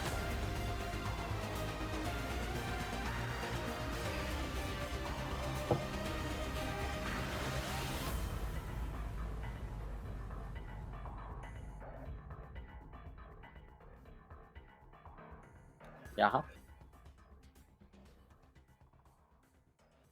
Okay.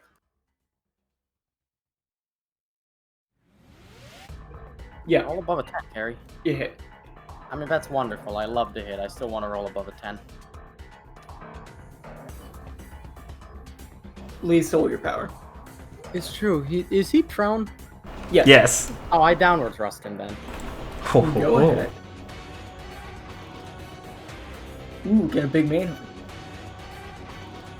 Poo poo poo, got a big Tontatta. Po po po.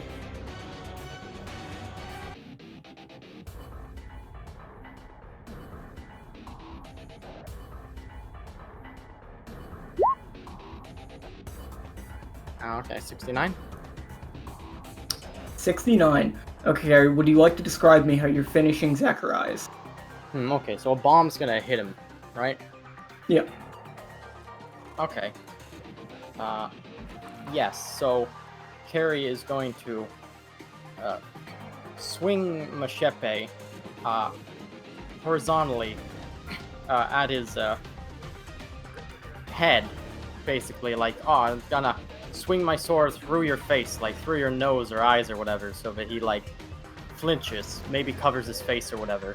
And she stops the swing, and then while he's, like, trying to defend against that, she's going to, like, grab him and throw him up so that the bomb hits him, and when it explodes, he bashes into the side of the barrier. Hopefully completely disintegrating.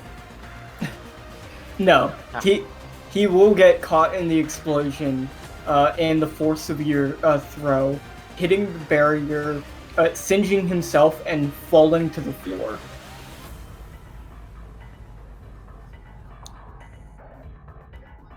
But the barrier doesn't go down, does it? No. Oh, no. And the fight will conclude. Oh. As everyone else will finish more Mr. Black and Whites that were in. Right, of course. Whew. As Ivy will let out like a sigh. Are we done? Forrest will look around. Looks like it. I got funny, boy! And it looks like we dealt with, whoever that was. I don't know what his deal was. He seemed weirdly focused on me. As Gil will put a hand on Ivy's shoulder. I wouldn't worry about it too much. As everyone will walk up. Carrie, do you want to try and do anything to the barrier?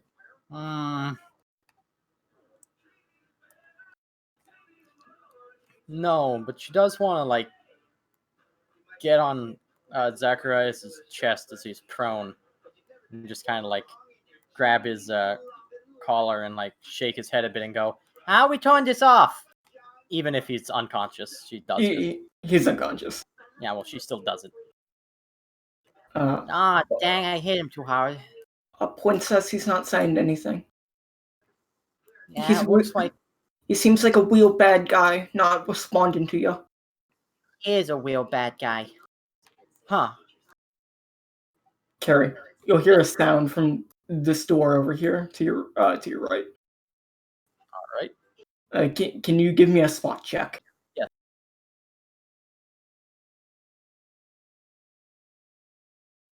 23. Carrie, you will see the door start to bend, like very cleanly. It starts to bend, and eventually, Carrie, you will see the door completely snap. And when it does, walking through it, the Princess Elizabeth Vailer, and behind her, looking a lot more damaged, like he's been in more fights, will be Wrath. Oh. Oh. God, where did that go? As Wrath will look behind, past Elizabeth. Oh shit, Carrie? Yes. Wow. Calm down, Wrath. Let me speak first. And she'll just walk up to the barrier. Carrie, it's been forever. It's been so long. I've missed you. As she'll walk up and touch the barrier. What's I missed this? you too. I don't know. Princess. He did it. Well, can have that. And she'll touch the barrier, and it will start to bend and just snap apart. As the barrier will just break. I love her fruit. Oh! Princess, that was incredible! And she'll just wave her, she'll just pass her hand through her hair a bit. I know. Carrie? And she'll just extend her arms for a hug. Oh! Hug. God. As Wrath will just pick up Zachariah, or just kick Zacharias to just go flying and hit this laser and just get singed before falling to the ground. Well, long time no see, Carrie. Yeah, really? Wow. Imagine running into you here. I thought we were in trouble for a second there. I think everything's gonna be alright. I mean, you should have seen the princess when we were dealing with those thugs. Ahem. Yes, you should have seen me, Carrie. I kicked their ass. Oh man, I should have seen that. Oh, Gil, hello! And so just look over and just run up and jump. As the laser barrier is gone now. And so he'll jump up. As he'll walk up and be like, Sis, what are you... Hush, I'm enjoying a moment with Carrie. As she'll just continue to hug Carrie. Oh, I've missed you so much. It's true, it's a good moment. I missed you too. I missed you too, little brother. Right, yeah. The feeling's mutual. But I missed you so much more, Carrie. Oh, I know. Thanks. As you'll look at the screen as Gambino is approaching the castle. Oh no! Oh no! Your dad's still in trouble! As you'll, look at the screen. He seems to be. As Carrie, a hologram will start to form near you by the door. Alright. Well. Looks like you got through that, huh? Bancor! As everyone will look on surprised as he just forms instantly. Yeah, That is me. Long Yeah. time no see, little princess. yeah, Will Wong. It could have been longer. No, I wouldn't want that. I've been looking forward to seeing you. Oh yeah, why is that? As he'll give you like a toothy grin with his golden tooth. Because I've missed you, princess. I don't want to believe that. As he'll just smile a bit.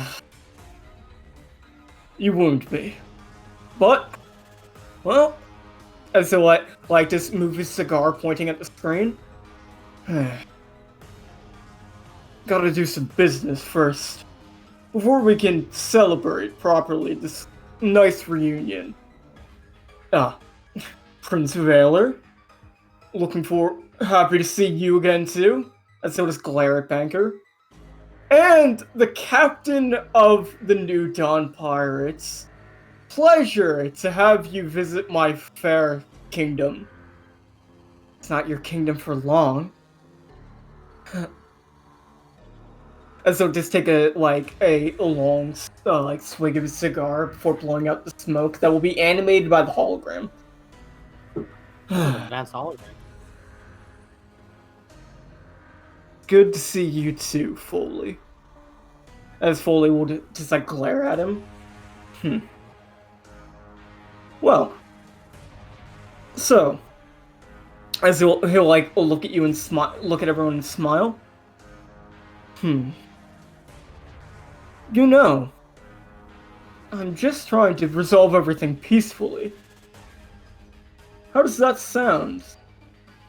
You first, Carrie. As he'll point the cigar at you. Would you like to resolve everything peacefully? Well, resolving things peacefully sounds pretty great, but I don't know if it's an option. I'm sure we can work out a deal that, well, will be more in your favor. Anything else you'd hope to try? As three screens will appear. One of them showing Nesala bloody and unconscious, in a cell, as he's chained up and obviously been tortured. Oh no. Say, do you not value his life? Oh, of course I do. Well, then why don't we come for a deal? His life, the freedom of the Tontattas, I can offer you all of that. And a little bit more. I do mean all of the Tontattas. As he'll snap his fingers again, and another screen will open with Kami in a cage, crying a bit. Cowie. Kami! Huh? Don't worry. I'm coming. Ah, you hear that? Carrie says she's coming. Cowie? As she'll go over to the cage. Right. But I'm sorry, princess. Well, seems like she might take the road that won't lead to you being safe. But I don't want that to happen. Cowie? Oh, no, she wouldn't do anything to hurt me. But she is. What? No, I'm not. It's okay, Princess Kami. I'm sure we can work something out so you're safe and sound. As he'll turn back towards facing you. Ain't that right, Carrie? Kami. As Elizabeth will grip you more tightly. Go choke on your cigar, Banker. We have no deal to make with you. As obstinate as always, Princess Valor. Carrie, we'll save Kami without having to do anything with him. I know. I know we'll save Kami. I'm coming. And I'm gonna whip her out of whatever team you got her in. As he'll blow out some more smoke. Things are always difficult, aren't they?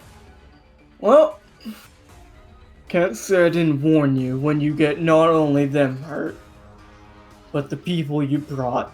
As a screen will open up with Lee running through the streets panicked, as this is like when she was running, like to get back to the Coliseum. Right. Not only will they pay the price, Carrie, but everyone you brought here with you to help, as they'll do like air quotes, will suffer for it. Not that I'd wish to see that happen.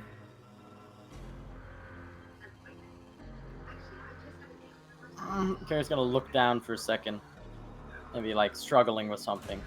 He's gonna go back up and go.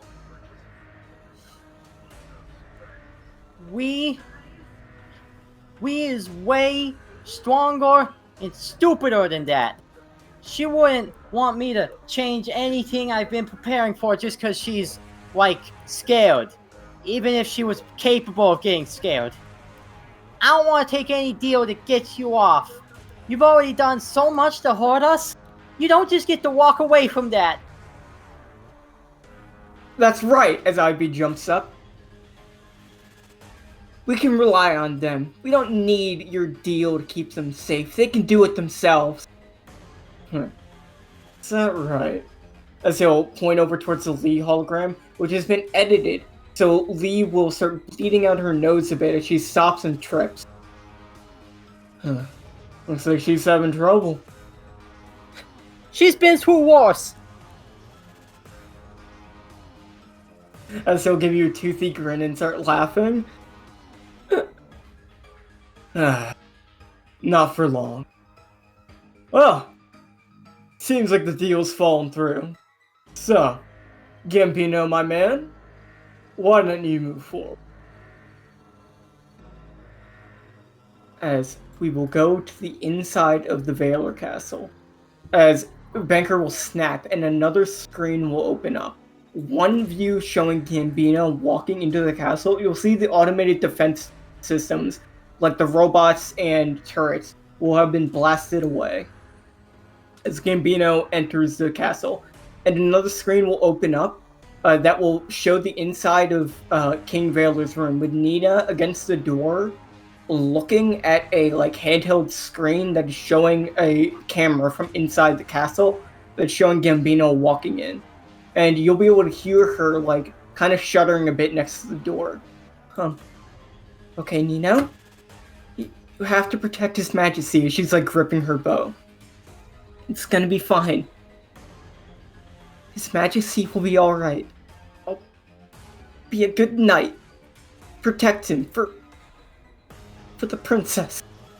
I'm not gonna let anything happen to him. As she looks at like King Simone Valor, like unconscious in his bed. Can do this. Can make them proud. As she'll like, you'll see her pause for a moment and kind of like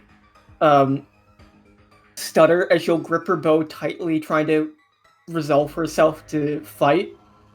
As Elizabeth will look at the monitor very seriously, just waiting to see what happens.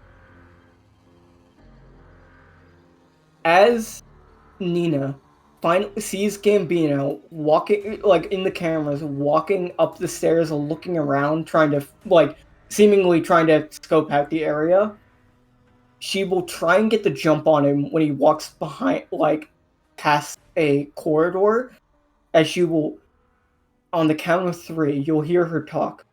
1, 2, 3, as she'll burst through the door, raising her bow to get ready to fire at Gambino, who will be behind her and put his revolver to her temple, and we will cut out from there. So, as the crowd cheers and roars, as Victoria will walk in to the arena, she will pause for a moment And like as she walks in, she'll be walking and like look fairly serious, but then pause, and you'll see her look down very slightly. Like not most people won't catch this, and then she'll continue looking forward, and she'll put on a smile after she paused and start like waving at the crowd a bit, like not too intently, but like just enough to like acknowledge them. Yeah, like an idle Queen of England wave. Yeah. So, do you, as Erica and Tex are just watching as like the crowd is cheering around you? Oh yeah, yeah. Anything to? Oh, of course. I was just making sure I wasn't going to interrupt you before you started describing it. Go What you would say is, there's time where the crowd's cheering and all that. She's like, huh, I never heard of her before, but she sounds like a pretty big deal. As Erica will like adjust her hat and look over. She's a really big deal. Probably one of the toughest pirates in the New World. Well, outside of the Yonko. No shit. And she doesn't roll with any of them? No, she's the, solo type. Heard she's really big about becoming the Pirate King. Huh. In fact, she's fought against all 4 of them. Well, I guess she's a bit luckier than me, then. Alright, she did enter the New World before you. Yeah. God, we have so much catch-up work to do. She'll kind of look onwards. The Valkyrie is certainly a good opponent if they're trying to get a hyped show match. You'll survey her, trying to get a better idea of how strong she is. Incredible.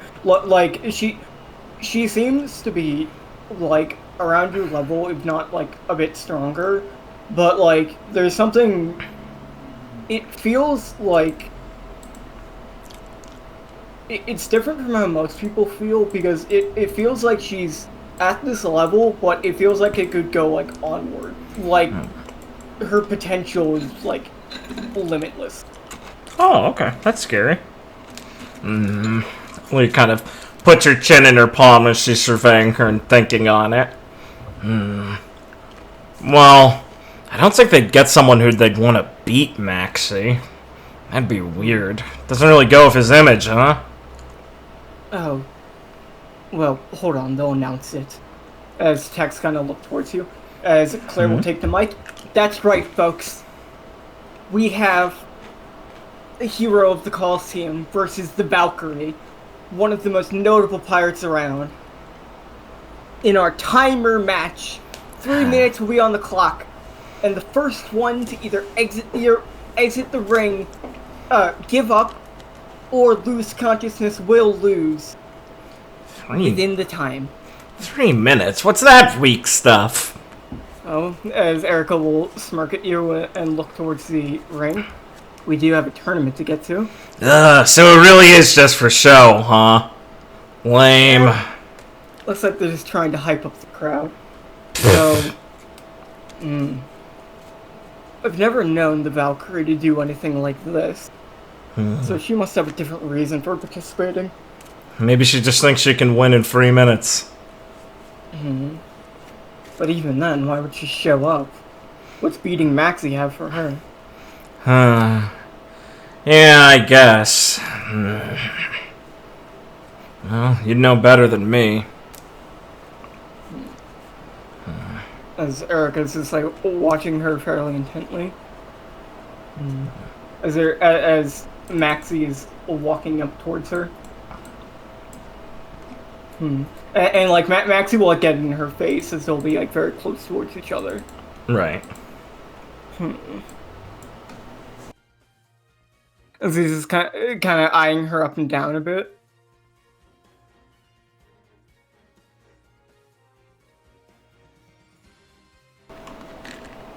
Hello? No, sorry, I'm just thinking. Oh, sorry. Okay, my bad. Um. Just never sure when Discord fucks up or not. Okay, Maxie will walk up to her, and smile at her as he like kind of like peers through his sunglasses. Well, Valkyrie, thanks for showing up, and I have to say you're real sight for sore eyes. And she'll just like look at him fairly coldly without saying any much. Well, you know, you're gonna lose here, but I'd be happy to offer you a second round later in my room if you want. As she'll like pause for a moment, and then like smirk ever so slightly and just look at him like fairly coldly. I take this seriously, so you don't embarrass yourself, Maxie.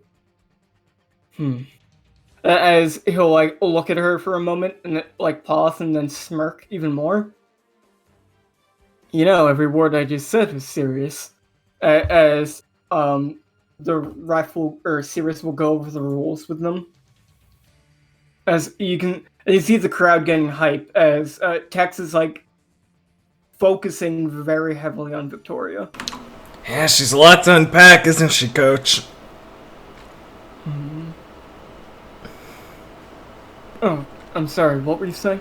That much, huh? Lee kind of winces a little bit. Sheesh. I mean, she seems pretty strong. She's got that it factor about her. I guess it's a lot more for you, huh? It's... How do I put this? She's a lot like you. But different. If you excuse me, I might start waxing poetically. It's a bad habit of mine. Huh? That's fine. I don't care. If I had to put it down... And she'll get out a notepad to start writing this out for herself. Yeah. The...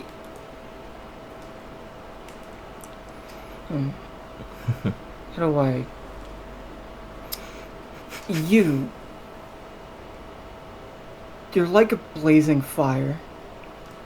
That's raging, consuming everything around it. Sometimes it dims.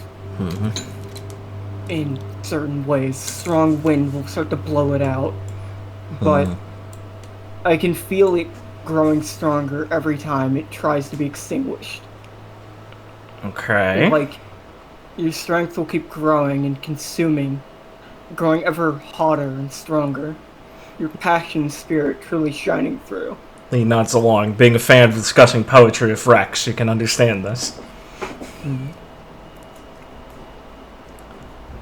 When someone's potential is so great, and I can see the hard work they put in, it makes it almost personify in such a way. You're one such person. I can see the fires of your struggles shaping how strong you become. That's what gives me such confidence in you. And she's like that, but different? She's... Yes, different from you. If you're a raging inferno that's always ebbing and flowing, on the brink of being extinguished before it burns back to life, she's like a frozen wasteland. Her strength is almost vast and unending, with a deep feeling of inevitability.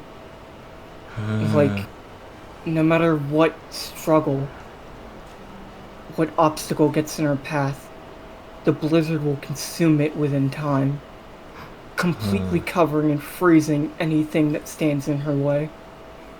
It's like your trials, Lee, have forced you to become strong.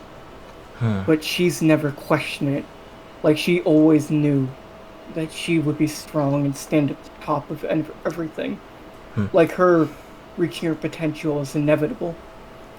Lee's been staring down at Victoria pretty seriously while she listens to Tex go on about this. And as she kind of summarizes that, Lee'll turn up and grin at her. Geez, Coach, I didn't know we were like your type. No, I get it. I'm joking. Seriously, though, hearing that makes me want to go against her, you know?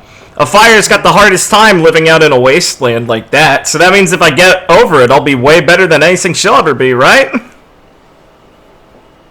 I guess And Lee grins cheekily at her. I guess we'd see if the scorching sun can truly melt the frozen hellscape. But be careful. She's like a cold, unending abyss. And it's honestly almost frightening. As Erica will be listening and look over towards Tex. Okay, now do me. They snickers. As Tex will look over, well, as Maxie will start shouting out, "Alright, well, now that that's out of the way, why don't we get started?" Looks like it got turned down finally.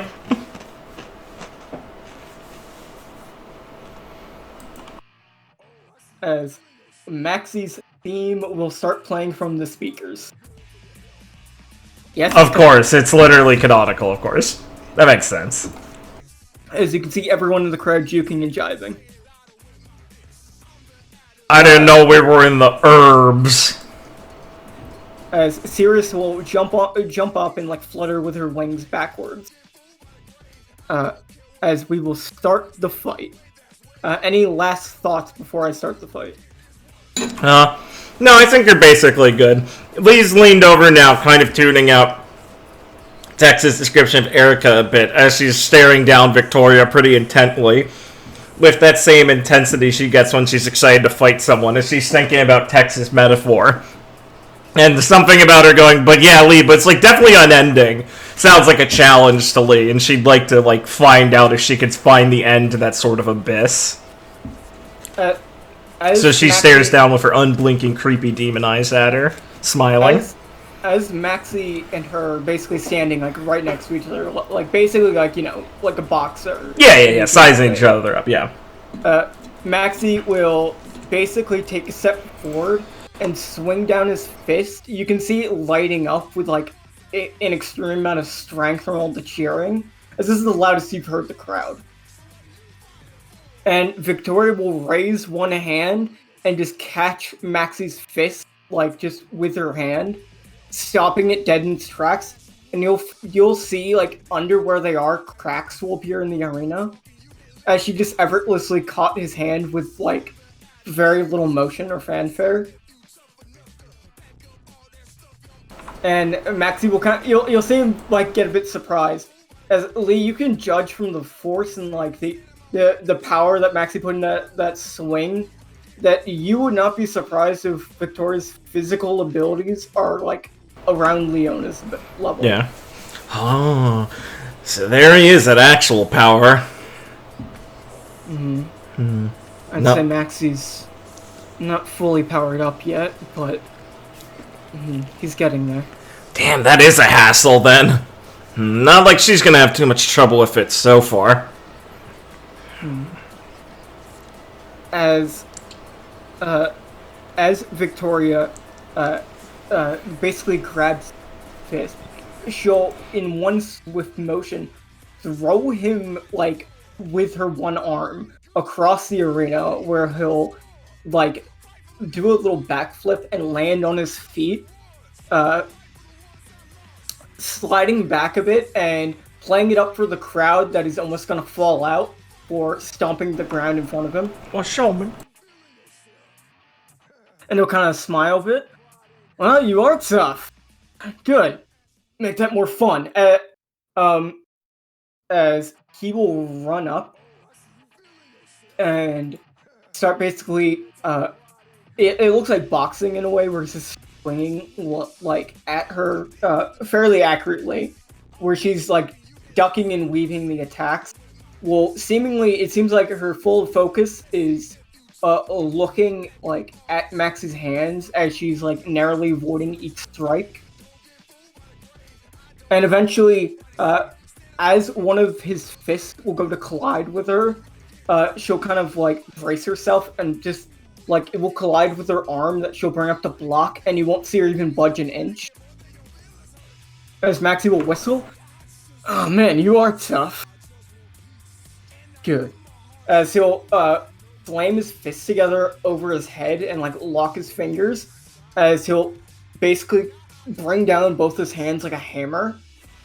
And Victoria will like see it coming down at a great speed and raise her leg trying to kick his like fist. And you'll see when she like kicks his interlocked hands,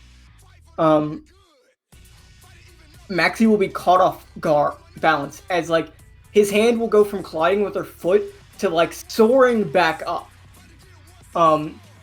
As she will move her other leg and trip him, grabbing him by the arm, throwing him around over to the other side of the arena where he'll go flying, catch himself on the ground in one of his hands, and just land back on his feet. Okay. As he'll just look to the crowd, smile, and start flexing a bit as you'll see him start to get stronger. As you see Victoria just observing him with a very cold glare. It looks like she's tuned out literally everything around them besides Maxie. What the hell is a Valkyrie anyway, Coach? That's her title, right? Yes. It's... Well... Tex is trying to think. I... don't know. See, I was interested in what this was too, back when I first heard of her. Valkyrie is... it's some kind of myth from some island in the North Blue. They're supposed to be, like, extremely proficient in fights and choose,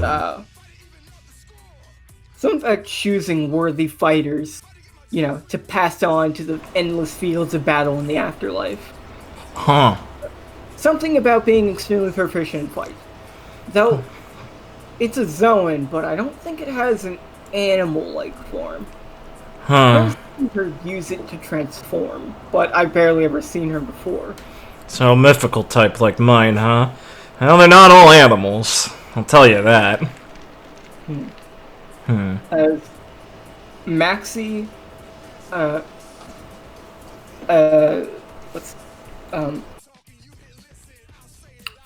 okay. Maxie will basically, gather up his strength, into his arm and get ready to use the move he used, before his Supreme Lariat. As you see the crowd starting to get hyped as Maxie's taking his position. That looks like he like gets down low, gets ready for a charge, and puts like his right arm out. There it is. He almost disappears in a blinding dash of speed as he arrives at Victoria. As it looks like she is like bracing herself to block it. As he uses his Supreme Lariat, Victoria will basically reach out with a blinding speed, throwing her arm out at like where his elbow is, to basically block the lariat before he can put his full force into it and like flex a bit, which he used to send his last competitor flying. But when Victoria does that, Maxie will smirk, and you will see him drop down instantly as Victoria stops him. And then as he like drops down, he'll get closer to her and jump off the ground, doing a backflip behind her with like the force of his legs. And as he basically like does like a 360 to get behind her in the air, he'll grab her by the head and slam her into the arena floor, face first. Hilarious. As she hits the floor, you will see him like take a couple steps back and start like raising his arms to get the crowd hyped. He whistles. And you will see, as it looked like her head hit the floor, she stopped it just barely in time by grabbing the arena with her other hand.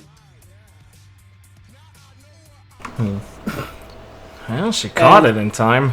And Victoria will raise back on her hand and jump and like force herself into the air, flying back with a surprising amount of distance back to this side of the arena.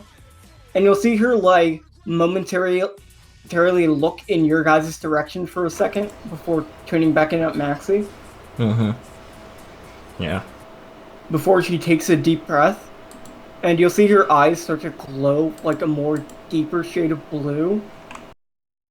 Oh, the blue And mauve. you'll start to feel some chills around as the whole arena will be consumed in the power of her will. Oh, cool. As she will start to activate her Conqueror's Hockey. You can see Maxie stumble for a moment. As she kind of like raises up a bit, her eyes starting to glow. You will see an almost like crystal like translucent blue kind of the Valkyrie's like little helmet thing, right? Sure, the winged helmet thing, you mean? Yeah. That a almost translucent like glowing blue version of that will appear on her forehead.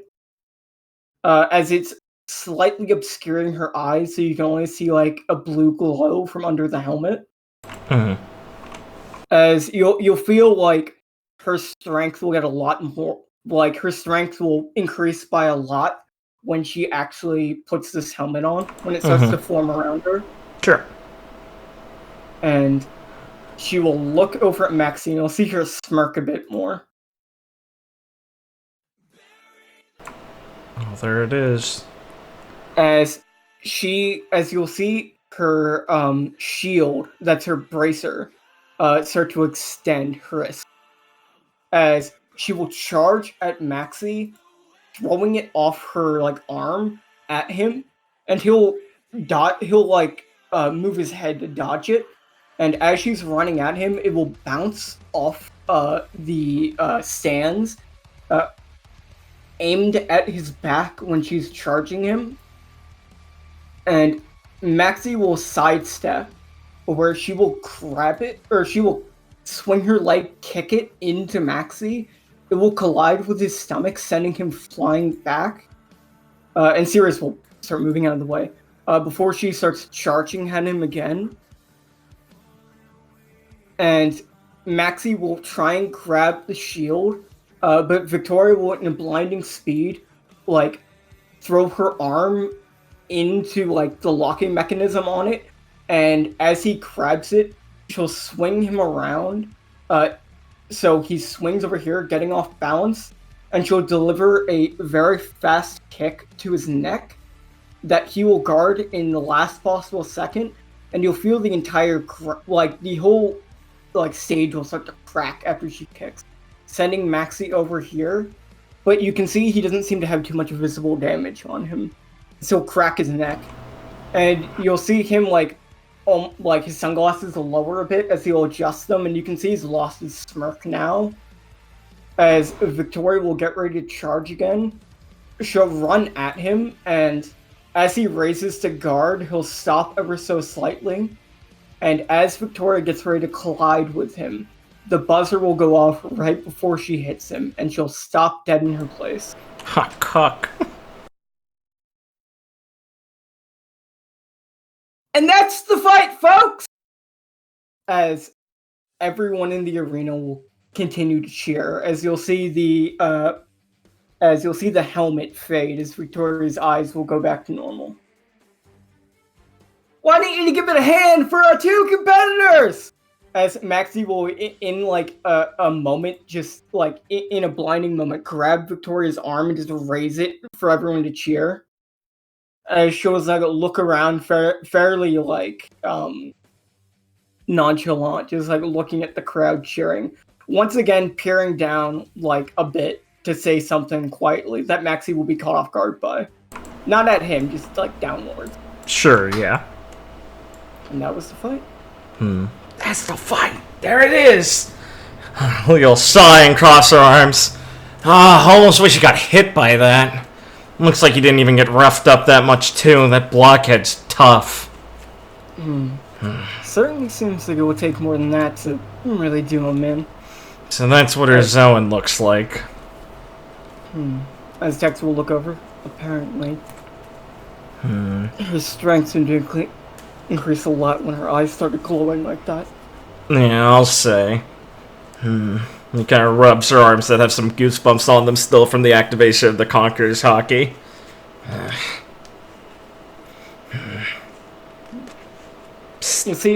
You'll see as the crowd keeps cheering, Victoria will eventually just like, just without really any more fanfare, just walk off stage, back away from the stage. Lee'll watch her go and then kind of sigh and lean up against the rail again. Yeah, well, I mean, she put up a good show. Maybe that's all she wanted.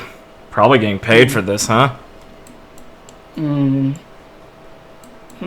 As Erica will look over, I don't think money or fame is really her MO. Well, at least not fame like this. Be pretty disappointing if it was. Be a waste of all that talent. I mean, she's much more the pirate type, you know? Going after big name pirates, stealing them in. Not really the show type. Well, I'm hoping you're not getting too jealous, Tex. No, I much prefer your feeling. Aw, shucks, Coach.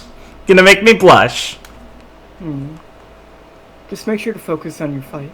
I told you, 100% in the game. Lee taps her forehead and gives her a grin. As Maxie's just like waving on the crowd and getting ready to like continue to hype them up. As Claire will announce, "Alright, well, we will have another brief intermission before we start the first fight, so please join us again soon, folks, as you can take another break to go and explore our great festival." As Tex will look over, "You have a while before your fight. They'll make sure to call you with plenty of time." Cool. Got anything we need to go over, Coach? For Gardner. He's Yeah. tricky, but I don't think anything you can't handle. Sounds right to me. I'll leave it up to you, and focus on your next opponents. Thanks, Coach. Probably gonna need it with that guy, or girl, or whoever. Yeah, that'd probably be a good place to start, wouldn't it? It's hard to call between the queen bee and our hooded figure. As Erica will look at you when she says that. Both of them are pretty tough, but something about that hooded guy definitely makes me want to go up against him. Oh, yeah. He could tank Har's attacks like nothing. I don't know how many people would be able to do that. Oh, hey, Margaret, what's up? Leo leaned down to Tex's tits to talk to her. Can we go outside? Oh, yeah, sure, sorry. Leo looks over at, like, Maxie. It feels stuffy in here. Yeah. Come on, Margaret. And Sorry, so sorry, Tex, you mind? Jump out of Tex. Yeah, Leo will reach over to grab it. Yeah, thanks. Come on, Margaret. Go and relax before you fight. She grins. Yeah. Well, Erica, we're gonna be heading off. Wanna come with, or you got stuff to do?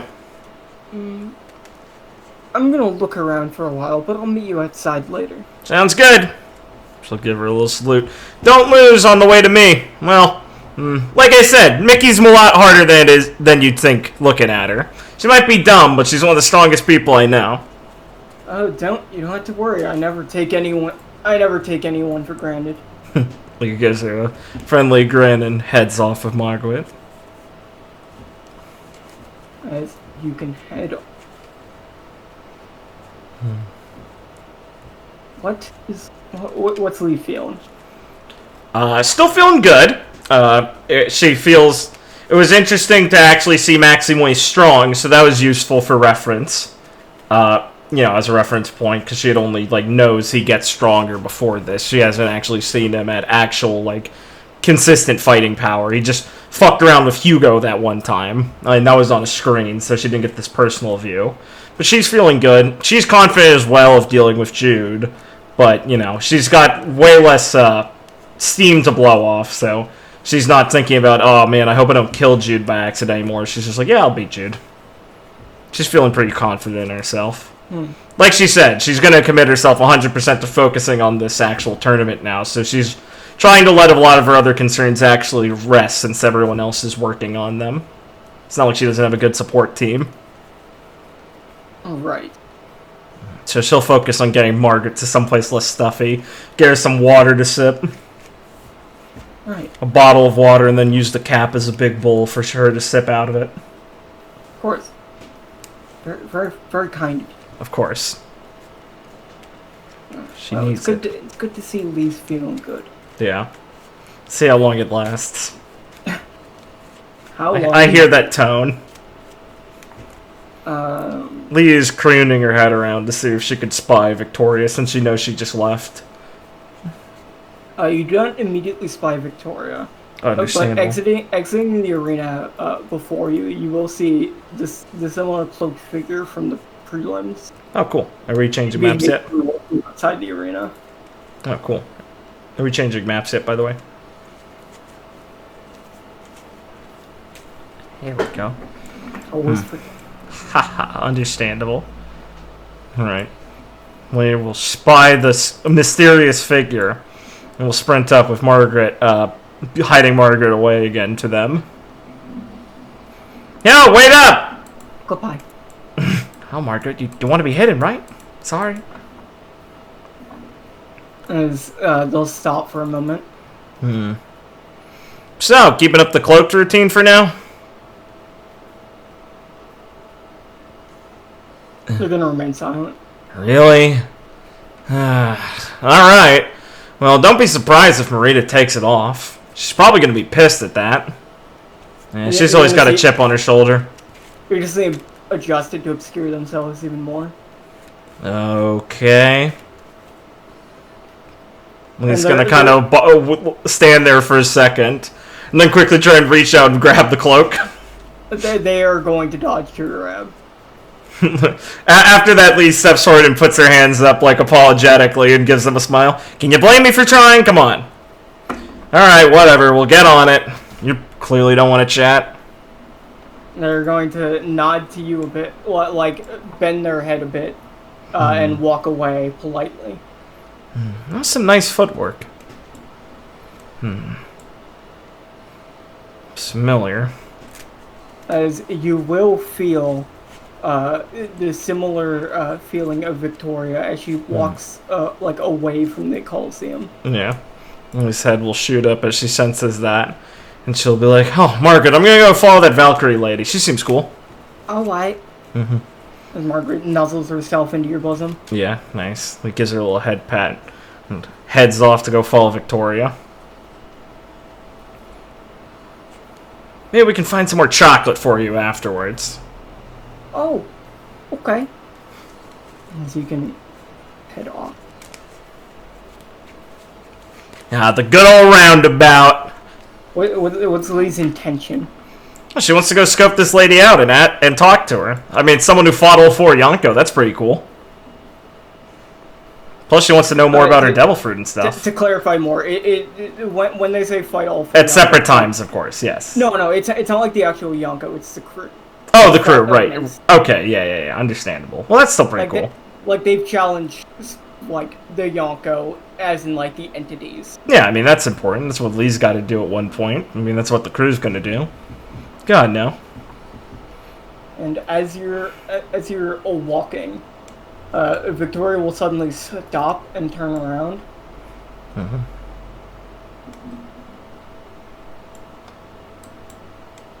And just, like, look at you. Lee will pace forward a bit and smile at her. Do you need something, Leo Lee? Yeah, she'll offer the hand now. It's Leo Lee.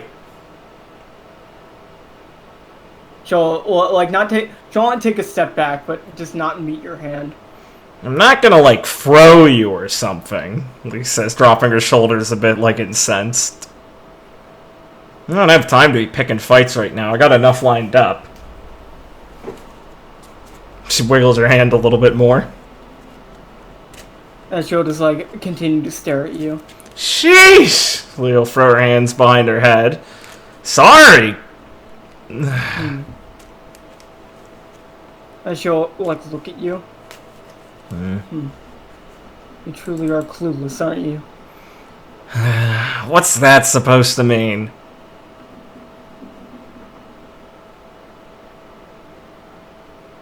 I was informed that you've met with the storyteller.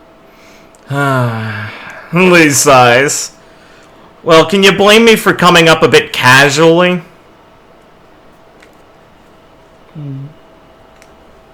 Sounded familiar. I wanted to make sure. Well, you have.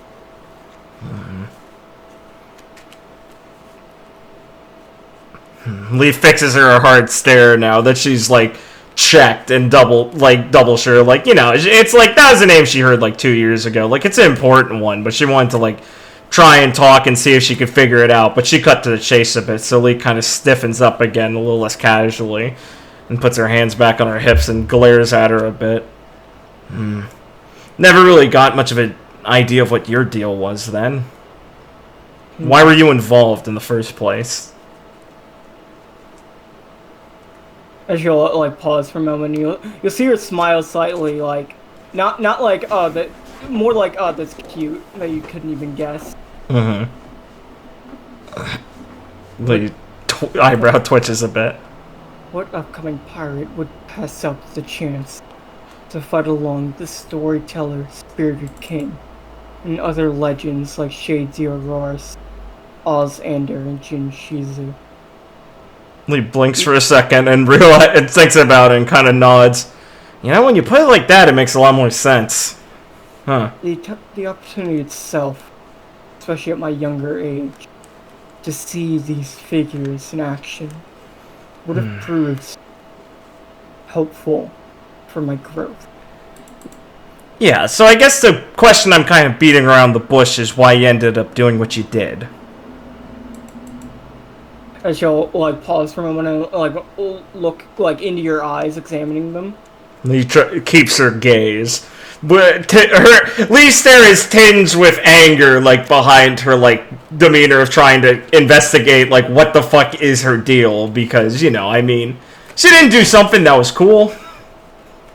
Lee's keeping it kind of competent because she's not like a raging like lunatic like she used to be, but staring at her, she's very clearly like boiling on the inside about this. She's just trying to keep it together, especially because of the mission. She'll like give the similar type of like slight smile. Something funny. No. After seeing that monster, it became clear to me which side I had to pick in that situation to survive. You can only look at the captain of the Daybreak Pirates to see what would happen if I opposed him in my more naive state back then. He glares at her. Oh, what? So you got scared and kneeled? Turning away because a foe's too tough? That's some bullshit. I shall pause for a moment, then look at you. Isn't that a bit hypocritical of you? What's that supposed to mean? As she like looks into your eyes. It's obvious that you're scared of him. Of course I did, but I tried. As like she looks into your eyes. Obviously not hard enough. What are you doing here? And not facing him if you tried so hard. You ran away because you don't have the strength. Can you really criticize me for doing the same back then? Lee bites her tongue because she wants to try and yell at her immediately to clarify why these are different. But instead, but she's also trying not to lose her cool again. Like, she's been in this mindset, so she just bites into it, drawing a bit of blood, and pauses. Well, she'll cut you off and look at you like very coldly. To survive and become the king, I face any humiliation, as long as it gets me to my goal. I don't mind. You don't mind? Struggles. Now, let me tell you before you lose your cool yet again. I have no goodwill for that monster. But I made my decision there based off my more keen sense of what would happen. Unlike the storyteller and spirited king, I wasn't blinded by delusions. You could I have will changed never- how it happened. Easy for someone who wasn't there to say. Easy for someone who ran away to say. And she'll pause for a moment, not looking any phased by your jab. Yeah, Lee's like barely contained anger at this point. I almost feel pity for Valentine and the rest of your crew. Having to rely on someone as emotionally unstable as yourself. Oh, keep it to yourself. They wouldn't want your pity. It's diluted anyway. So what was up with that shell anyway? As she'll, like, pause and look at you. What makes you think you have any right to know? Jeez. Sorry for asking then. Christ. Why don't you and the rest of your friends go about your business of toppling bank? You won't find me getting you away. Lee kind of gives her like a more stare, like kind of. I mean, she's kind of surprised that she knows about it. Like, not like, how the fuck could you tell? Like, because obviously there's a lot of pirates here. You can put that together, but it's still a little surprising to her that she's so upfront about it, and then kind of measures that a little bit. Whatever. If it was a different time, I'd come at you for what you did, abandoning them, but I can't right now.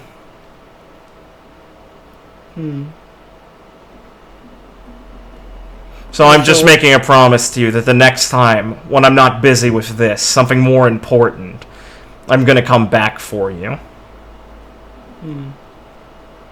Let's hope you make it worth my time, then. Its eyebrow twitches. Oh, I think you'll be pretty sure it's worth your time afterwards.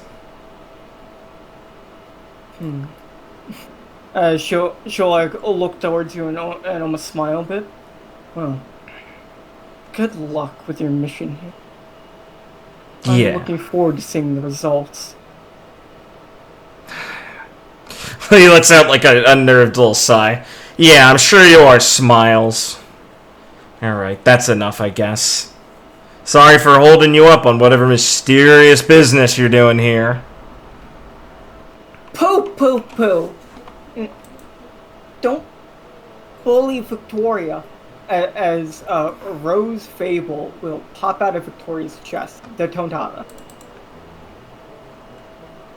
Lee will be surprised and put off kilter, and then kind of blink and stare at Victoria for a second. Victoria will look very stoic, just like a bit caught off guard that Rose popped out of her chest, but not showing it. I want to do a sense motive roll to see how surprised she is. So Lee can be smug if I roll well. She looks slightly caught off guard, like this was not part of the conversation plan. That's hilarious to Lee. He will snicker a little bit and lean down. Hey, I don't think I was bullying her. She leans down towards Victoria's like breast where Rose is. Wasn't who threatening you? No. No, Rose. Oh, I'm sorry. Did I scare you, Victoria? My bad. Sorry. Rose, was it? I'm sorry for scaring your partner. You didn't scare Victoria. Nothing does. Oh, really? Well, then it's nothing to worry about, right? Lee puts out a little index finger to pet her on the head. Victoria, I'm confused. Don't be confused. Look, it's Margaret. Lee opens up her shirt. Hello? Margaret, do you know her? No? Whoa! Pooh. Of course you won't know me. I am a Tontatta, the Fable Pirates. Whoa, you're a Tontatta who's not from Star Circuit? No, I'm from Star Circuit. Oh, Margaret just didn't know you. Oh, kind of jumped the gun on that one, didn't I? Victoria, they seem confused. Hmm? Can I, borrow a bit of your time to earn my storyteller badge? Please do. I'd be happy to. In fact, I have it right here. I wasn't talking to you, I was talking to Victoria. So you don't want this storyteller badge? Oh, she can give me one. He looks at hers. I hope Carrie hasn't gotten hers already. That'd make this just a waste. I guess you could do it, Margaret. Oh, thank you. Well, you gotta tell a story first. We'll get to it later. Okay. Okay. But please continue. As she looks towards Rose, as Rose will hop out of Victoria's cleavage, who's just like take a step back and just like, just observing, not saying anything, just trying to wait. Yeah. Clearly caught off guard, the tension is now completely left. Lee will kneel down in a listening position, like on her hands or on her knees in front of Rose, honorably waiting. And Rose will pull out, like, you know, like for presentations, like yes. little paper board. Yes, of course. And pull one out of her back. He gives her a little applause already. Good start. It will be in pieces she tore apart, and she'll put it back together. Oh, how'd you do this? Is that Tontatta magic fruit? It's just a double fruit. Oh. Are you, like, dumb? Oh, sorry. I thought you guys called them magic. Do you call them magic? They're just double fruit. I'm confused. Yeah. Towards Wayne. Sorry, Rose. I know the princess, and she calls them magic, and it's hard for me to tell what's a Tontatta thing and what's a her thing. Alright, well, I don't know anything about that, but doesn't really matter. Thanks, Rose. Now, Victoria, she seems dumb.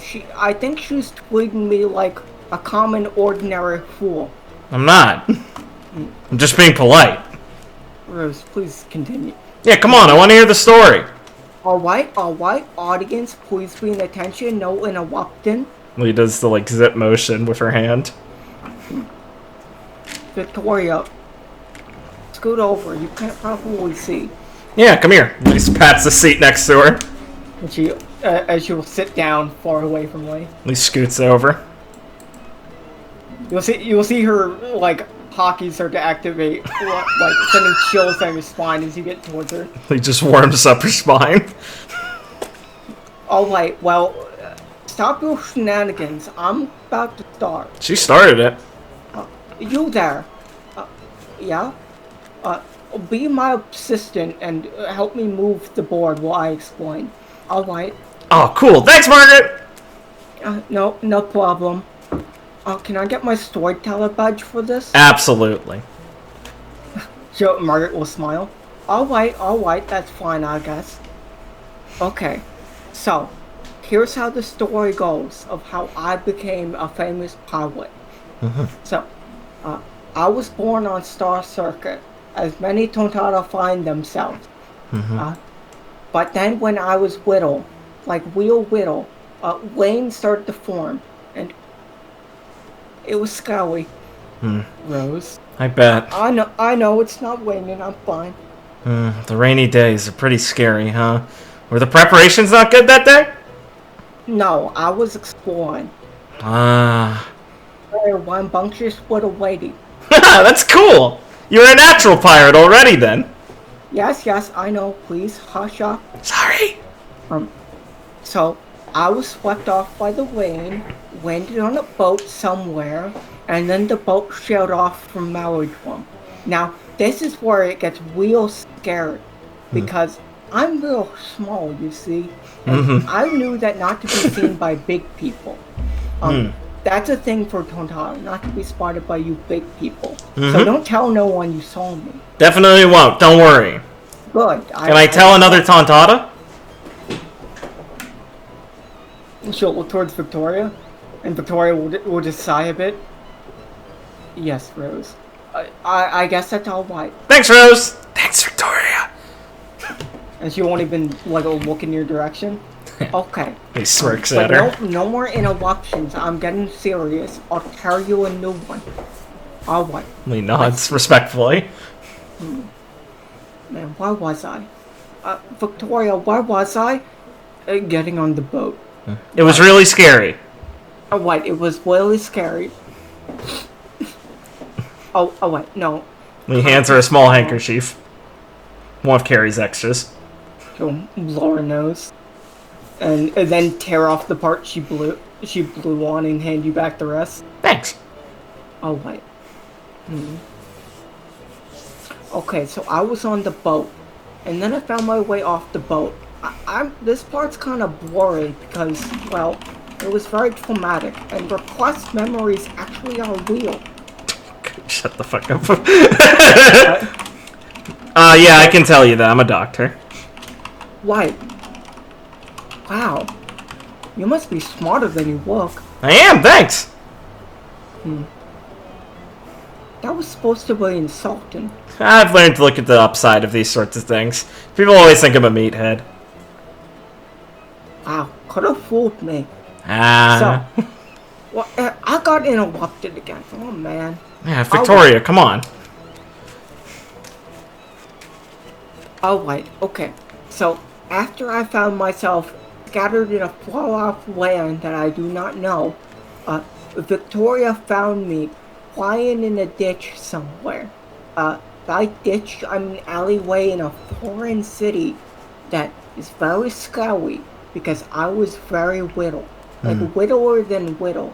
Because I know you big people think I'm kind of little right now. Lee nods. Oh man, how small are Tontatta babies? Lee raises her hand before asking. Rose looks towards Margaret. I don't know. I also am not aware. Oh, sorry. I'll ask someone back at the village when I get to go there later. You should be. You just wasted one of my precious moments. Alright. So Victoria found me, and then we became sisters, and then we became pirate sisters, and now we're taking over the new world. Victoria will be the pirate king, and I will make it so. And I'm really, really strong. I have a bounty of over 600 million. Lee thinks for a second. How many over 600 million? 6 million in a sum. How much of a sum? 6,060. I think. Are you sure? Were you off class? Were you off class? I think I'm a bit above her. Nice! Surprising. Yeah, I've been inactive for like 2 years. As well, Rose will put away like the drawings. All right. Well, Right. I think that is the story of my people. We'll gotta elbow Victoria. Come on, Victoria. She jerks her head towards Rose. All right. Come on. No. We have a special. Poop. You think that I'm a common, ordinary Tontatta? No. Victoria, as Victoria will pull out a little like mark book. Oh wait, that is the 5th story. You see, as Victoria will give her a little badge and she'll just take it without really looking at it and just put it in her badge book. You see, it's a common Tontatta that just earns badges for one deed. But to truly excel, you have to earn them after successive accomplishments. I don't know. The princess does it a different way, and I think she's like a super Tontatta because of that. As Wow. Lee flicks the badge over to Margaret. That remains to be seen. Oh, I can introduce you to her later. I think you two would get along great. She loves being a pirate also. Wow. Let her know that you have met the best Tontatta pirate that exists on this blue seas. Second best, sorry. You see, I take back what I said about you being smart. That's your opinion. Ha! I know. Man, Victoria! That's why it's so valuable. He laughs. Man, you're cool, Rose. I know. As Rose will bury herself back into Victoria's bosom. Man, Victoria, you should have started with that. And she'll just get up. I don't think we have anything more to say. Oh, yeah. Oh, well, I just want to fight you for a different reason now. I don't think you're that bad of a person. Why'd you pretend to be? And she'll just pause and look at you for a moment. Pretend. He's knelt down, still looking up at her. I mean, yeah. You tried to be all standoffish and stuff. You really mad you didn't get to hit Maxie or something? Truly are stupid, aren't we? Nah, I think that's you. As she'll take a deep breath and just turn around. I don't have time for this. Of course you don't. And she'll just start to walk away. Later, Victoria. Can't wait to fight you. She walked away first, Margaret. That means I won our first match. Oh wow, you big people have very weird definitions of matches. Well, I'm the last one standing, aren't I? That means you beat Rose, also. But she walked away. That's like leaving. Surrendering. Wow. Yeah, see? Wow. We learn something new every day. That's what I try to help with. I'm smart, after all. Oh man, I can't wait to see the princess's badge book. Oh, it's pretty big. She's got a lot of unique ones. We've been to a lot of different islands, after all. Oh man, I'm jealous. Hey, who knows? Maybe if you feel like it, you can come take a trip with us and get some yourself. I shall look at you and smile. Oh, really? Yeah, we'll have to check with the rest of the royal family, but I'm pretty sure if the princess asks for you, they'll definitely let you come along. Oh, wow. I hope the princess does. Oh yeah, she will. She's cool. Well, I thank you for this valuable badge and experience, as I will nestle myself back into your bosom. Right here. Well, he opens the gate for her and stands up, confident in her assertion, as she just saw Victoria has a Tontatta. And as Lee knows, Tontattas are beings of pure light, so if Victoria cares for one of his sisters with one, she is actually a good person. She's just trying not to be for some reason. She thinks it's because she's embarrassed she lost. And had to surrender. And go work with her evil dad. In Lee's point of view, that's really what everything boils down to. It is! Did you win or did you lose? Did you win or did you lose? You ran away and made a bad decision. Well, you're right. I did that too with Beals. I'm not going to hold that against you now that I've seen you have a Tontatta. Really took the wind out of my sails. Still kind of pissed me off, but you also had a Tontatta, and it was really funny. Carrie's going to love this. Tontatta kept talking back to me. That's fucking hilarious. That was awesome. Like, that took Carrie a long time also, so I know that Tontatta's been out in the world.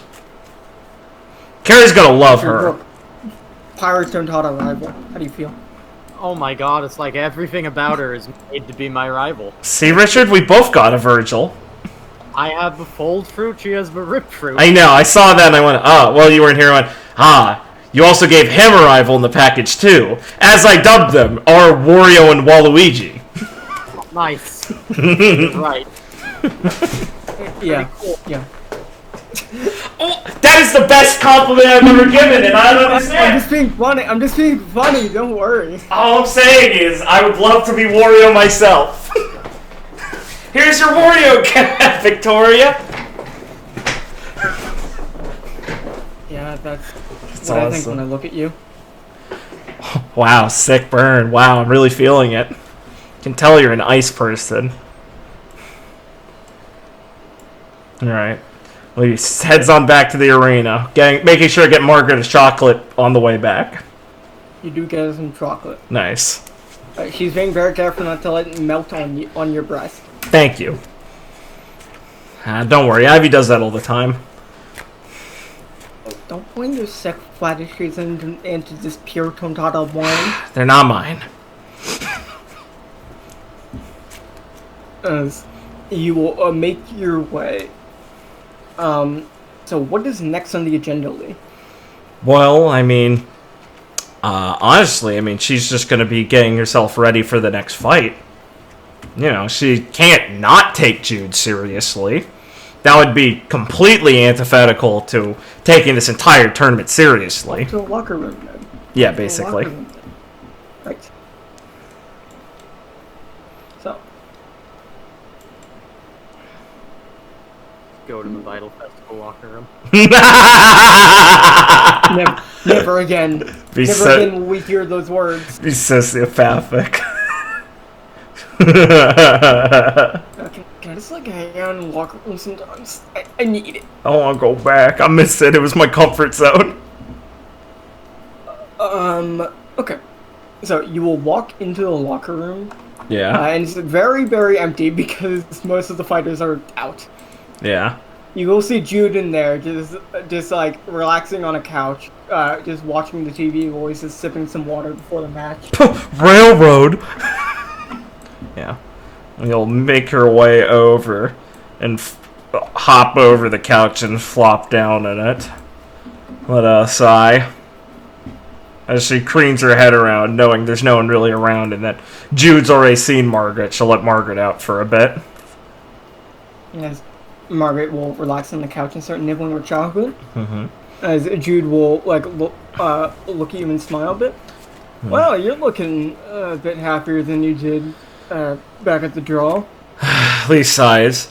Yeah, sorry, I had a lot of stuff come up. I'm gonna rescind that, whatever I said before. I think it wasn't nice. And, Something about, maybe killing me in the ring? to be fair, that was less personal and more that I thought I might blow a gasket. It's been a while, but still might happen. As a smile and adjusts his glasses. Well, please don't hold back on my account. Jeez, you're really not fazed by a lot, are you, Gardner? You don't know the half of it. I'm starting to hear more about it. Honestly, I'm a bit jealous of you being able to threaten me like that. You know, to feel so emotional. What, you don't? How do I put this? It's Is not it- that I don't have... I'm not emotional, but I've never... I find it hard to get, rattled, you know? Get shaken. Get my fire going if I'm being a bit more poetic. Huh. So that's why you're no? doing all this sort of stuff. You're chasing adrenaline. As I'll kind of smile and look at Lee. Ah, exactly. That's why I became an adventurer. I thought, well, I might be able to find that type of fire I was missing. Going new places, meeting new people, experiencing new things. Yeah, So I no. try out new hobbies whenever I find them. Maybe one of them will ignite something in me. Yeah, New World's certainly pretty good for that. Good, but fleeting. Even descending into hell didn't do it for me permanently. I honestly feared for my life a bit, but I was almost surprised how calm I was dealing with that situation. Yeah, and I guess I gotta thank you for that also, apparently. Oh. No, you aren't. Jesse said you... Oh, hello? Hello? No. Discord, please. You're welcome. No? Sorry, yeah, I Discord lagged for a bit. What'd he say? He said Jesse said you'd be a bit rougher on the edges, but we're a good person, so you're welcome. He snorts a little bit, steam over nose. You could have started with you knew Jesse, you know. I wouldn't have been so angry. Oh, did I forget? That's on the back of his head and smiled. You're joking, right? Guess that was my bad, huh? Lee holds it back in because she was genuine when she said, I'm sorry, and I owe you an apology. So it takes her some strength, but she just balls up her fist on her knees and just kind of grits her teeth a bit. Don't mention it! Well, that's good to hear. I didn't want you bringing any rage directed at me in the fight. It would, I think, add a bit of unneeded tension to things.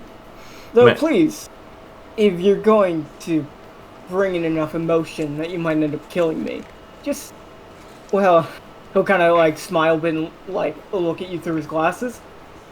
Make sure to go on and win the whole thing, alright? That's the plan. Don't worry about that. Better story that way. Oh, Discord, please!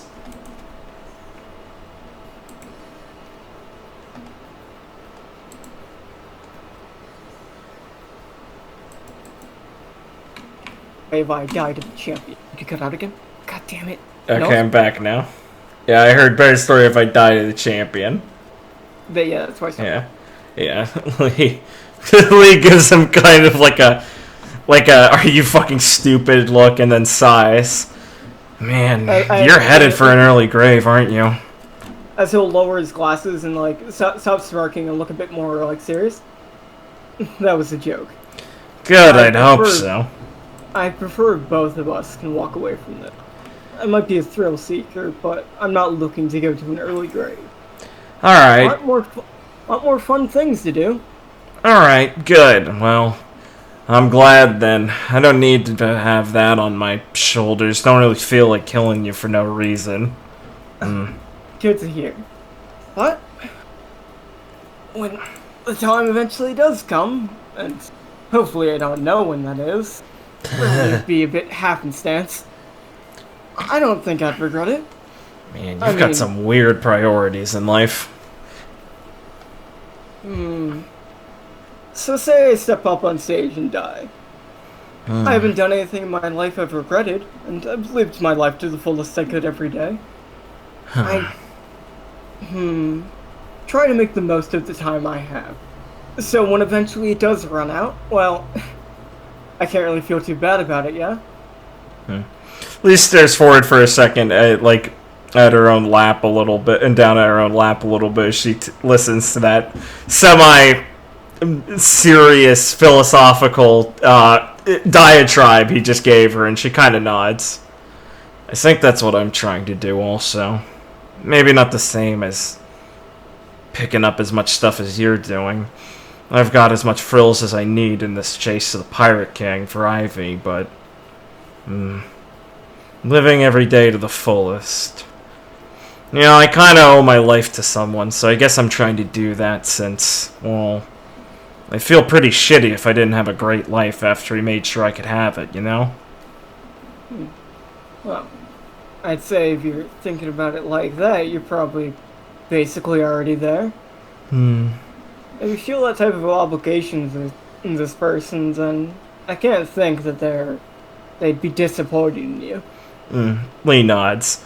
I guess I just wonder how I'm supposed to reach that every day sometimes. You think you do it all the time, huh? Is it like a feeling in your gut?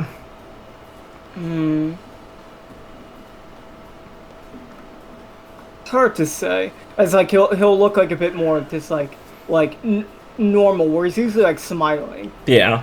And like he'll take off his glasses and look at you just with his eyes. No, I don't like focusing. What? I was just making a joke. Oh no, he's handsome. No, continue. I never like focusing on the what ifs. And what will happen when I do something. What am I going to do tomorrow? What will happen if I step up on stage? Do I die or not? I just take every moment for what it is. And, I mean, if I'm doing that, then I'm probably making the most of it. Act without thinking. I guess in a way. Your mind should be Oh, sorry, go ahead. I try not to let the possibilities stop me from enjoying, well, the present. Chuck always said your mind should be like a mirror, and how you react to things like that.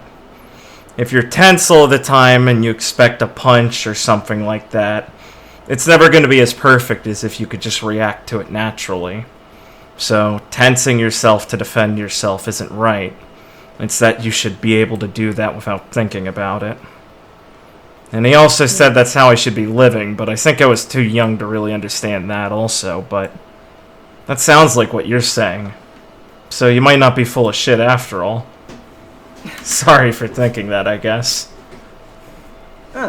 Well, you don't have to worry, because I never took offense to it. And this...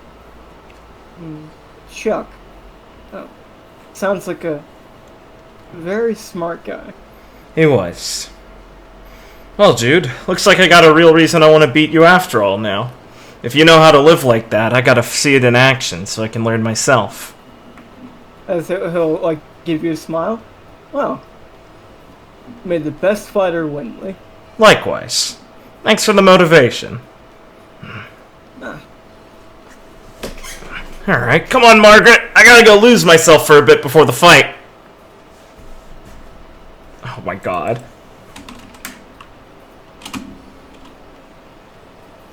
Oh, wait, do you want me around for that? Hello? Yeah, I'm here. Lee'd say, if you want, but if you want to hang out with Jude for a bit, that'd be fine too. I think I'll do that. When you lose yourself, it's probably best to be more, with serenity. Lee pulls out a Word of the Day badge and flips it to Margaret. Congrats! Thank you. Little smiling. Yeah. Here, I think I got a couple badges I could hand you if you know, entertain me for a little while. As Margaret will hop over. Oh, like what? Now, do you want to learn how to play the banjo? Oh boy, do I! Oh, that's so powerful. We'll smile at them as she hops up off the couch again and goes to do as she said. Looking forward to it, Gardner. As Lee can walk off. How is she feeling? She feels great now! She's super motivated to fight Jude. He said something really insightful that reminded her of something. And she's like, damn, dude, that's a great idea. I should try and imitate that. Like Chuck used to say. Well, Lee, as you focus up for the match, Claire will eventually call for both you and Jude to make your way towards the stage, as we will cut away from Lee. Excellent.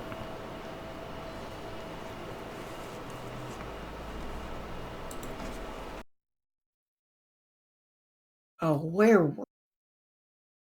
Right. Are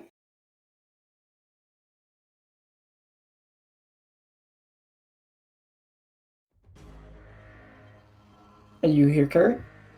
Yes. Okay, Carrie. As Gambino as basically you see Gambino put his revolver to Nina's temple, what is your thought?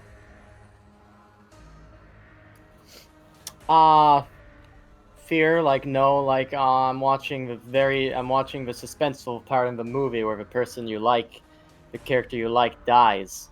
It's like, I don't want to watch, but this is not a movie, this is real life. This is like, well, Nina, no! As fear overcomes Nina, as she finally built up the confidence to face this threat to her lord, it is in one foul swoop dash as Gambino cocks his revolver, getting ready to fire. And as he fires his shot, the shot will collide outside his gun, hitting a barrier of pure light. As standing in the window frame, the sun being obscured by her large angel wings, is Jackie Ali, protecting Nina with a full barrier of light. And as Gambino is very caught off guard, he'll go to, like, pistol whip Nina, but as he's going to strike her, Jackie will fly forward with one swift motion, using her shepherd's crook to basically choke slam Gambino. Her shepherd's crook, the guide, basically flying off with him, like around his neck, flying at a great speed and throwing him through the main window of a Valor Castle outside as he goes flying and smacks into a tree, falling to his knee. And as he tries to get up, he'll kind of like cough a bit out some blood. As Gambino looked very stoic, walking like dealing with the robots and walking through Valor Castle, but now he just looks like he's coughing up blood, still looking pale and stoic, but obviously caught off guard. As he goes to like grab his revolver, his hand will be cut with like 3 of his fingers on his right hand being cut off, as Orion will appear next to him, using a swift motion.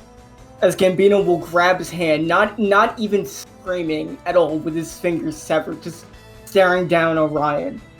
As he will pull out a knife, Orion will sheath his sword and close his eyes, and use Wind Dragon style draw, as he will basically do a sword draw, as Gambino will suddenly get a large splash going across his chest, and will fall, instantly being defeated, as Nina and King Valor will be saved by Orion Knight and Jackie Ollie. Ooh.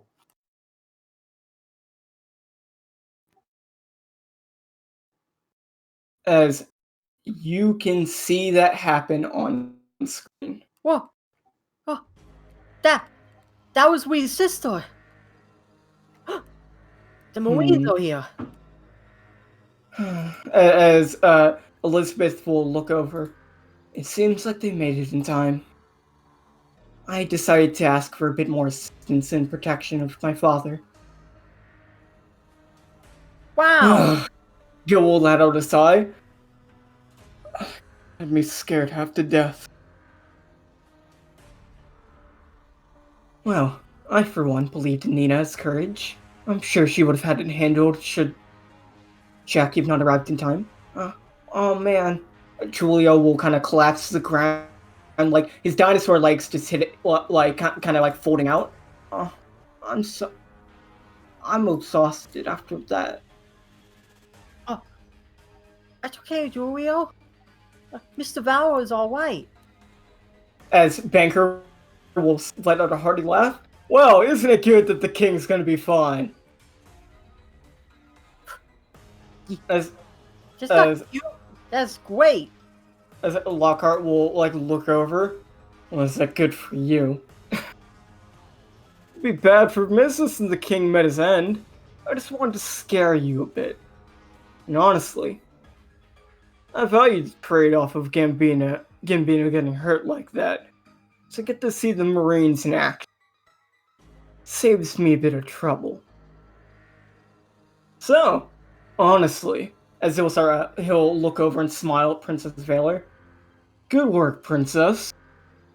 Saved me a bit of time. I she'll kind of look at him and then like smirk. Well, always happy to do business with you, Banker. And we'll be coming to make a more formal arrangement soon. So just wait in your gilded office first, alright? As he'll like laugh. Nothing phases you, Princess Valor. I can see why Maxie's so keen on you.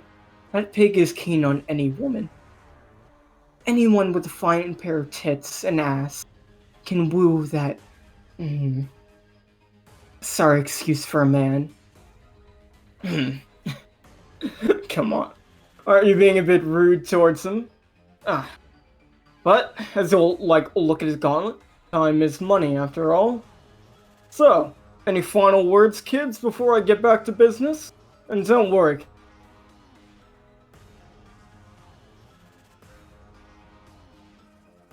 Dude, Discord is killing me. Yeah, you better keep it that way, or it's gonna be a lot worse when I get up there. As he'll smirk a bit, and then you'll suddenly see it stop as he will turn on an image of Lee, like, collapsing on the ground, looking like in a bloody mess. Just make sure that none of your friends are next. What? All what? As they'll look at Carrie and smirk, as the Lee hologram will disappear, and Banker will laugh as his hologram starts to fade. Huh. Carrie is shocked by that image of Lee. And then we'll kind of go, even after Banker has disappeared, like, once again in a retort, but it was just too slow. She's still been through worse. As Ivy will walk up and look, like, bend down towards Carrie, putting like a finger on her head. Carrie, it's all right. There's no way that Lee's in that state. It must have been some type of trick. You're right. He's really strong. It'd take at least a couple hours for her to get like that. As Forrest walks up. Yeah, I didn't see Zarin anywhere on the ground, so there's no way that she's actually that hurt. Yeah. You definitely take the bullet first. Yeah, everyone else is out there. You have reliable friends, Carrie, so I don't think we have to worry about them. Gosh. That dirty Banker and his filthy Twix.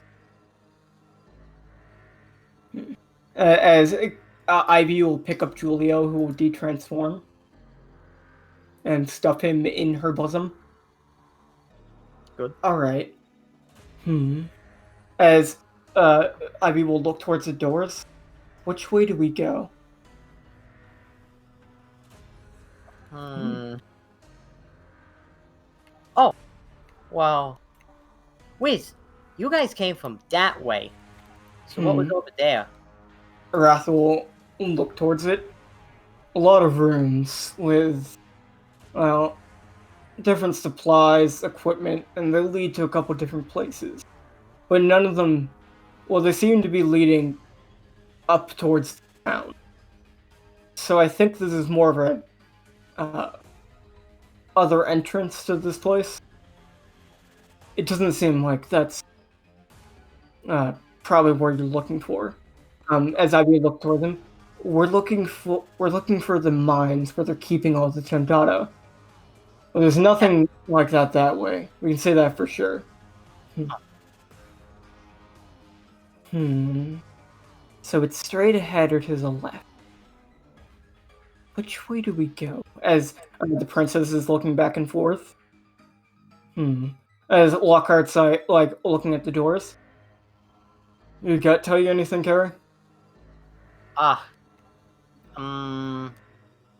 She'll look between them and then go, This is too hard.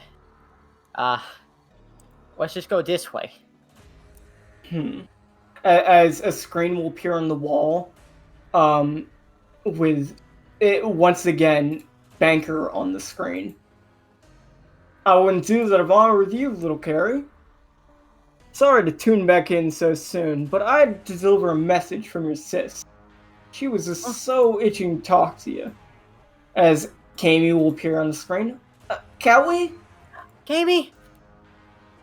As you can walk up towards the screen. Callie! Kami, it's gonna be alright. But... alright? Are you sure? Yeah, cause I'm back now. And I brought all my friends with me. And we're gonna get up there and we're gonna rescue you. We're gonna rescue everyone. We're gonna kick Banker out. Mom and Dad are fine. Twixie's fine too. Well, ain't that hard. As he'll look towards Kami. No. Have they done anything to you? Have you had snack time? No, I haven't had snack time. Gah. Those monsters. Well. It seems like I did forget. As he'll hand Kami a carrot, and so we'll start munching on it. That easy your worries a bit, princess? Yes, but you're still monsters. Well. if we're gonna go besmirching me like that, might as well play the part. As he'll like you'll hear in the background, fixated on Princess Kami's cage. He'll start playing like thunderstorm sounds as he's trying to simulate a rainstorm. Oh, that's terrifying. As her cage will start to be obscured in the monitor. I think you can just leave it at that. So, if I had to make a suggestion, little princess, why don't you go through the straight door? That leads to the mines you're looking for. Other ways, well, not going anywhere that I think's fitting for you. Just to the HQ. And, well, I don't think we'll be seeing each other quite so soon. He's just gonna kind of look back at everyone and kind of go, "Oh, he's white. We need to get to the mine first." As a lot of people will look at Wait. me. Well, what are you thinking of doing? You know, actually, don't let me influence you too much. I don't want to make this choice for you. You got a good head on your shoulders, so why don't you go handle it then? Till then, that's how it fade out. So we don't listen to him, right? As Ivy just looks around. As Gil will think, it could be a double bluff. As Elizabeth will slap Gil upside the head. Don't confuse the Tontatta by saying something like that. Double bluff. They go past bluffs? See, this is what you do. Yeah, that was stupid of me. Sorry. Carrie, just use your gut. Which way do you think we should go?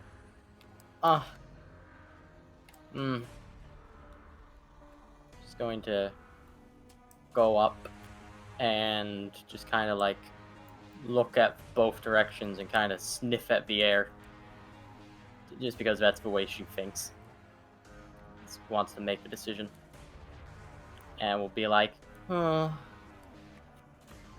gut's still telling me to go that way. Would you like to give me a nature check? Oh, yes. This is still built into the underground. Knowledge nature. I'm good at that.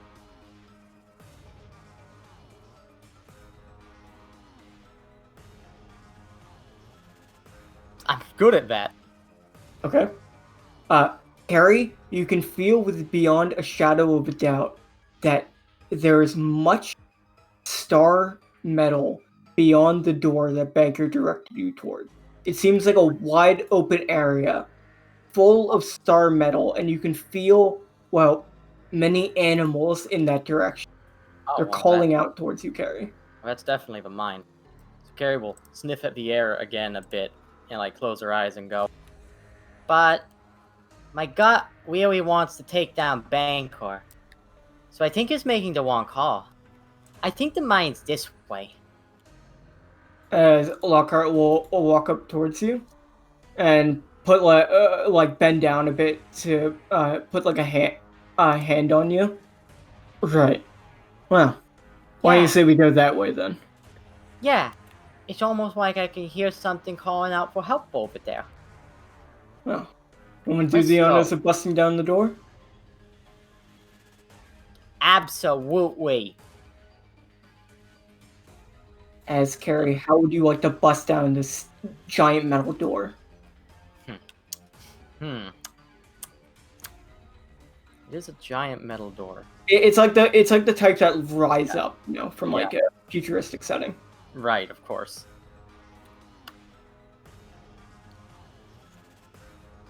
I feel like it should be possible to kick this door in such a way that it also folds so that it opens up. Sure. yeah, so that big kick that like folds the door open along like the seam of the bottom in like a little triangular opening, so that it's like, oh, the metal bent, but she did just use her magic powers. As you will kick open pathway to the Tontatta mines, we will fade out from there. Okay. Lee, you are imminently going to be called up to the stage.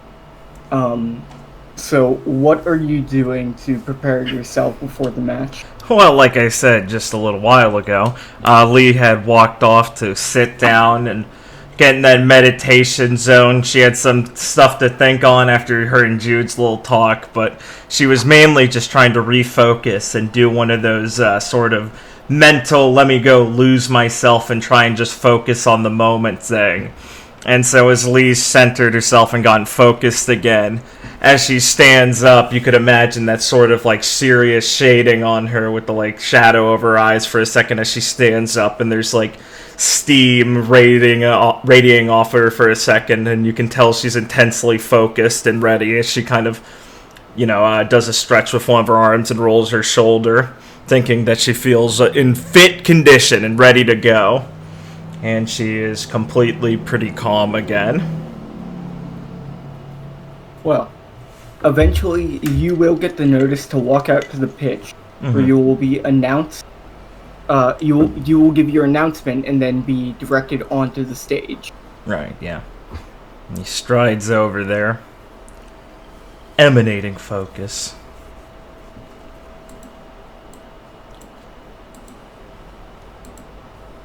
Moving towards the Coliseum. Yeah, buddy. The crowd is getting hyped as they are imminently waiting the beginning of the actual fights of the tournament. Damn, shit's packed. It is. One moment. Oh, Onyx made it. How nice.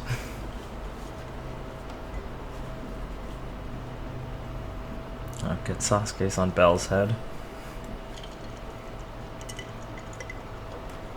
Let me just something. Aw, even Victoria made it. But more importantly, Rose. Yeah, don't worry, I'm enjoying. I'm getting the crowd shots. Yeah.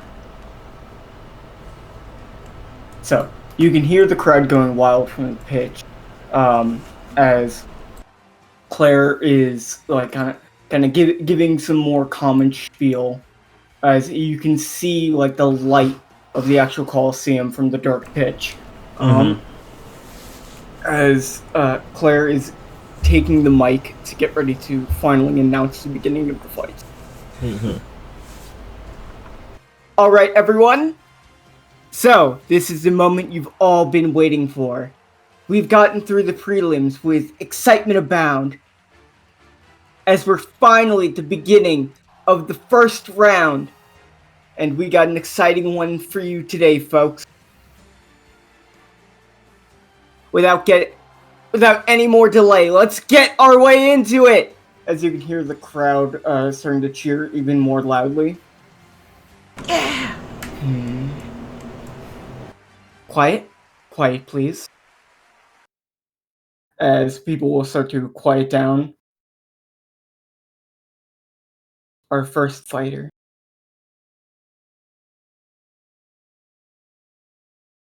Is... Fuck. One moment. Fuck. Cut. Fuck. Okay, cut. Wow. Cut the feed. All right, and editing number 2. Now is that round 0, 0. Sorry, I just forgot to move. Nah, it's okay. Don't worry, I had to hack a bunch of times off one. Got off mic. Okay, there we go. Just do the Clara voice to get yourself into it. Pretty mean. Pretty mean! I'm okay. Claire, and I'm here to tell you! Alright, I'm ready. Let's go. Cutting back into it. Our first fighter made it through the prelims by clever maneuver, but we'll see how far his quick wits can take him against the best of the best. He's the man that escaped hell and made sure to tell the story.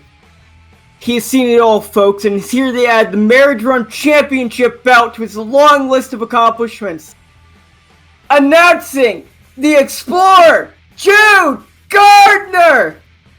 As the crowd will start cheering, as a Jude will smile and just like raise his hands up while he's fanning the crowd, just waving to them and getting, trying to get excited through their cheers as he'll make his way to the center of the stage. Sick. There he is. And Claire will cough into the mic again as people will start to quiet down. As you will get your cue to start entering. Alright. You'll start to, oh, do you want to do your spiel first, or should I say as she walks? Sorry. I'll do my spiel. Yeah, go for it. Well, the Explorer may have seen everything out there, but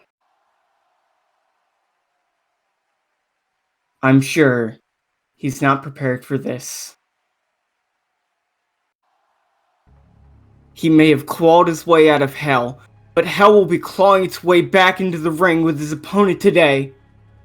She effortlessly made her way through the prelims, dispatching some of the strongest fighters around. Be it bounty hunter, pirate, or marine, no one has been able to stand in her way. The demon of this tournament is looking for nothing but domination. Quake in fear for the Azura, Lee Ali! As the crowd will start cheering loudly as Lee can start making her way into the arena. Yeah. Lee steps out with the nice long strides. Her arms are out of the sleeves of her Howry, so it's just kind of flowing around her back a bit on her shoulders as she steps forward. Arms crossed as she walks seriously towards the arena and gives the crowd a little look around this time. Expecting more of this hilarious... Oh, I can't move this, Lee. Expecting more of this reception this time from Claire's commentary. And so she just gives a small little grin to some of the crowd and then goes back to looking focused and intent towards Jude.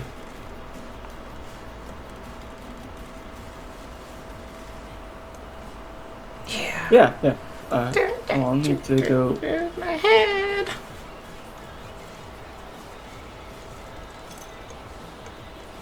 So, as you walk your way to the middle of the stage, you'll see Jude like waving towards the crowd, but when you actually start making your way up towards the middle, he'll turn to you and just smile a bit. Mm-hmm. He'll grin back at him, baring some teeth. I gave Margaret over to Zarin. Thanks. Wouldn't want her getting caught up in any crossfire here. Wow, the crowd seems super hyped up, even more than the last fights.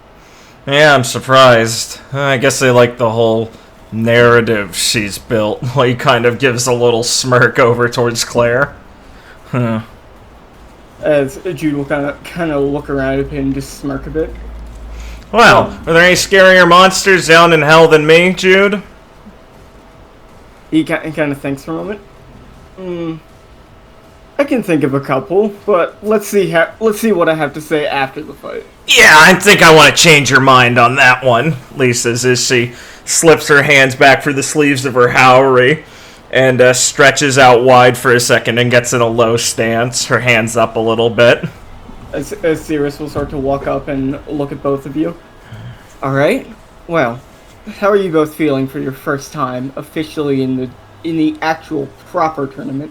Never felt better, Miss Hamilton. I'm feeling quite good, thank you. Well, allow me to go over the rules briefly one last time.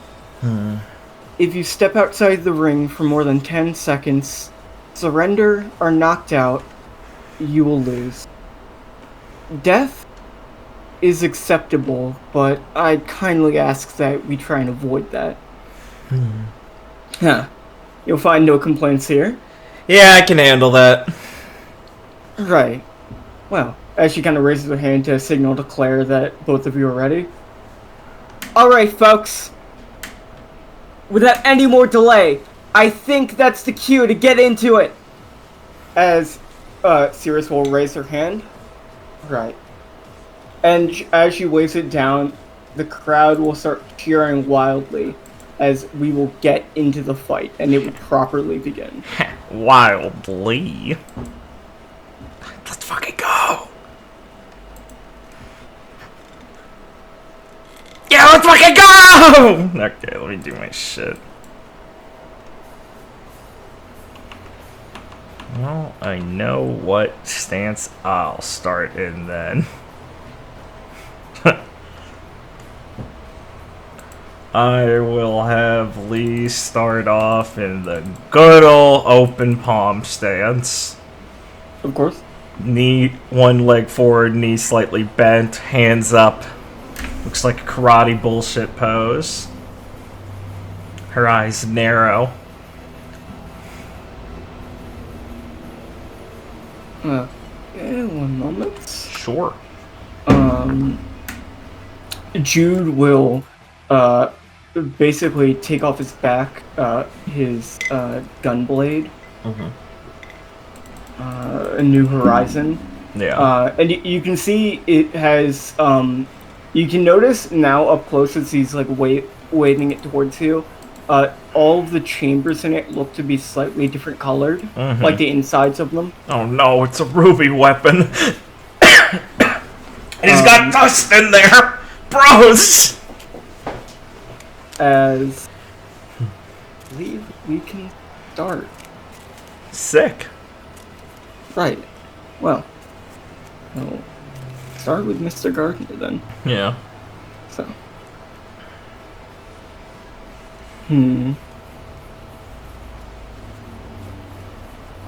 Well, only proper way to do this is to at least start off checking. He's going to use a swift action to use New Treasure, which changes the elemental effect of his weapon. Okay. Interesting. That's cool. He's started off changing it on heat, so you hear like a gunshot from his weapon as he swings it. It just starts to like light up with heat. Alright. He'll smirk a little bit. As he will run towards you. I'm calling the Explorer for nothing. This guy isn't using game facts at all. And he will use a standard action to use Discovery, which it locks onto the target, and it doesn't add any to hit, but it ensures that the next attack will do damage. So if he misses the next attack, he'll deal half damage. Okay. Sure.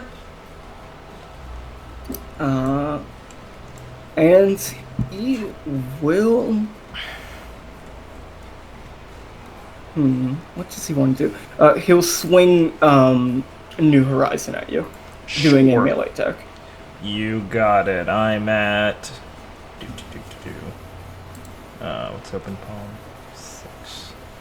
Okay, I'm at 40. If I take 10.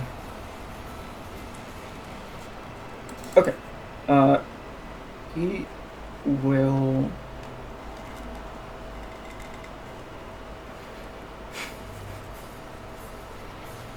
I have to check the macro again, because Sure. That's pretty fucked up. He rolled 100. I don't think that's supposed to happen. Let me take a look.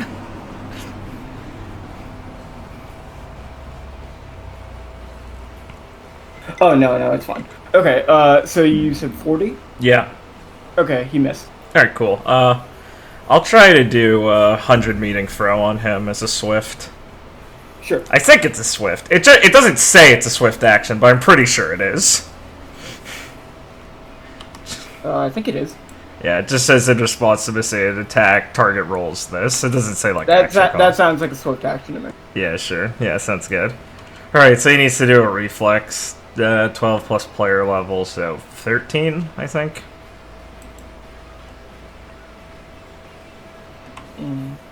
Sorry, what's the DC?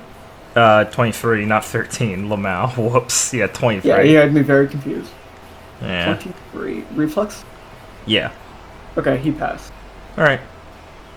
Okay. So as he swings New Horizon at you,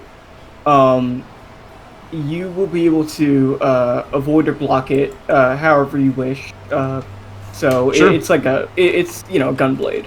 Yeah, sure. I mean, I'll just wait till... Yeah, okay. I mean, we just... It's dodge. gonna sorry, you're able to block it because it still will do half damage because of his. Oh, sure. Yeah. Or discovery. Yeah. So it will basically cut smash into your arm or however you block it, and deal. Sorry, let me do. Sure. So I have to half the elemental damage separately.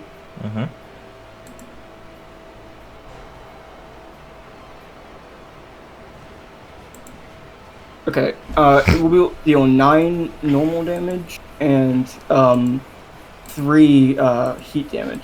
All right. Which I think blocks. Yeah. Lee's hand just she just froze her arm up in front of the strike as it hits it, and it just clinks into hits into her arm and hits off with I don't know, I can just flavor it as being hockey shit, just completely getting reflected as the sizzling fire burst around her arm, and she just ignites with her own to fight fire with fire, like a brighter flame to show that it does nothing as she forces the swing back. Okay, so after you deflect his sword, he'll look at you and smirk a bit, and basically spin the sword around in his hand, before you see him reach into his pocket and pull out a handkerchief. Okay. And when he does, he'll toss it in front of your face. So please give me a reflex save. DC 25. Sure. Oh, good old handkerchief strat. Okay, good. Okay, you pass. Yeah. So as he throws it in front of your face, you're too attentive to get distracted by it. Yeah. And he will follow up with an attack. So what is your defense? 40? 40. Okay. This will hit. Okay. I don't know if I mentioned, his discovery, the thing that deals half damage if he misses, is only for the next attack. So yeah, you said that's what I presume what you meant when you said it was lock on. Yeah, I was considered. Yeah, I just wanted to make sure. Yeah, buddy. He crit. Huh. Let me do this. Roll the damage. Well, that's bad for me.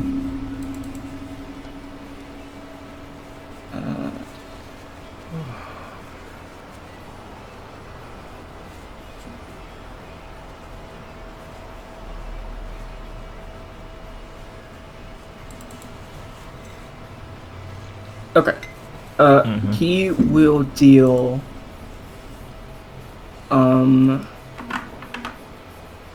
32 physical damage. Thanks. Get it? And 15 heat damage. Sure, you got it.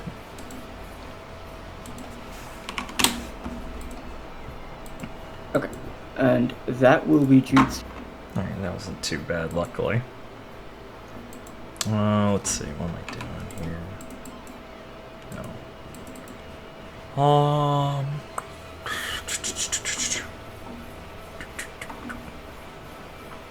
You can hear from the stands, Micaiah cheering for you loudly. Right, yes, of course. Sorry, I will RP better in a second when I decide what I'm doing on my turn, don't worry. No, it's fine. No. I recognize my own weakness. Thank you, Mickey. Thinking. It's okay. Some people take longer than others. Yeah, what can I say? Oh no, the person I was referencing isn't here. Yeah. Person, that's a good one. so he can't defend himself. That's pretty based. Okay. Right.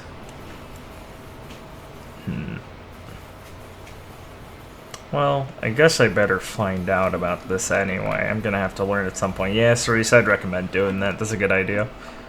I don't feel like doing... Okay. I'm going to just try and do Lee's good old crushing palm. Why not start off with your strongest attack?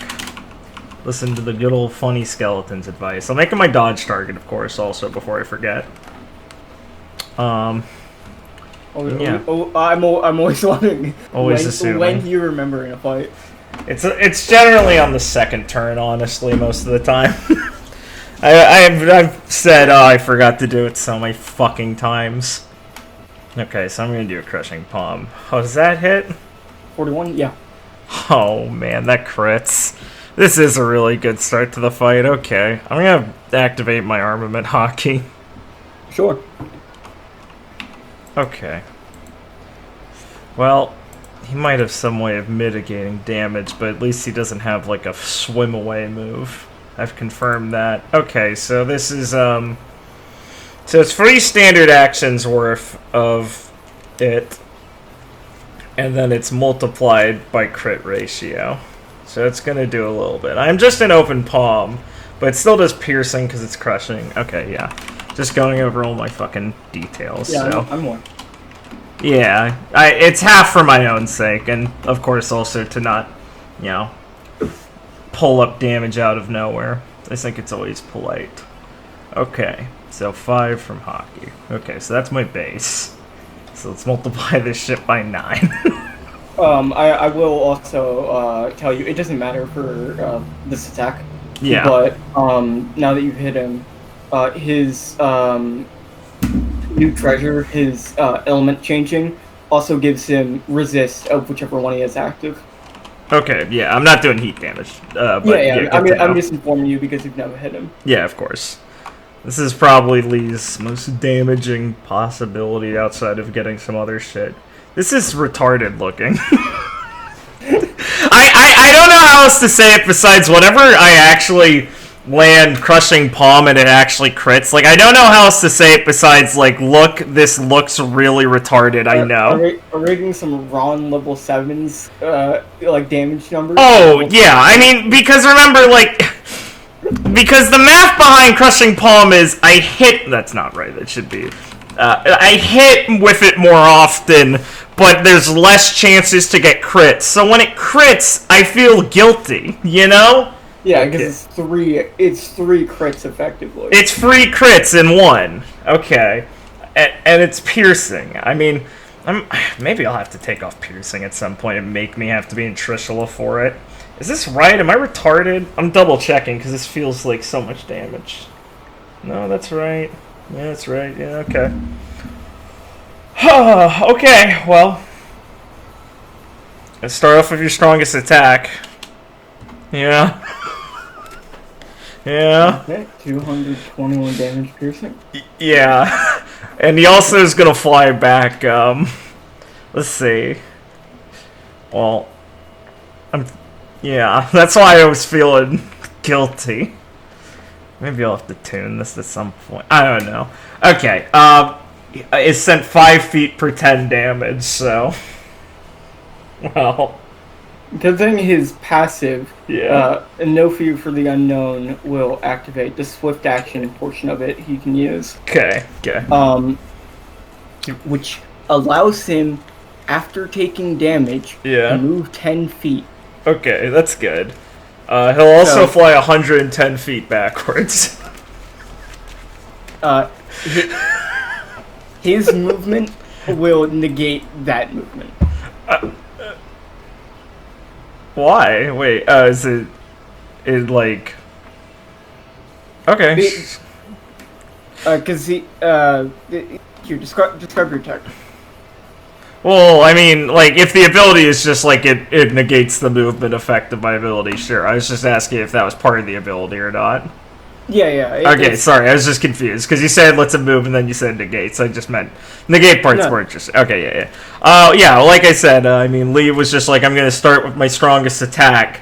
So after Jude fucking hit her and like pulled the fucking gun blade part and crit her, Lee reared her head back as she like caught the attack pretty head on, and then as she was falling backwards, Lee would, instead of like trying to completely refocus herself, would then spin that getting hit into a backflip, re-land on her feet as she swirls her arms around, continuing the momentum of Jude's crit onto her, his like big hit, and then using and transferring that power and stuff that she got hit by herself, not being able to mitigate it at all, but helping it along with increasing her own velocity of her attack, as her arms light up with black, or not light up, but, get coated with armament hockey.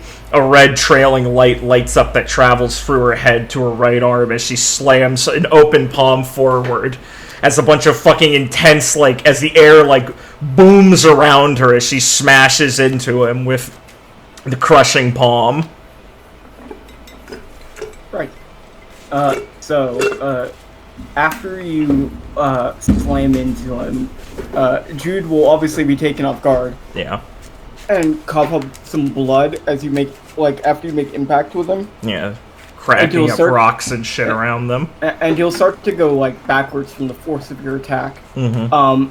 But he will swing around New Horizon, and start, shooting off to, as, strong as he can, to break the momentum so he doesn't go flying into the water. Mm-hmm. Kind of swing himself, and as he moves a bit, he'll stab it in the ground to kind of stop himself. And as he takes a deep breath to gather himself to stop himself from passing out.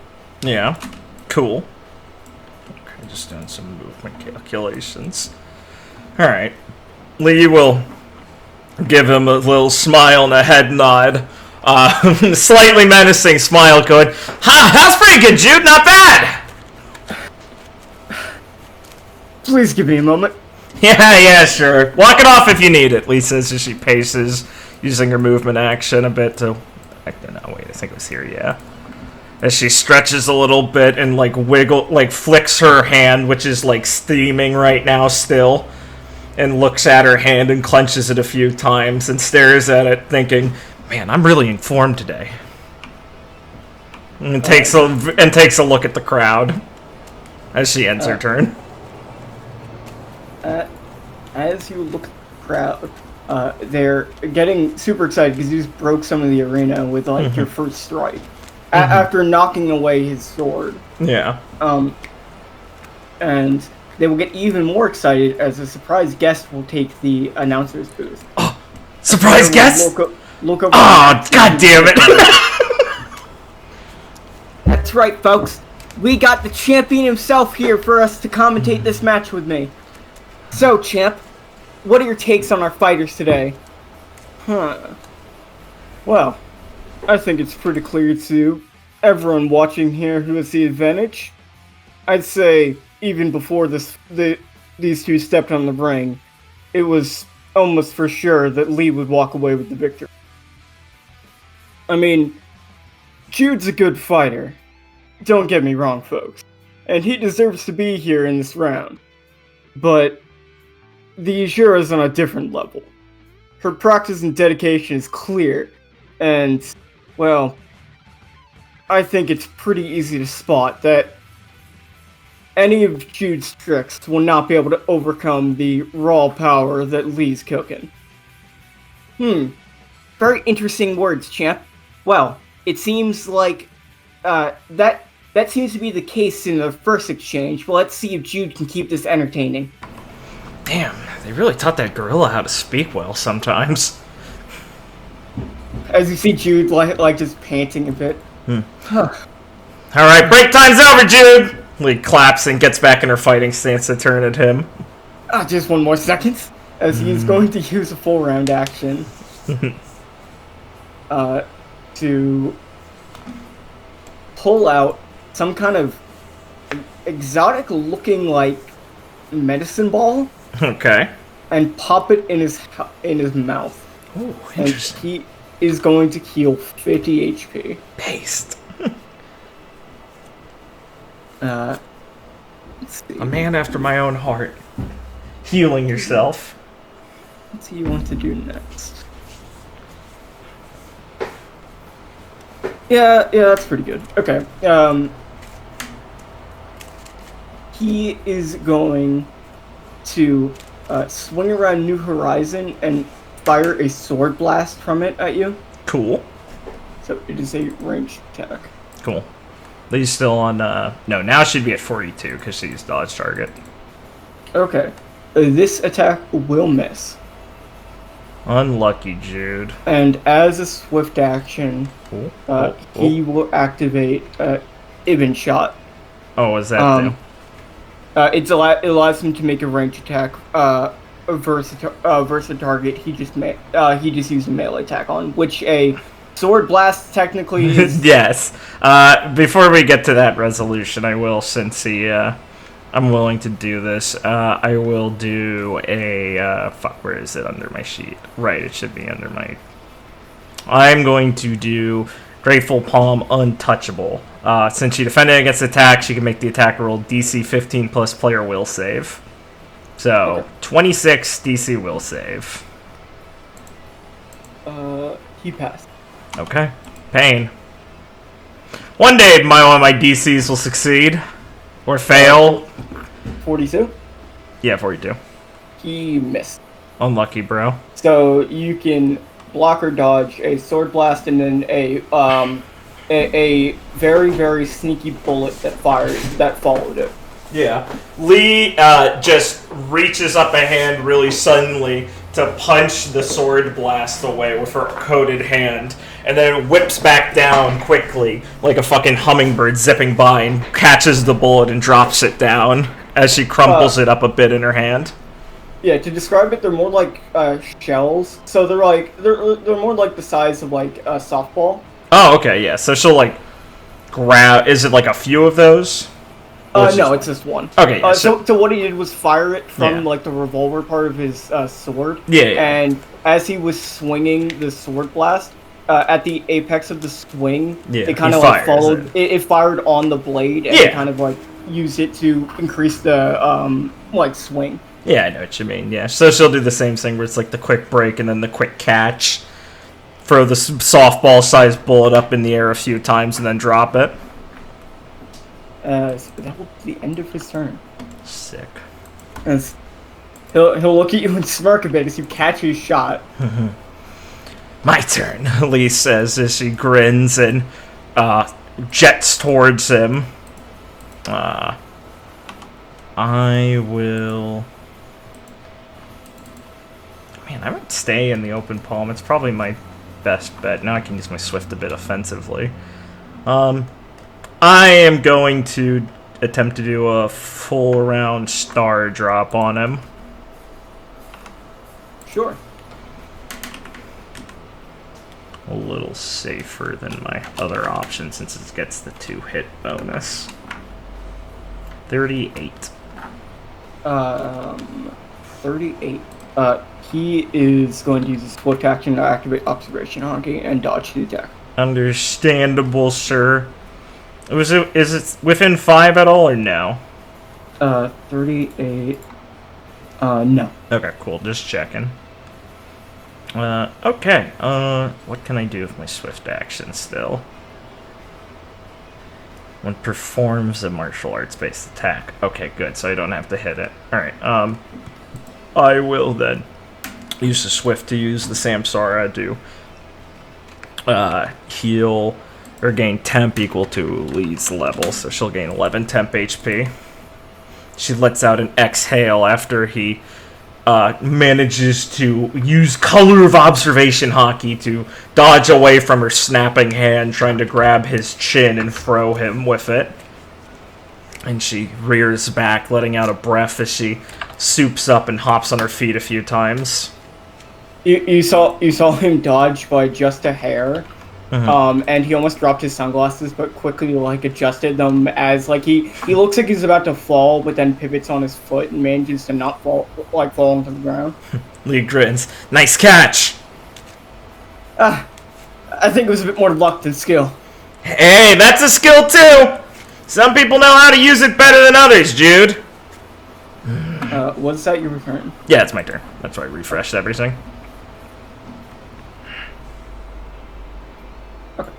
So, what you wanted? Ration hockey's gone.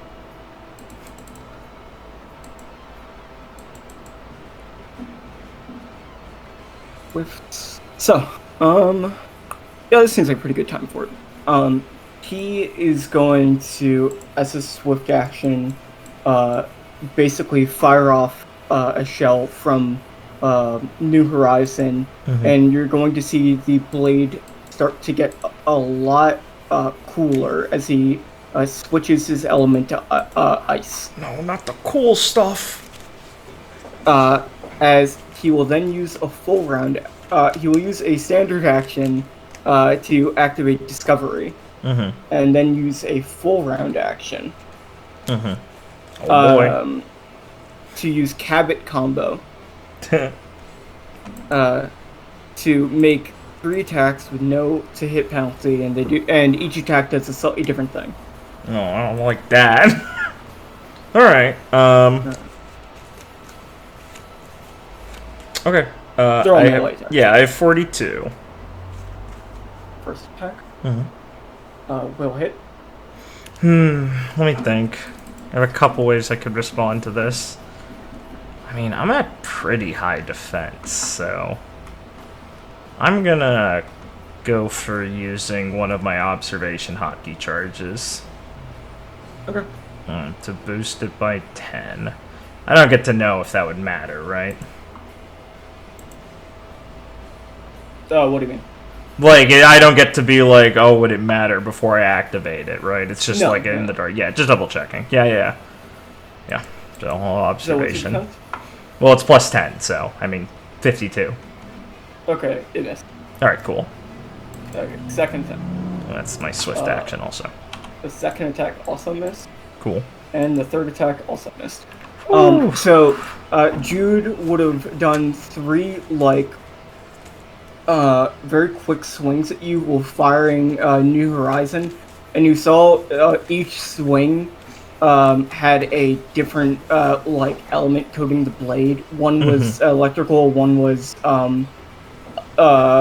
one had ice to it, and then the other was flaming. Nice. As he used as it looked like he swung in a triangle pattern. Jude, you're such a cool Final Fantasy character. You just kick ass, dude. Yeah. As Lee's eyes go narrow as she sees this coming ahead of time with the observation hockey, feeling out where the swipes go. She just does this incredibly quick dodging, letting off steam as she pushes her body to be able to move fast enough to dodge them within his range, just barely, as she's feeling the tingles of electricity go by and stuff from the blade or the ice and stuff. Okay, and that will be his turn. Yeah. Turn my observation. Okay. Got my react. Got my swift back. What to do? What to do here?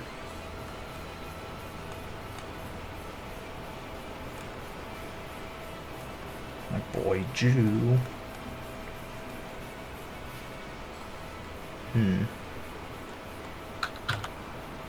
Get any more complicated about it? Let's see. No, yeah, I'm gonna go for the star drop again. If at first you don't succeed, try again. Oh, wait, count down my armament hockey. 34. 34.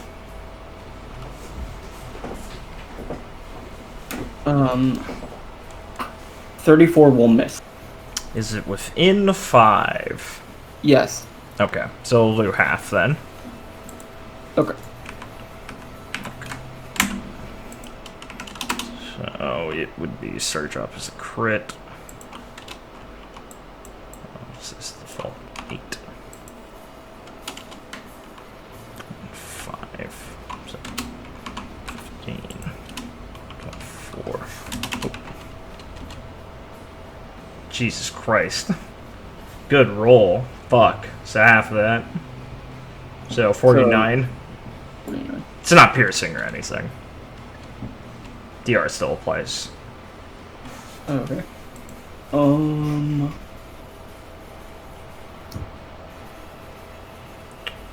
Alright. And I think I will try and trip him with my last standard. Go ahead. Oh wait, hold on, let me think. Oh wait, sorry. After you damaged him, he's going to use his swift action to move 10 feet away from you. Sure. Cool. As you tried to trip him with your star drop,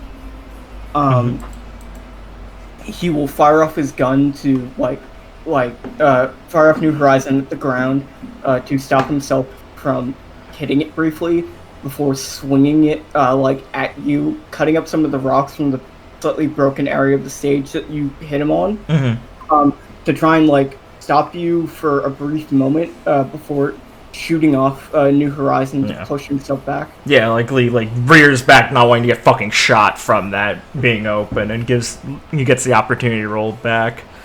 In which case, that makes my choice of action way easier. Then I will just use my last standard to do a Raging Demon on him, as Lee disappears. Appears behind him. So it's a dex save, or reflex save, sorry. 14 plus level, so 25. Tell me if he only passes by 5 also, because then he takes half. He did not pass. Oh, okay, cool. So Lee will appear behind him. He will take this much damage and fall prone. 2d10 plus unarmed damage stuff. My unarmed damage is the 2d6, right? Yeah, okay.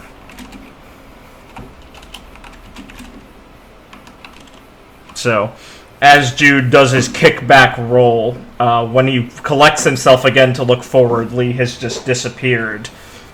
And he'll suddenly feel like a punch to the gut, and then a kick to the back of the head, and then a grip, a steely grip, grabbing his leg and slamming him into the ground, and one last kick to the back, as Lee attacks him fiercely at high speeds, and just appears like she teleported behind him, wind kicking off the ground as she lands. Oh, folks, and it looks like the Explorer can do nothing to stop the savage assault of Lee. Will he have any tricks to save him from an imminent death? Oh, bros, I hope he does. His tricks are funny. As my swift action, I will... if the target is prone or being knocked prone... Oh, yeah, it does. So I'll deal 11 piercing damage to him. For my swift from Samsara's. If you're knocking... That's my fucking armament hockey. If you're knocking them prone, or they're already prone. Sure. Okay, cool. Well, I could... Yeah, that is my turn. Judy is up.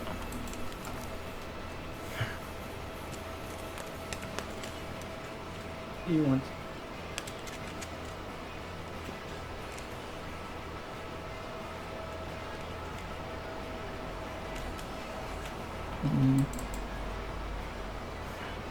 Okay.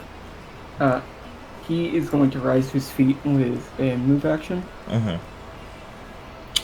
He regards him seriously, not letting the good flow of the momentum take her off, from getting caught off guard by one of his tricks. He uses swift to activate armament hockey. He's level 1. Yep. So you can see him start to coat his blade.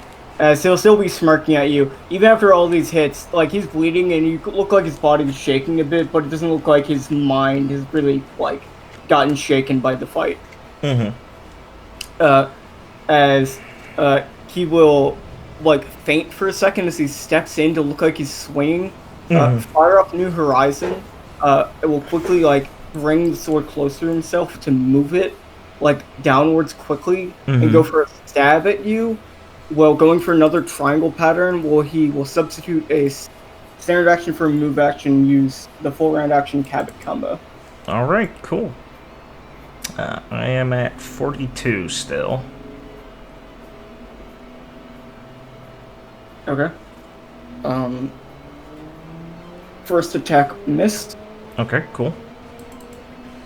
Second one missed. Cool. Third one hit.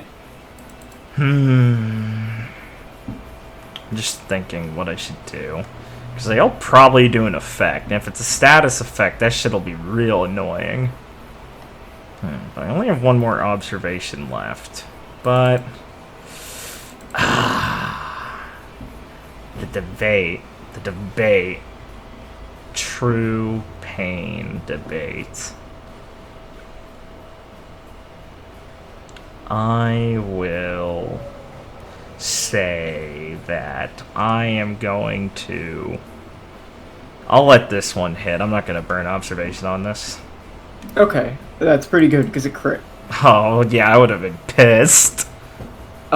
So it will deal, so 44 physical damage. Okay. Thank you. Yeah. Element And damage. 13 electrical damage. 15 electrical damage. Okay, you got it. I'm just checking Oh wait, how I much. didn't have the hockey damage. 9 more physical, so 9. Sorry, 53 physical. Right, 53 physical. Okay, I'm just seeing how much hockey DR I have. I have 15, right? Okay. You have 10 because he's level 1, so it takes off like 1 level of the hockey. It takes DR. off the level of the DR? Yeah. How it works is you negate his DR fully, but he negates 1 level of your DR. Okay. So he doesn't get the plus 10, but you don't get plus 5. Sure, okay. It'd be 23. Let's say 23.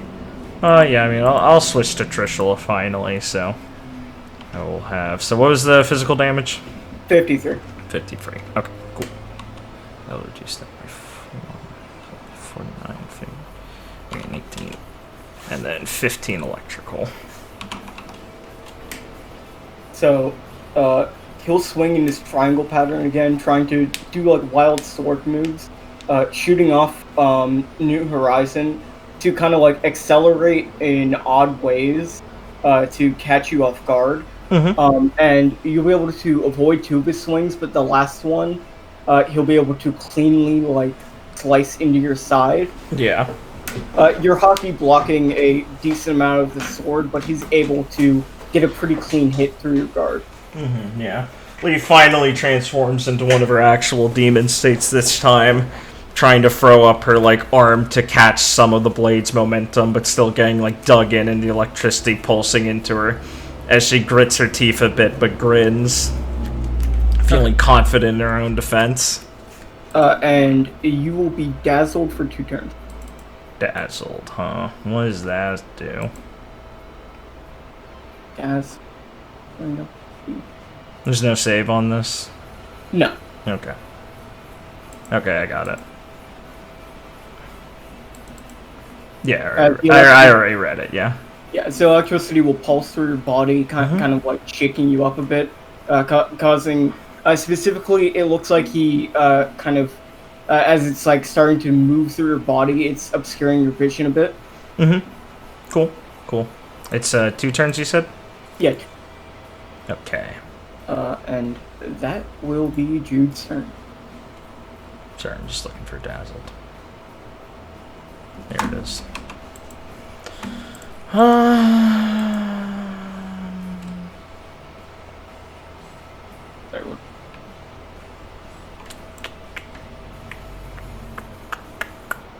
Thinking if I want to activate. You see him panting a bit as he's obviously starting to get kind of exhausted. Okay, that's good. It's a good sign, bros. I'm just thinking if I want to burn my Oh, shit. that was a clean hit from the Explorer! Wow, looks like he does have a little bit of fight left in him. But as the Azura is taking one of her demonic forms it looks like she has an almost infinite vigor left in the tank. Can he hold out for much longer, folks?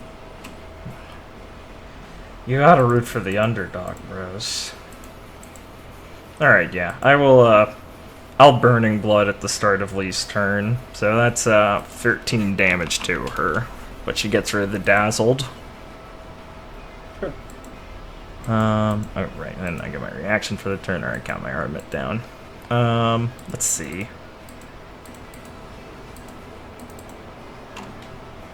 Okay, yeah, it is 1 time per day, so... I will be on the safe side to heal. So I will use a reaction to use my adrenaline for the fight. Okay. So that's 4. Round down, 49. Right. No, wait. I'm fucking retarded. Yeah, 49. Okay. And I'm in Trishula, right? So now would probably be a decent time to try the Starfall again, since it'll be piercing. We will once again go for the time-tested maneuver that I reflavor, haha. So that dropped me a 1 and 0 move. 38. How do you like them apples? How are you approaching him? I don't like this. This sounds like a trap. Well, this one I was going to flavor it as, since she's in Trishula, she's more like heavy strikes and brutal moves, so I was going to have Lee say this is like a big fucking clobbering chop to like the shoulder to just drop him into the ground. Okay. As you go up to him to try and grab him, you will see him quickly raise his hand and look at you. Hold on, can we take Bob? Lee stops her hand because she's trained enough. And she likes Jude. And it'll hover above him and go, Are we allowed to? Sirius will kind of look over for a moment, a bit confused. Yes? As Claire will take going, oh, and then stop fighting! What could it mean, folks? As they'll look at you. Sorry, I just want to... I thought it might be a good time to try and even the playing field a bit. Maybe give you a bit more of a challenge. He tilts her head a bit quizzically, but nods. Well, you talked a pretty big game coming in here still, so yeah. Alright. We'll kind of take a deep breath. Well, if you'll excuse me. And so he'll like walk over a bit to kind of catch his breath, and he'll take out a bottle of water from his bag and start drinking it. He will stretch a bit. Like, walk over to Cerise. This happen a lot, or is this just like him? It's usually a bit more planned if it does, but yeah. no. Yeah, I guess that makes sense. Lee looks over to the crowd. Yeah, I figured they'd probably like it more. Cerise, get an interview, quick! As she looks to Lee. Sorry, 1 moment. Yeah, sure. As he flutters up to Jude. Mr. Gardner, what is this pause about? Well, I thought, given Lee's... Well, I think she's a worthy opponent for me to pull out my ultimate maneuver against, but I do need a bit of time to prepare. And what is this ultimate maneuver that you're so confident in? Yeah, I've been waiting for this, Lee mutters to herself, hearing it from like the loudspeaker of the interview. Small bag he has on his back. Oh, and he's about to pull something out. Is it a new devastating weapon? As Maxie like looks on a bit more seriously, as Jude will pull out a almost like bright pink looking melon. Is a devil fruit. Lee rears back in surprise, snapping out of her devil form. Huh? You're just gonna eat that in the middle of this? What? Of course I am. I mean, it's the only way to, well, give you a more proper challenge, right? Lee pinches her nose. Why didn't you just eat it before the match. Or like when you were walking onto the pitch at least, if you wanted to do it in front of people. Well, I didn't know if I'd have to do it or not. I wanted to make sure that, well, it was a good time for it. I mean, there's no going back, right? Besides... Oh, okay, sorry. Keep I going. mean, as he, like tossed it up and down in his hand, well, I'm not exactly sure what this one will do. So I wanted to be extra sure that I wanted to, you know, go through with this. Lee's got her hands on her hips and stares at him blankly for a second before she just lets out a small sigh and rears her head back, laughing a bit. Alright, Jude, whatever. I guess I'm honored then. Fine. As Micaiah will whistle a bit. Ah, he's a real man. Lee grins and rubs under her nose, mentally agreeing with Micaiah. As Claire will shout out, "Oh! And it looks like he's poured out a devil fruit, folks!" Claire looks towards Maxie. Is this allowed, right? What? Yeah, I wouldn't see why not. Oh! And he's got the go-ahead! He can eat the fruit! As the crowd starts, like, chanting, "Eat the fruit! Eat the fruit!" As he kind of Eat the fruit! As he looks on and smiles as he starts waving. Well, no time like the present, yeah? As he takes a big bite of it and starts like chomping down on it. Or you gotta finish these things as he starts biting into it. Hey, this doesn't taste that bad. What do you mean it doesn't taste bad? They taste horrible! Are you sure it's real? As he finally finishes the melon and swallows in one big gulp. You sure that was real? They're supposed to taste awful, Jude. As you can see him pause for a moment while his sunglasses start to fog up a bit. Oh, that's real. And his stomach starts to rumble.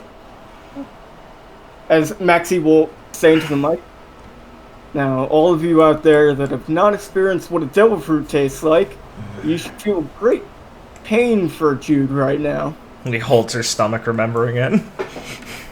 As you see him, like, grab his mouth to try and stop himself from vomiting. Might want to get some room, Cerise. "Are you alright?" As he looks at her and, like, starts to water, he runs over to the side of the stage and starts vomiting into the water. Yeah. Oh. Yeah, you probably shouldn't have eaten it all down, Jude. They're pretty bad. You can take it slow next time. Well, don't actually now. Don't you have to eat all of it? Well, yeah, but you could have given yourself a bit of a break, right? Oh, and it looks like both our competitors were not aware you have to take a single bite to get the effect. Lee squints and looks up and grabs Cerise's mic so she can be heard better. Wait, what? Bullshit! And Jude will wipe his mouth and then start walking forward. I vomited it out. That doesn't negate the effects, does it? Oh, no, definitely not. Ah, that's good. So what does it do? He kind of looks at his body a bit. And he suddenly stops talking, his glasses obscuring his eyes. And you see him kind of look around slowly at, like, the crowd as they're cheering. You doing okay, Gardner? And you can see his breathing is becoming a lot more steady and, like, very, very relaxed.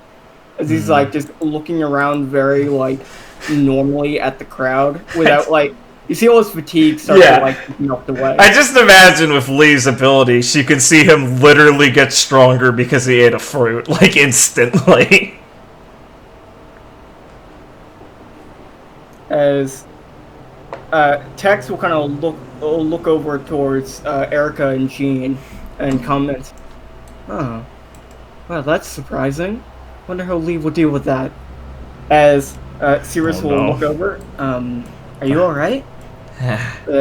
As he kind of, like, picks up New Horizon and kind of, like, in a very, very clean motion, just points it over at Lee and kind of nods very slightly to Cirrus. "Alright.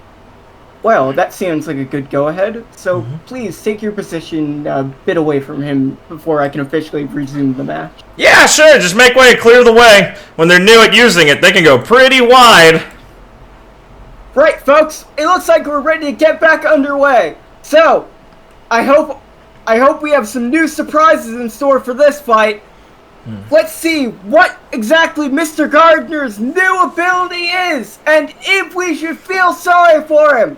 So, Dearest, please give the count. Alright, if both of you are ready, and she'll throw down her hand and start the fight. Should I re-put my fucking actions? Oh, based. Yes, it is. No, it is still your turn with this action economy. Oh, that's some bullshit! What do you mean? Fuck off! Well, can I be like 5 feet closer to him then? Or like 10 feet to... I just want to be within Raging Demon range like I was before in Banks. Okay. Trying to bullshit me. Yeah, I'm gonna do the Raging Demon again, so it's the reflex save. It's 25, I think, and tell me if it's within 5. Okay.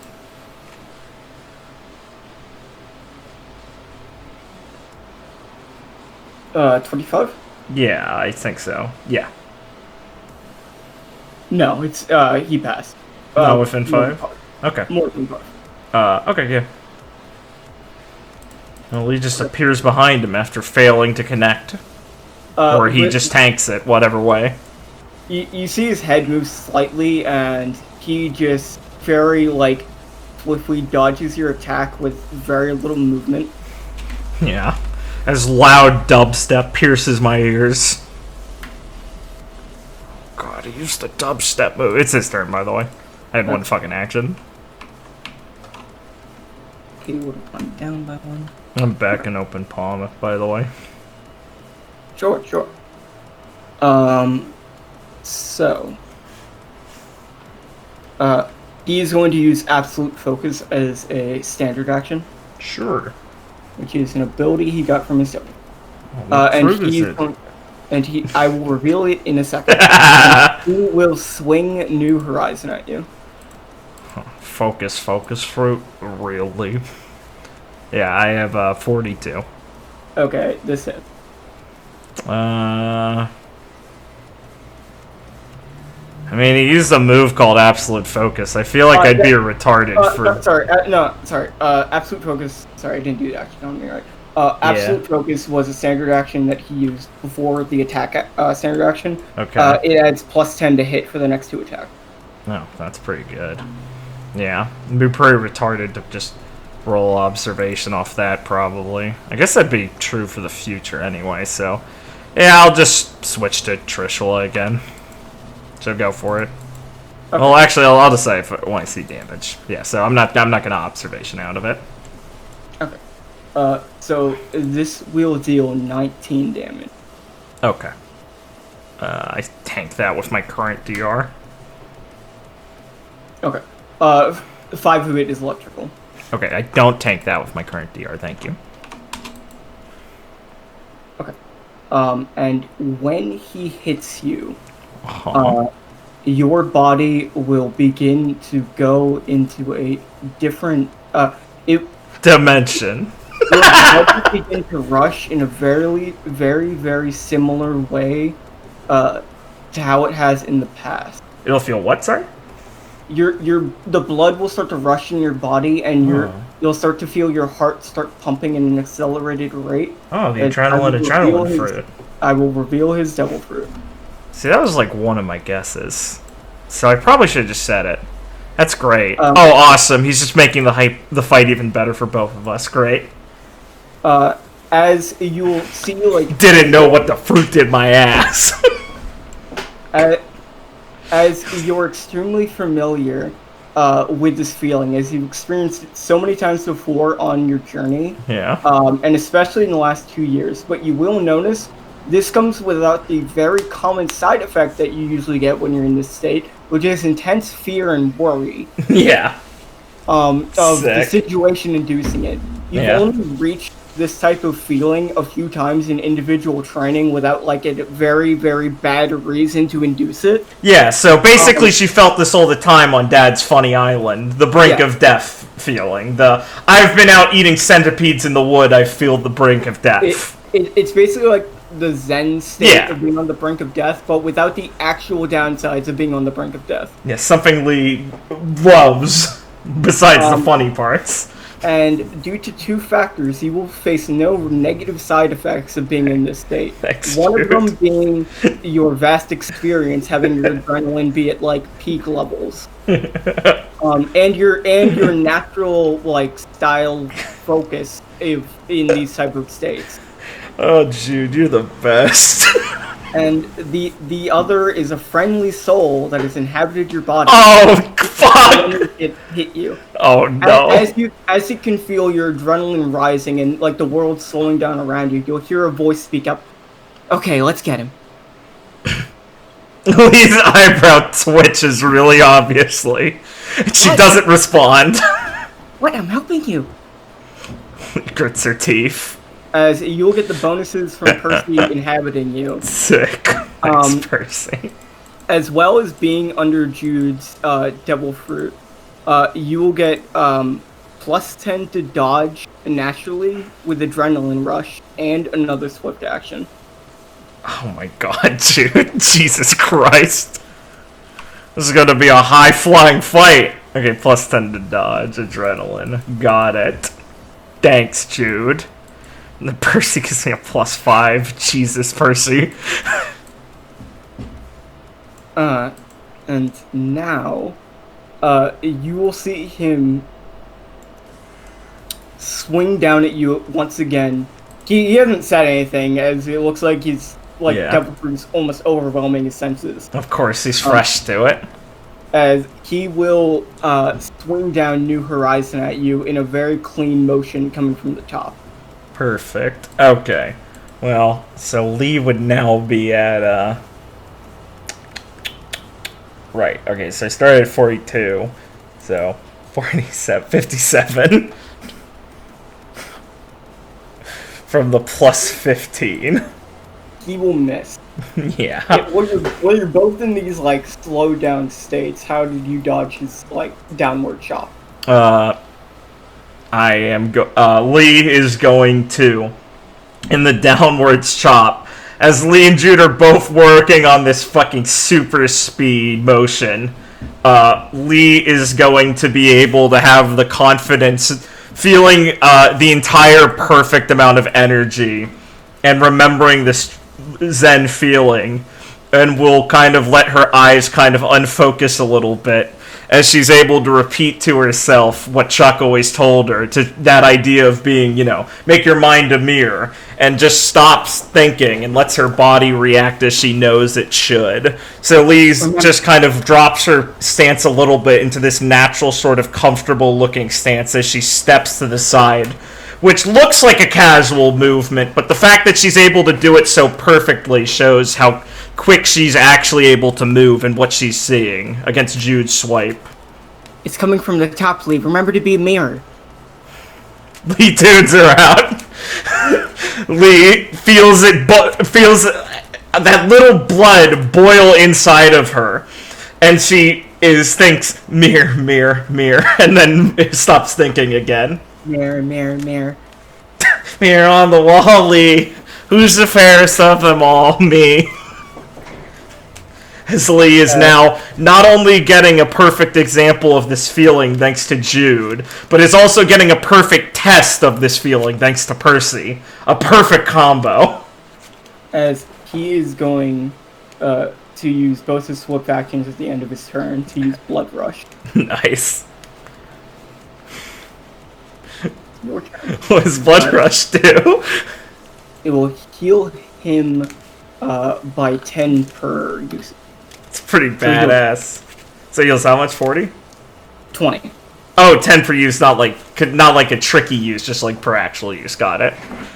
Man, Jude, your fruit's cool. You're such a badass for just letting it flow. You can notice, Lee, that he's starting to bleed from his nose. Oh, that's not good. Lee resolves that she has to finish this fast because he deserves it. I will give you a medical evaluation of him quickly. Yeah. As you were in your clear mind state. it seems like Jude's mind is running like at a mile a minute, like in extreme focus, but it seems like that's making him ignore the fatigue and damage he's accumulated from the fight. Right, yeah.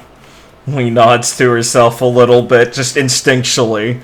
Her body, not thinking, but acting in the sense of, I want to beat him, and I need to make sure he doesn't die. Two things that are built into Lee's very core that she acts without knowledge of. So Lee, without thinking, resolves to beat him quickly, to help him and thank him. Because he has brought her to this great Zen space. So, let me see. Just thinking what I want to do with my swift actions. My hermit ran out. So Lee will let that drop. And no more coding. And I think you can count down at the end of his, or at the start of his turn, don't you? Yeah. Yeah. So. Did you just not count it down? Okay. Yeah, I just didn't count it down because it'd be at 1 because right. The turn before your turn, then his turn in this devil fruit. Right. Sorry, I just didn't know you didn't count it. Right? Yeah. Okay. Yeah. Lee will. I'll use one of my swift actions. Thanks, buddy. To go back into Trishula. Get him. Fucking Percy. And I will try and do the star drop right at +5 because of Percy. Use the spirit gun. Spirit gun. No, Percy. That's not part of my body. I don't know how to do that. Daisy is very concerned in the audience. Daisy, no! Where is Daisy? Oh, God. Oh, right. Oh, God, that poor dog. Leona is trying to, like, get her and the children, like, tell them that it's gonna be okay. Ah, yeah, Leona. It'll be fine! Start crying again. As Clive is also concerned. Francesca is trying to give her mouth to mouth. 50? Yeah, 50. Yeah, it hit. Yeah, this one already crits by default, so the crit doesn't matter. But, boy, once again, I have to say, I think Lee really did just, like, be like, hey, Carrie, you can have my luck for this arc, sorry. Because I have been rolling pretty consistently fucking well. And that's weird. Alright, so, 824. And this is piercing, because Lee went to Trishla. So, 66, and he'll be prone. And I will use my other swift action to do the Samsara effect. God, I love this theme.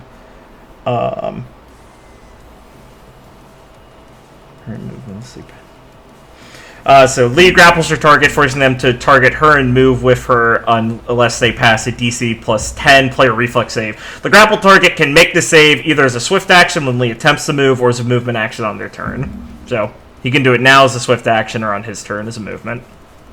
He can do it now. Of course. It is a 21 DC. Sorry, what's that? Reflex, so. Fuck.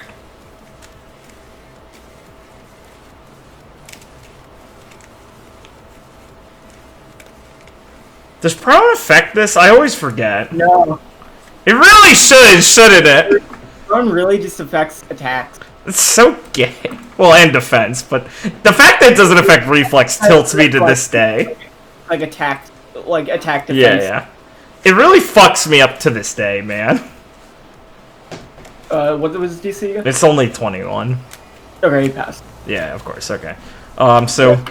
In his heightened state, even when on the ground, it doesn't look like he's, like, any less aware. Of course. He shouldn't be, yeah. So, right, let me just do my, let's see, so I'm 22 by default, plus 5 for Percy. Well, I get plus 5 minus 5 because of second hit. I will just have Lee be doing a punch against him. Oh god, he's bleeding. 39. 39. Probably not. Skill reduction on...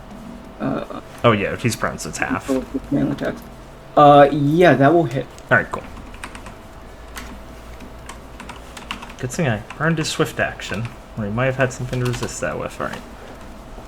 A normal attack. How paltry. It's once again piercing, as always, because Trishula. So this will look like Lee shifts to her Trishula form, and instead of and instantly changes her demeanor from that calm, sort of loose, dodging demeanor of her open palm style to her Trishula demon attack style, as Lee is instantly like a ferocious beast coming at an onslaught, where she feints a grab towards his chin, and instead her arm snaps down to his waist and her other to his shoulder, and she like flips him and throws him straight down, so he's like going horizontally down into the ground, smashing into it, and then continuing with that last attack as she moves her arm back to kind of try and pin him. As he wrestles against the pin, she transitions that into just like an elbow swipe across his nose, hitting him in the nose, trying not to damage his glasses though. Right. Because that would be rude. So it is his turn, right? Yeah, it's his turn. As they're, like, wrestling on the ground. Thematically. He will get his bleeding broth. He dies. You didn't save him. Feel bad. He will use a move action and substitute a standard action for another move action. Mm-hmm. As he will basically shoot at the ground to kind of like lift himself up, then shoot again. With the bullet, like you think it's gonna hit you, but it just whizzes past you. Mm-hmm. As he uses it to like accelerate himself backwards. Excuse me, Lee's not thinking. No, go ahead, sorry. Watch out! Anger boils up a little higher. As would you like to describe to me how you finish the fight? Oh, excellent. Lee is going to, as Jude shoots, ignoring any of Percy's warning as she's just moving on instinct, dodges to the side, becoming like a burst of flame as she changes into Vajra to be able to match his speed and catch up with him before he gets there. And Lee is behind him as he's landing and is going to give him a punch to like the side, like in the gut, sending him flying backwards and once again shooting forwards. And before he's like landed, catching him midair and doing like a frontwards pin where she like slams his head front, like grabbing his neck and or not his neck, his chin and his waist, and slamming him back into the ground, not letting him cushion the fall, and then quickly grabbing him with her legs and flinging him forward in a rolling forward to slam his head into the ground once again, as she does Date with a Devil, her walking 3-hit combo, slamming his head into the ground, hoping to render him completely, or not hoping to, her body knowing this move will render him unconscious, as she's about to hit the ground, she de-transforms so there's no flaming impact to mitigate any unnecessary damage on him. And as she slams them into the ground, she's already standing up and moving her arms as she's quickly thrown in some immediate sedatives and things to counteract the adrenaline rush he might be feeling into his mouth. As you slam him into the ground, he will stop moving while he drops his weapon and just be lying there. The ground obviously smashed underneath him. Right. We will lean down and correctly position his sunglasses on his face, and because they've probably gotten moved a bit in the rustle so they look cool again, and nod to him. Thank you for that once-in-a-lifetime fight, Jude. And you can see him still kind of, like, his eyes are rolled back under his glasses, and you can see him still, like, smiling a bit while blood is covering him. As Sirius will walk over and quickly grab your hand as you're focused on him, and raise it up as you can feel Percy also taking control of your body to raise up your hand and start waving towards the crowd. As Claire will announce, and that's it, folks! We have a winner! As the crowd will start cheering wildly. Put your hands together, folks, for the Ashura Lee Ali! As everyone will start cheering wildly. Lee feels happy, but is also remembering that Percy's controlling her body and suddenly feels incredibly annoyed as her mind's starting to lose that adrenaline rush. As Sirius will let go of your hand and look towards you. Well, congratulations. As you'll see a medical team come out and put Jude in a stretcher. And start moving him out. Thanks, Lee'll say. She nods. Well, that's one match down. Awesome! Okay, so, what's the plan? How about I tell you back in the locker room, Percy? Lee thinks to herself. I'll meet you there. As she will leave your body. Well, He cranes her neck and... You don't have to worry about sticking around too much. Please, go back to the locker room and catch yourself a well-deserved break. Thanks, Miss Hamilton. Lee gives her a little polite, friendly salute and a smirk. As you see her smile at you, she'll, talking to her earpiece. It looks like she's directing people to get to the stage to start cleaning it up. Lee will give her a little smile and make her way to the pitch, not letting her agitation hit when she's in front of everyone again. What are Lee's feelings on the fight? That she's Oh, it's awesome! I mean, Percy has pissed her off to no end, doing this without asking her, as she's previously said Percy never fucking do this, because the invasiveness of that reminds her of her dad's plans for her future, and it's a very disgusting feeling.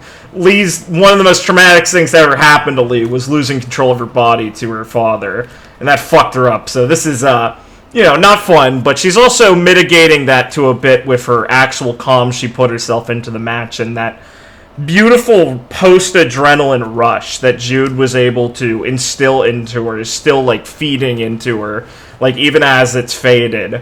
And she really feels and she really meant it when she's like, yes, Jude, thank you, because she really felt like she actually made progress in understanding that state of mind more, with Jude being able to induce it into her with his own fruit. And it really was a pretty good experience to feel. She owes him a lot. As you make your way back to the locker room, you'll be greeted by Percy, Zarin, and Daisy. Nice, yeah. You did it! You won! Lee comes back. Percy will run up to you to give you a hug. As Lee steps out of the darkness, Lee is once again cross-armed with her Howry just flowing off her shoulders. And Lee, as Lee steps in, the last thing that comes out is her face, which is turned into an ugly snarl. As Percy jumps forward to hug her, Lee's gonna fling out an arm and smash her into the ground with a punch to the head. As you hit Percy into the ground, she'll smash into the ground and go unconscious for a second. Lee lets out a sigh. I feel better now. I told her not to do that. As Daisy walks over and starts licking her. What happened? Is she dead again? She broke a rule, and yeah, she'll be back in a little bit. Hey, good work. Thanks. That guy was crazy. Gutsy, eating a fruit like that. What did it do? I couldn't really tell. Controlled adrenaline and stuff in the body. Fed into me. Which, made the match go by a lot faster. Adrenaline, huh? Pretty useful, honestly. Yeah. I'll fit that guy like a glove. Zarin will kind of, think for a moment. Sure would love to have that kind of thing around when I'm training. I know, right? We should invite him to hang out the island sometimes. I don't know if we'd be able to pin a guy like that down for any long time, but again, if we keep doing interesting stuff, I think he'd want to be around for it. Well, I know him and Ron are pretty good friends, so it shouldn't be that hard to get him to swing by. Plus, I'd like to be able to go into that state on command like that. I'll have to work on it myself one day, but he'd be nice to have for working on it. I made sure to knock him out before he did any too much damage to himself, though. Oh, that's good. You probably don't want to, He steps on her. Oh. You're not wearing a skirt. He kicks her in the head, and then kind of looks a little annoyed. I told you not to do that without asking, for a reason. I thought his fruit was going to do something weird to you. You could have just asked before the match in case. Well, I didn't know he was going to pull out a devil. as an emergency option. Just don't ever do it again without asking, okay? Okay, understood. I will follow my leader's commands. Huh. You know, I like the sound of that. Lee smirks. Okay. Alright, all's forgiven. Come on. Come on, Daisy. I'll take you on a walk to get away from the mean lady. We'll help pick Percy up and give her a pat on the back. You want some bandages or something for that? She points at, like, her forehead where she hit her. Nah, I'll be fine. Let me just wipe it off at least. As Daisy will look at her, you said walk, right? Oh, yeah. That I did, Daisy. Well, I'm sure as she looks out towards the TV screen as Claire's announcing that the second round will begin in about the second fight will begin in about 15 minutes. As they have to repair the stage. Well, I'm gonna go walk around for a bit. We'd wait for that to happen. So, good job, Lee. Thanks. Let's hope the second fight goes just as easily. Thanks, Percy. I'll see you later. Don't let her drag you into anything too crazy, Daisy. As Daisy will nod, walk up to you, and just jump up and lick your face a bit. Congratulations. He'll giggle and pet her a bunch. And she'll run away with Percy. It's really hard to stay mad at Percy, especially since she's bringing Daisy everywhere. She totally knows what she's doing. Yeah, I'm pretty sure that's why she's having her follow her along. That and her tits are pretty big. Well, so, looks like we have some time before the next match. Yeah. So you're probably going to want to go walking around. Yeah, don't want to get stiff or anything. Gotta kind of walk it off. Lee rubs her legs a bit down. Come on, let's peep some of the sights around here. Sure. I could go for a walk. Grin. You can leave with Zarin. Nice. As I'm going to go use the bathroom. Sure, sounds good. Here. The plan is to basically have me describe small moments in between the rest of the first round fights, and I'll describe the other three as we go. So it won't be that long.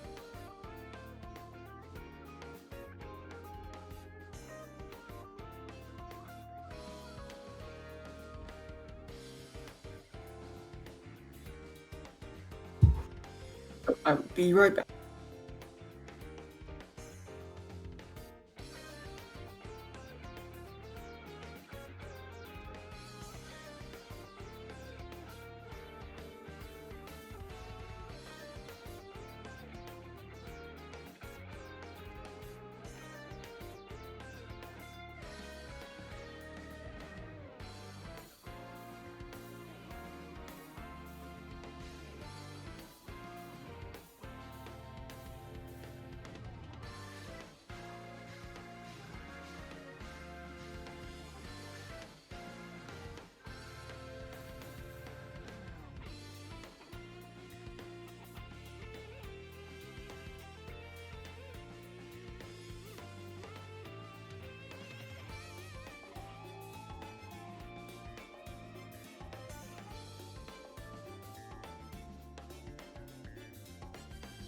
Isn't it kind of superfluous to say a Nazi Voldemort?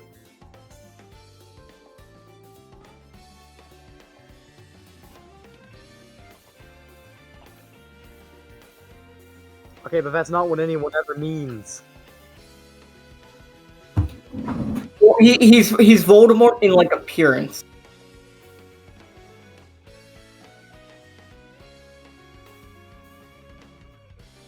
Yeah, no. His vice captain, doctor character. Yeah. His vice captain, doctor character is, as he said, based off Joseph Mengele.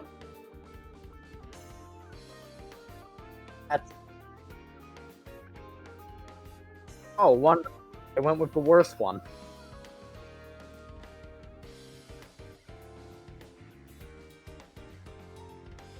Yeah. He thinks that Joe.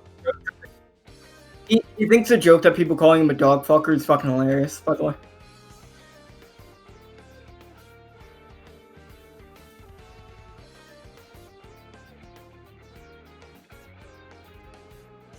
As I said, no, it would be a very heart-pumping fight.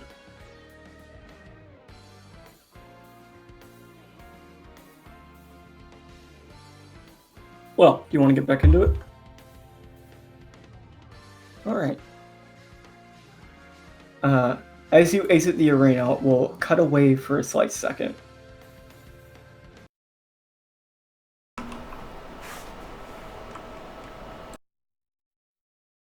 So, as we cut away, I will transition soon.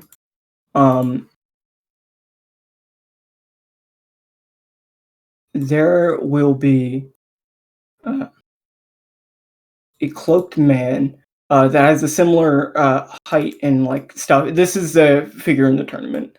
As Right. he will bend down and he seems to be examining a pool, like a very small like puddle of black liquid. And as he's examining it, Felicity and Nicholas will walk up.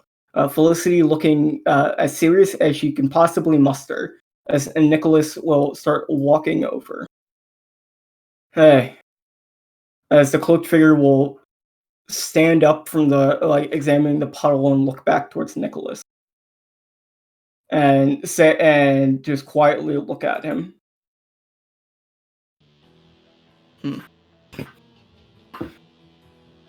You weren't taking me seriously back there in the prelims. And I gotta assume that's because of something to do with the crowd, right? As the cloaked figure will just look at him without saying anything.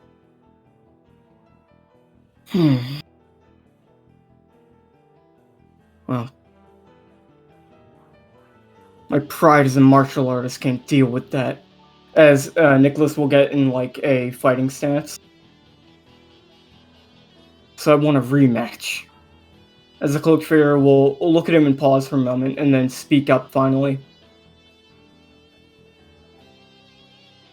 You should come back when you're not injured. As Nicholas will narrow his eyes and kind of get into his saint-style stance. I'll be the one to decide that, alright? And Felicity will look at him, knowing that Nicholas is determined and giving him the go-ahead, as he will, like, the cloaked figure will start to walk up a bit, as Nicholas will close the distance and use an extremely fast combination, trying to hit him. And Lee and Zarin could have been like walking around, and you would have noticed that like you could have felt a fight was starting. Sick.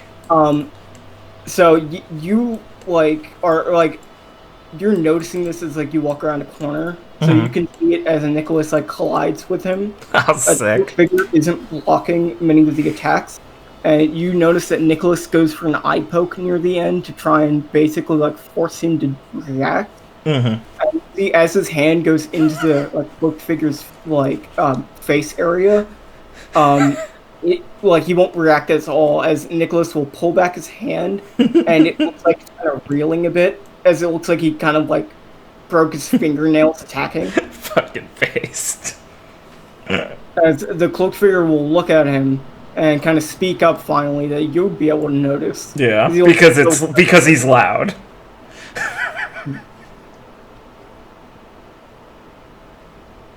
I don't have time to fight with you right now.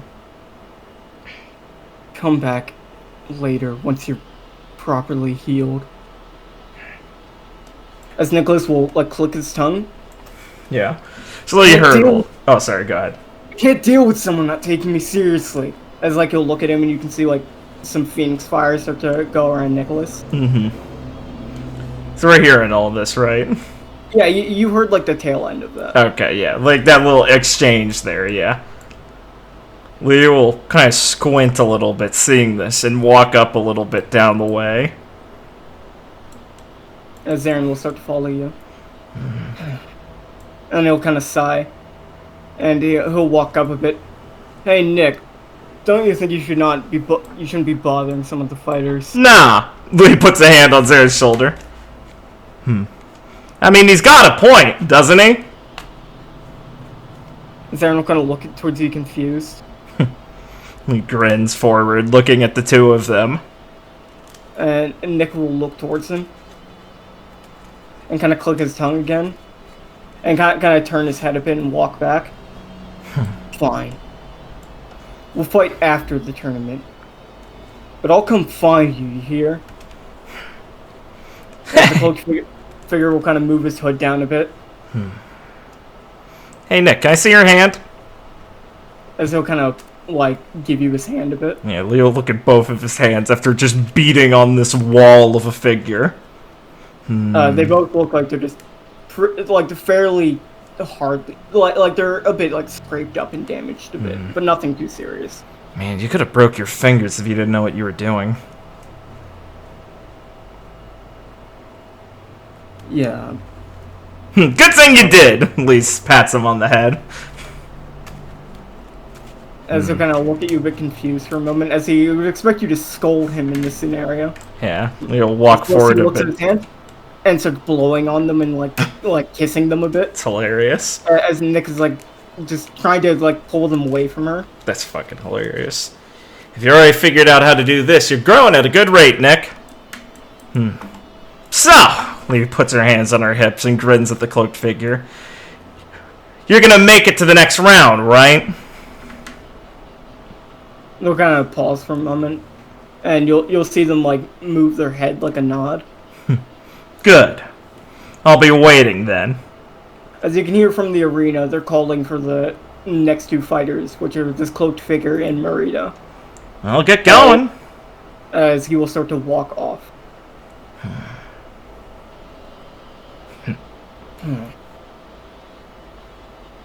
Weird that he wasn't in the arena.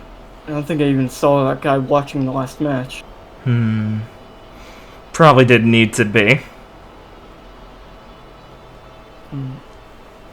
As Nick will like pull his hands away from Felicity finally. Aww. He was, I think, looking at something when I approached him. We'll look around the alleyway a bit. As please give me a spot check. Sure.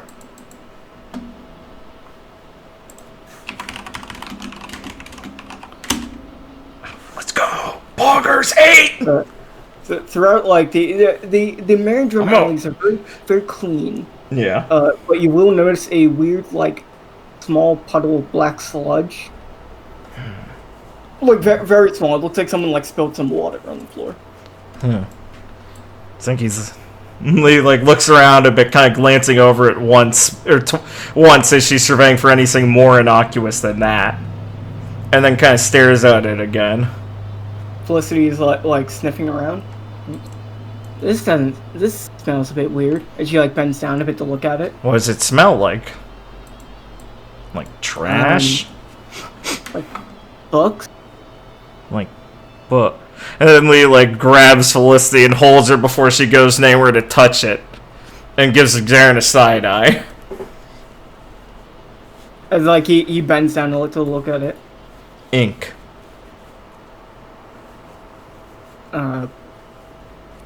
He kind of looks at it for a bit and then looks at you. No way, right? It's possible. And you killed that guy. Ron and Jesse were there to confirm it. So were Makai and Hart. It was a weird fruit. You know how he was operating, right? Body to body.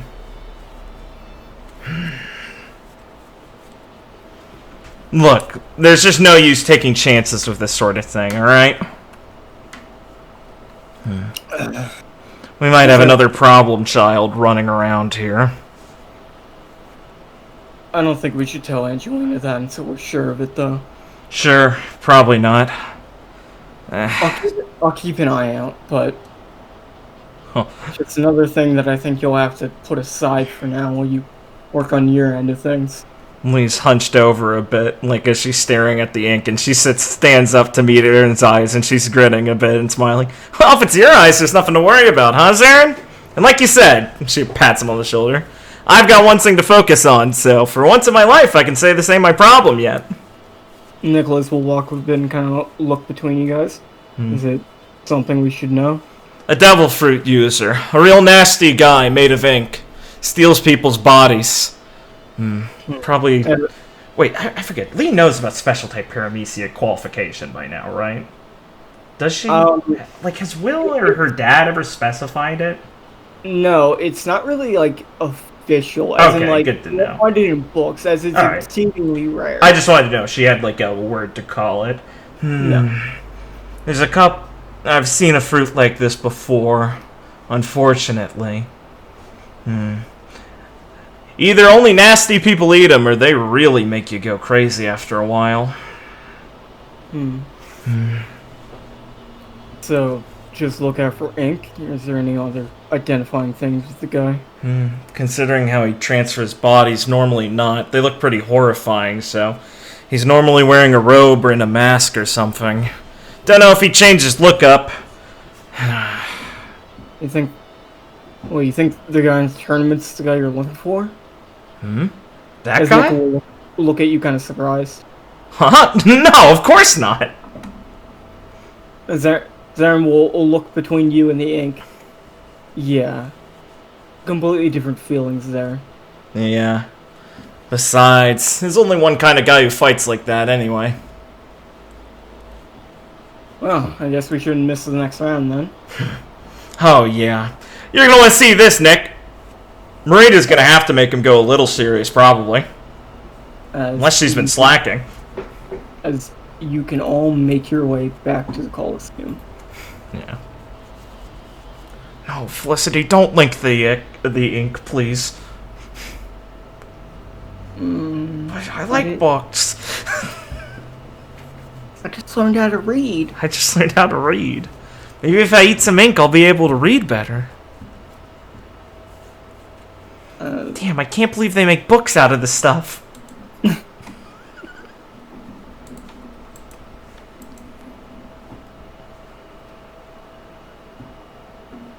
So, how you feel? How you feeling, Lee? Well, she's trying to stay true to her word and not worrying about this more, and Zaren's one of the most reliable guys she knows, besides when he froze himself on a railroad track, so she's feeling good that nothing happened here, and that, you know, I mean, she's got a reliable support team. She promised she'd focus on the tournament, and she's doing it. Because she knows if she can do her job, everyone else can do theirs. So she's got her hands in her pockets again, Howard flowing behind her, and keeping that confidence flowing in her. Good. Yeah, I'm gonna need like a will save to do that. That's just a little. Come on. It's a little. You know, little Mary Sue of you. as our guy would put it, you know. Ice that behavior. Yeah. Let's not go too deep into that, though.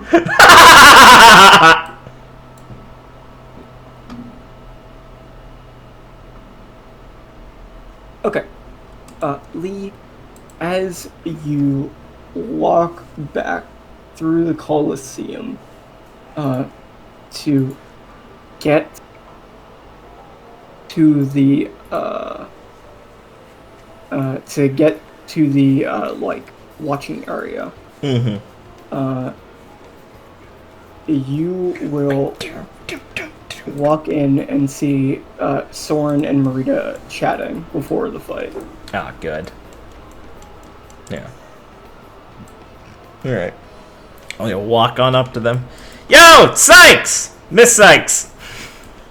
As Soren will look at you and smile and take your hand, like, reach out for a handshake. Yeah, we'll shake with him.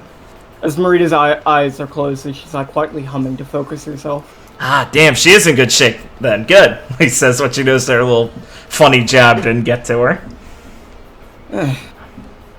Yeah, you could say that. Long time no see, Lee. I know, right? Talk about it. You seen Gramps recently? Yeah, fairly recently. We got to see him about 2 months ago. Ah, nice! I've got to send him a postcard from the island or something at some point. I did hear that you guys got a new place set up. Oh, yeah! After all this, you guys should definitely come down to it, but, don't let me cut your date short. Well, I'm sure we'd I'm sure we'd love to bring everyone down there to check it out. And if you send Gramps a message, I'm sure he won't leave you alone. He grins. Wouldn't want him to. As Marita kind of lets out a deep breath and looks towards Soren. Alright, I'm gonna go. I'll see you after the match. Okay, got it. As he'll he'll smirk and look towards her, and she'll look towards you a bit and just nod as she walks off. Break a leg, Marina! Will be a hard match for her. Yeah, her opponent doesn't seem like any kind of pushover. No, he's not. Good work in the first round, by the way. Hey, thanks. Gardner made it a lot of fun. Plus, he really helped me figure something out, actually, he says as she looks at her palm and closes her eyes for a second, being able to briefly remember that feeling better than she has before, and nods to herself. Yeah, definitely. Needed that for today. If you'd like, we can watch the fight together, and I can give you a more thorough lowdown on what Marita's fighting style is like, as I don't think you've ever seen it before. Of course I'd like that, Soren. Here you got quite the pipes on how to decipher this sort of thing, after all. I mean, it's always been personal interest. I'm sure you understand. Oh, yeah, of course. Plus, I gotta be a bit more respectful. You're the senior student, after all. Please don't go doing anything embarrassing. What? Me? Nah, I'd never. He'll kind of pause for a moment as you can walk out to the cul-de-sac. Lead the way, senpai. So he'll just continue to smirk a bit and smile and go along with your jokes. Yeah. Or should I say, big bro? As you can see, Maxie has left the announcer's booth. He got tired. She fucking called me a gorilla down there, man. I'm not gonna sit around and take this. As you can see him watching the fights, he's just now in the banker section. Based. He's watching with his boys. Hell yeah! Maxi boys. Or as they call themselves, the Supreme Boys. Alright, folks. We have quite the fight for you today. After the relentless demonic assault that Leo Lee put, we will now find out who will be moving on to Challenger in the next round. Our fighter here has, well, an enigmatic past. His unknowns are abound, as he's been mysteriously drenched in a cloak obscuring everything about him, blazing through the prelims, not even being challenged by anyone in the bracket, as him and Hardy Corin effortlessly made their way to our fights here today. Let's see if our cloaked figure can remain anonymous throughout this fight, as he's sure not to have it easy now. As the cloaked figure will walk into the arena. Fans cheering and chanting for him to take off the cloak. You can hear some of them also cheering, asking him to not take off the cloak. There you go, I was about to say, real fans don't want the cloak off. But if anyone's going to push him to the brink, it's going to be our next fighter.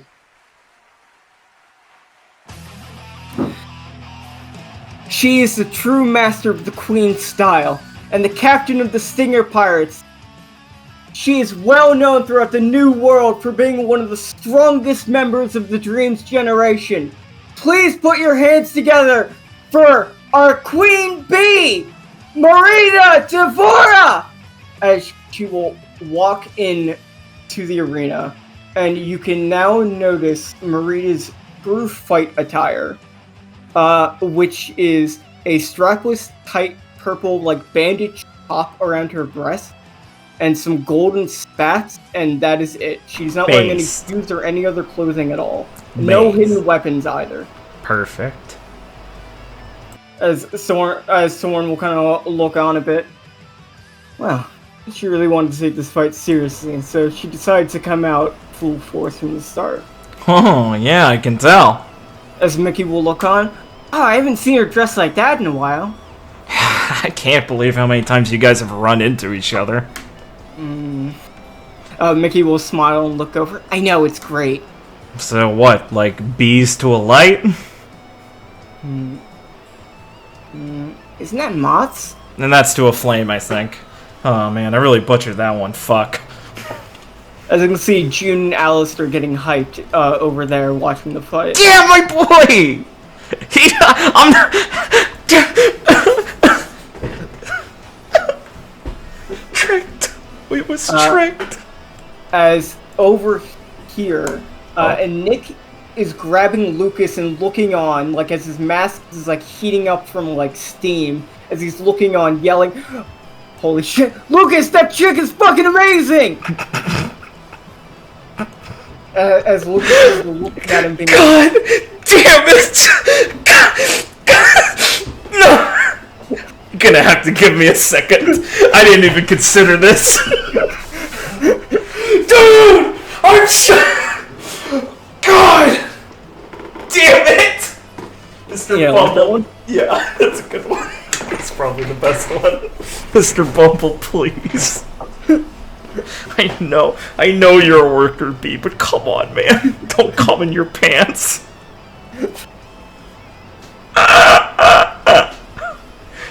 Someone will kind of look towards her and then look at you. Make sure to focus all your attention on Marita. You're not going to get to see this very often. You got it. Thanks. If you're wondering about the weapons, her weapons are usually to even the playing field against the opponent. She uses a diluted version of the poisons in her body on her weapons to not harm people as much. Oh, so this is going serious then. Well, that's probably for the best. As the fight will finally get announced, and Sirius will flutter back as she waves down her arm. Yeah.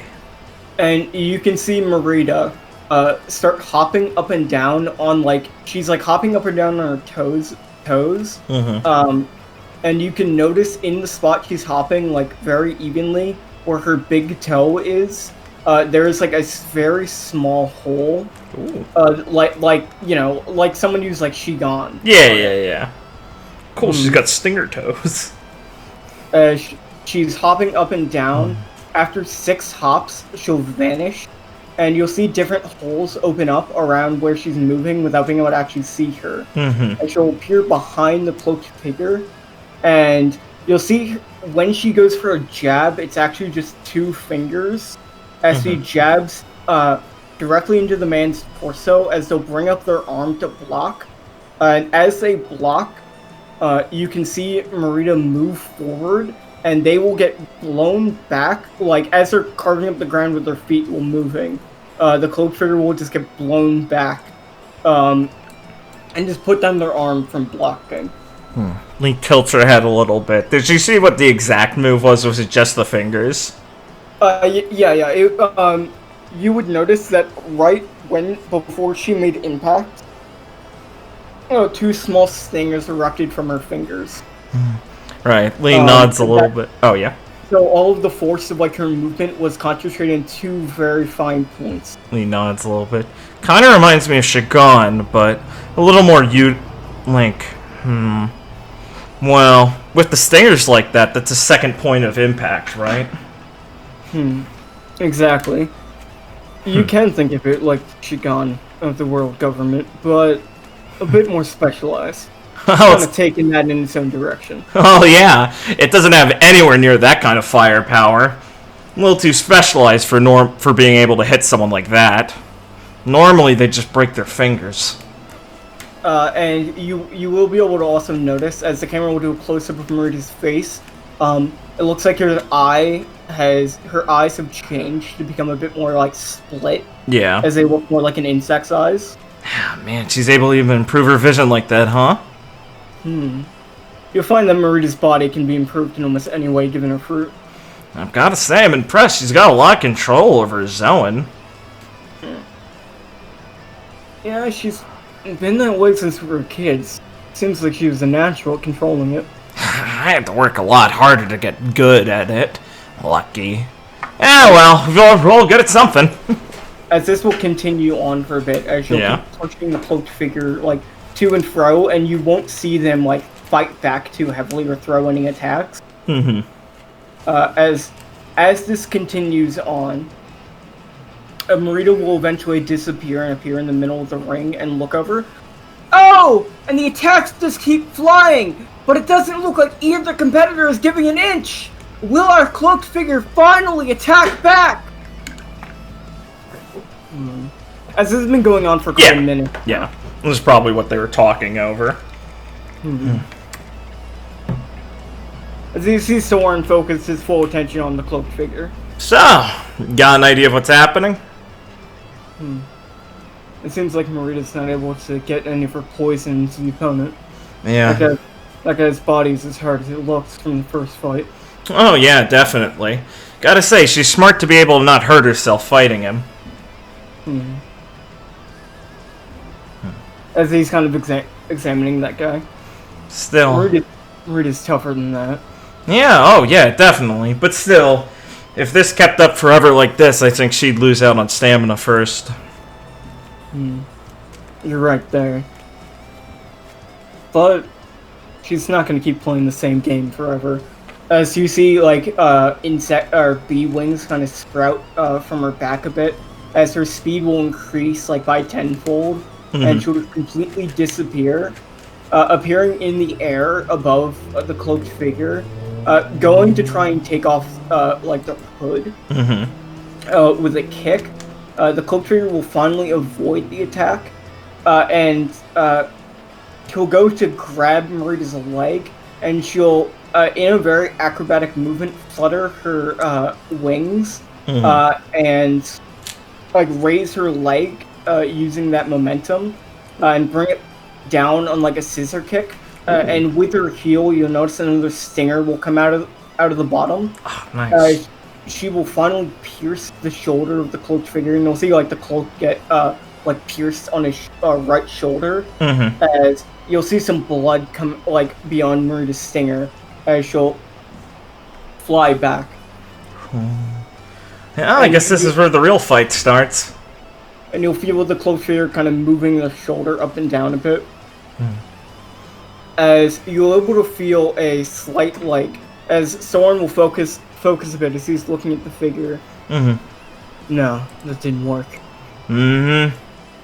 As the cloaked figure moves their shoulder up and down, you'll be able to feel like it feels like a wave of hockey, sort of like Conquerors, but not exactly. As they'll stop moving their shoulder a bit and steady back in position. As Merrydrum will look at them very concentrated, as she also is able to realize her poison didn't take effect.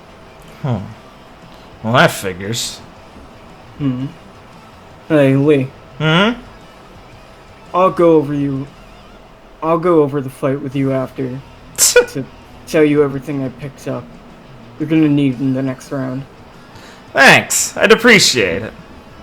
As suddenly Merrydrum will retract her wings and eyes will change back, as she'll stop and walk up to the cloaked figure, and without like an attack, just grab him by like the neck area, like not the neck, but grab like his cloak by the like neck area. Yeah.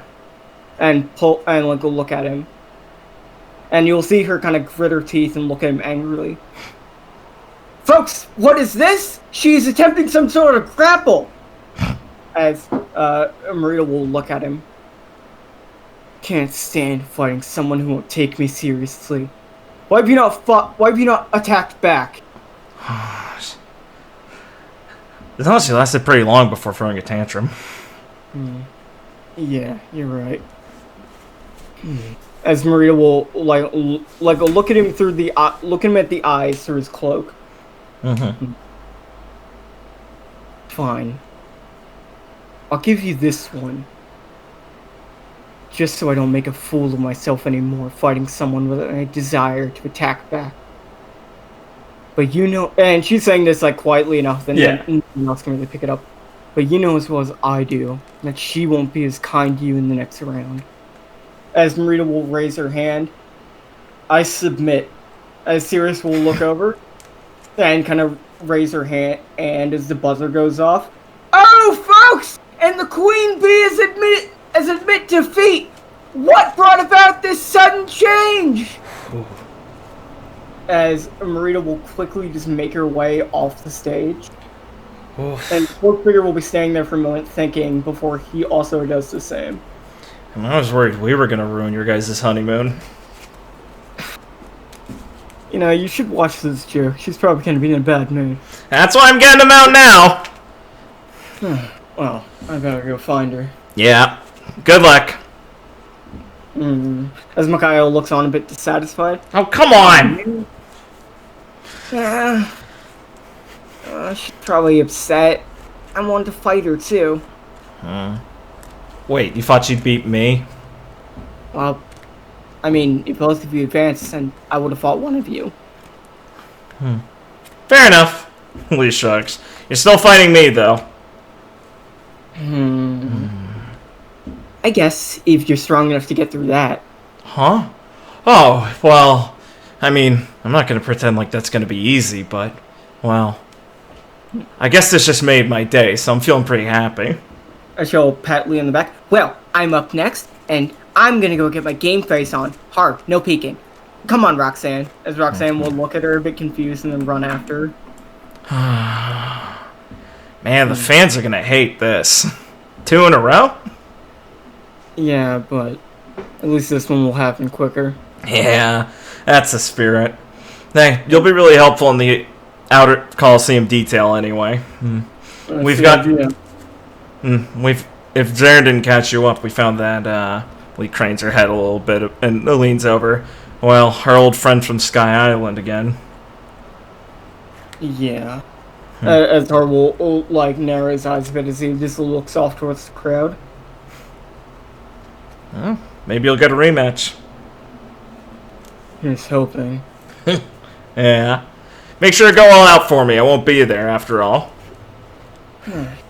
Well, maybe you'll get lucky and we'll find him after we've taken down Maxie. Ooh, that's the spirit. Good thinking. As there will be some time before the next match. Anything you would like to do? Let me think. God, there's so many people. I kind of don't want to kill the momentum of this.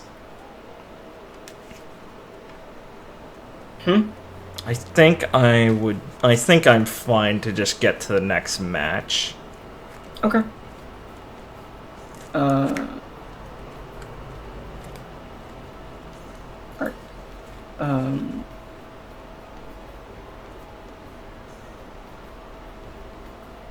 So.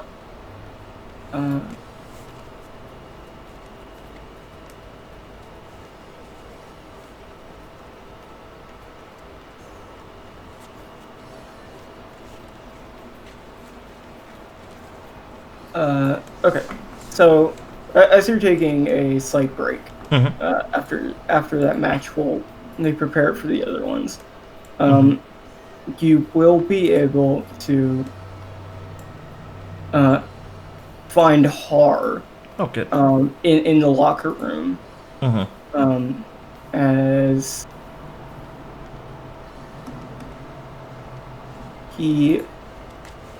As you find him in the locker room, let me just move you there. And cool.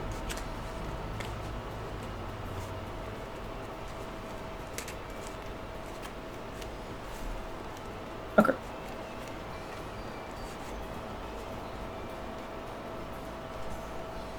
So, You find him in the locker room talking to two of his spirits, the Great Sage and Lurker.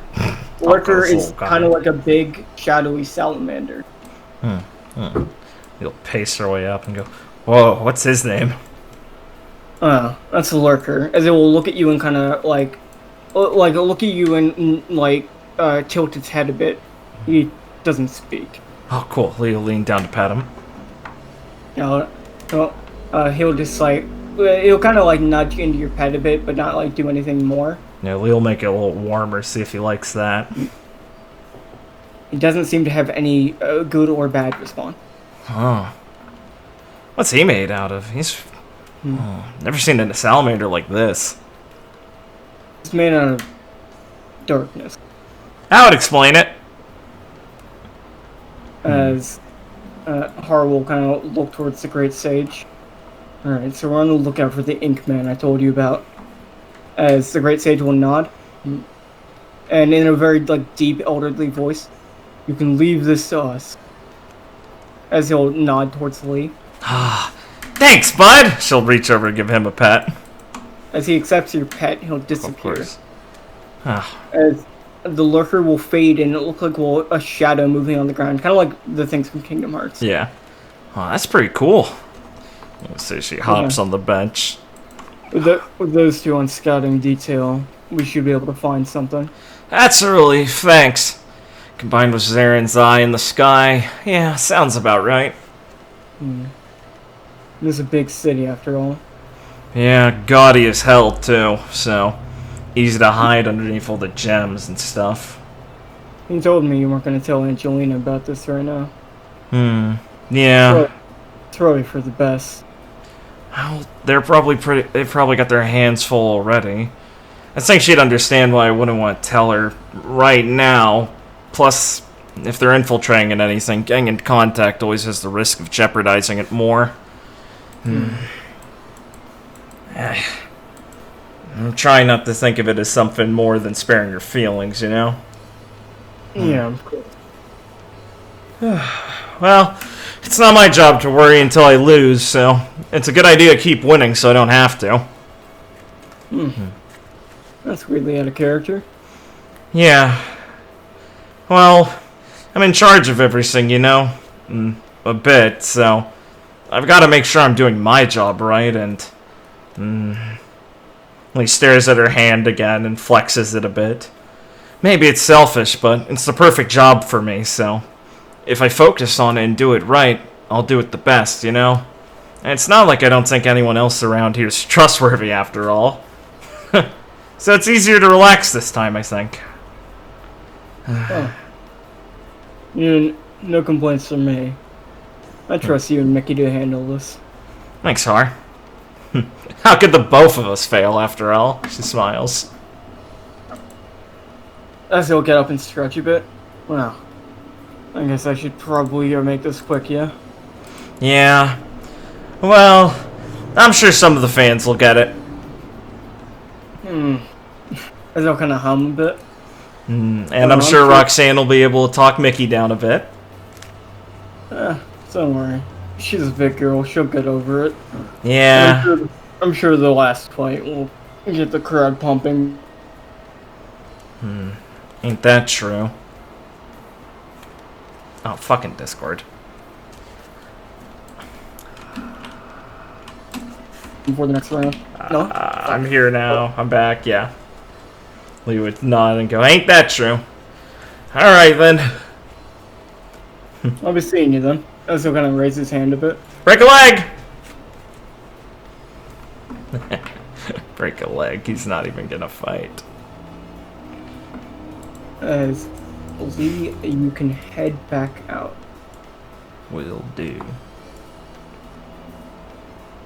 You can find Marita and Soren with Roxanne in the arena area. And you give a little whistle as she walks over and surveys over at Merrydrum. I want to do a sense motive to see how bad this is stinging her.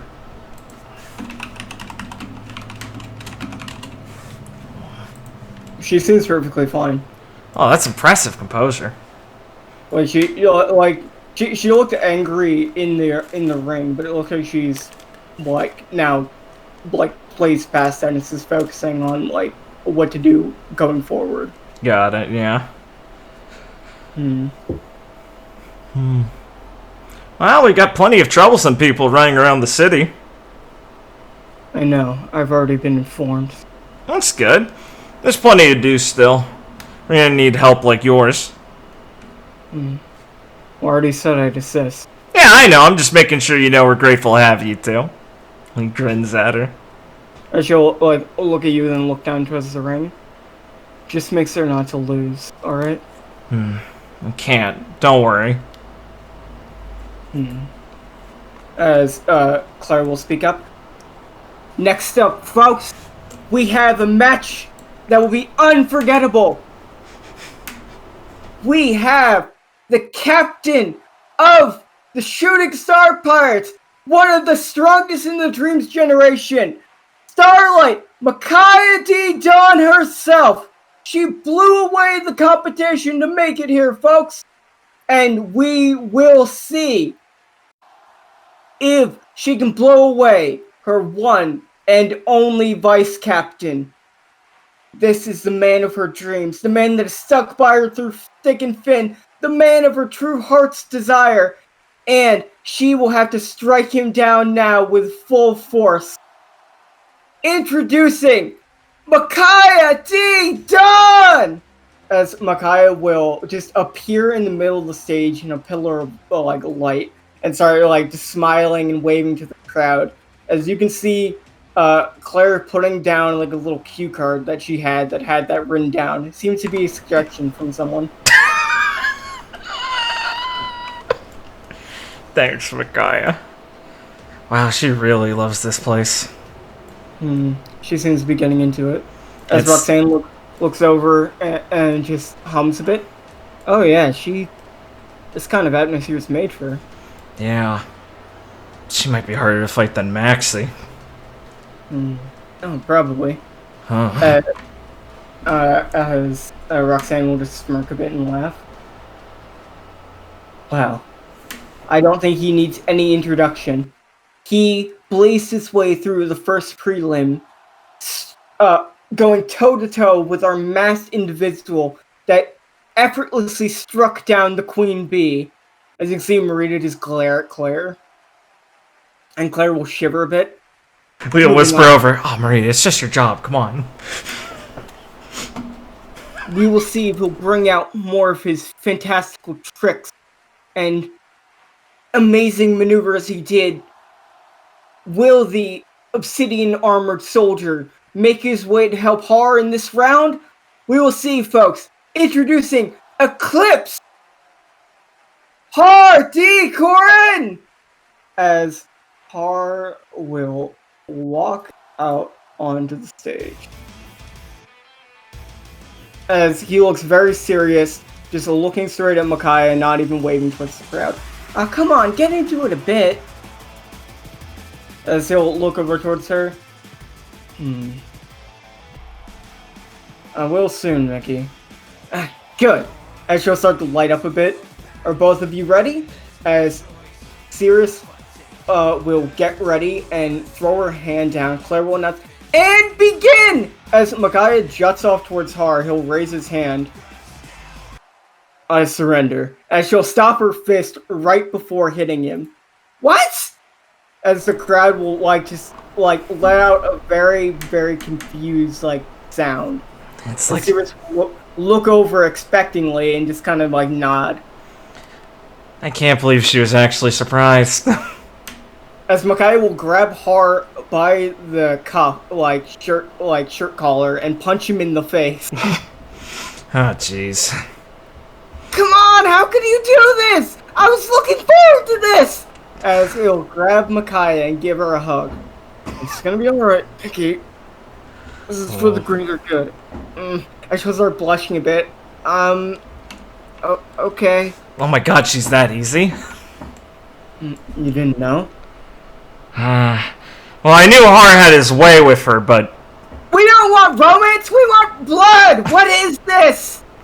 Why didn't no one tell me about this? And she's like screaming at the helpers into the mic. I probably could have told her about this. I should probably apologize for that. As Claire will carry Makai off the stage.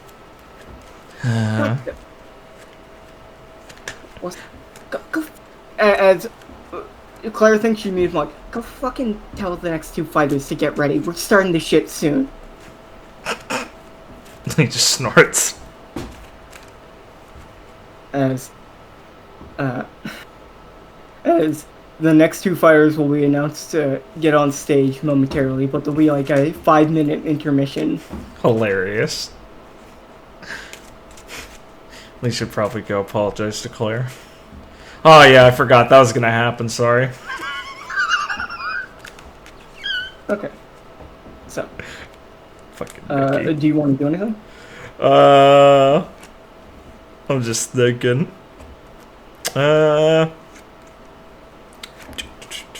Who would I want to talk with if I did? What's the next match again? The next match is the last match. Erica versus Jean.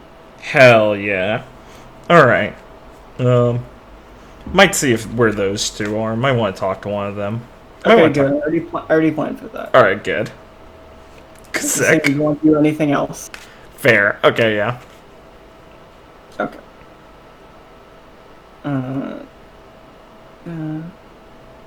Merrydrum.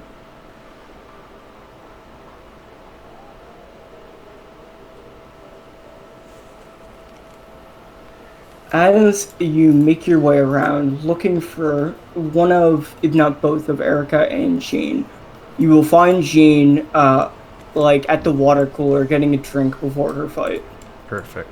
You'll whistle over to catch her attention, wave. Yo, Miss Marks! Walk up. Oh, Lee.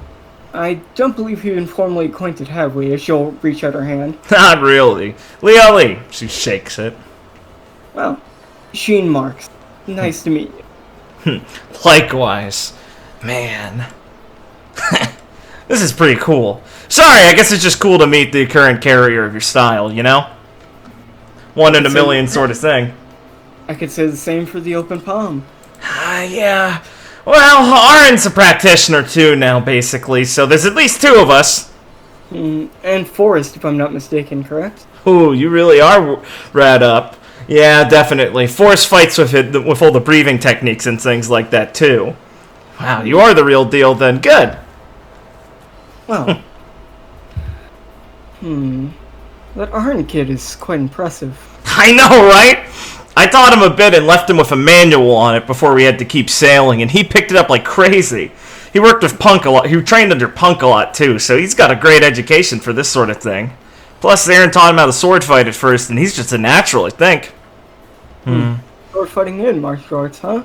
Yeah. No, definitely gonna be someone to look out for. It's a strong rival I'm gonna get. Oh, yeah, definitely.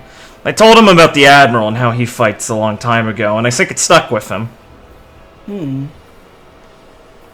She'll be thinking. You're talking about Bastion Phoenix, right? That's right!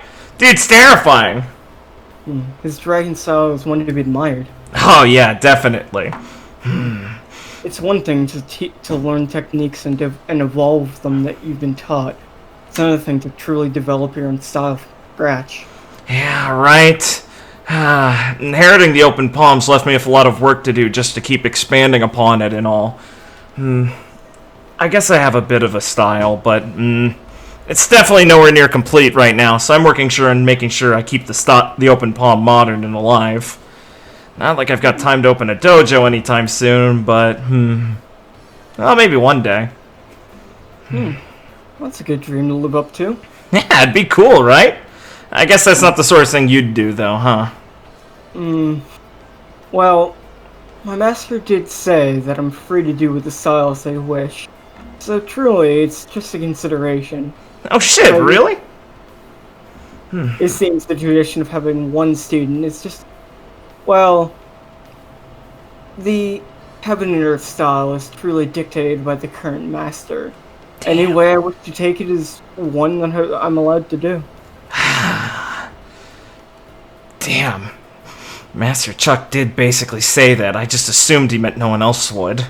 Wow, so you're telling me all the other masters were basically just fuddy-duddies? It's more of the difficulty of having someone learn techniques. Ah, even cooler then. Yeah, even Luke can figure out your techniques. But he Well. tried really hard, though. So do I. It does. She'll kind of smile a bit. Honestly, it brings me a lot of pride to know that even after so long, he hasn't been able to figure them out. Oh, yeah, definitely. I would have thought, given time, he would have eventually mimicked them. Yeah, definitely. That shit keeps him up at night, I know. Just a little bit, though. I mean, seriously, he's a whiz when it comes to that, so the Heaven and Earth Styles definitely lives up to its legendary status, after all. Well, watch the fight closely and see if you can do one better. Is that a challenge? Well, I'll take it. Well, I can't exactly stop someone from picking up my techniques just by watching, can I? Guess not, Lee grins at her. Oh.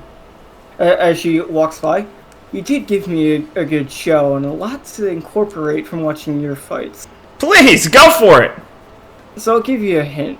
A lot of it has to do with the movement of my feet. But she'll like flutter her wings a bit. These help. Hey, we all got our advantages. Makes sense, though, I guess. I'll see you in the finals. She'll like raise her hand a bit. See ya, Gene! Boy, I wish. Lee sighs to the side. It's just not fair. I wish there were more than one finals for all these people. I want to fight all of them. The feet, huh? As Lee kind of starts hopping up and down like she's already trying to figure it out there as she starts to make her way around. As you can make your way back to the Colosseum. The feet.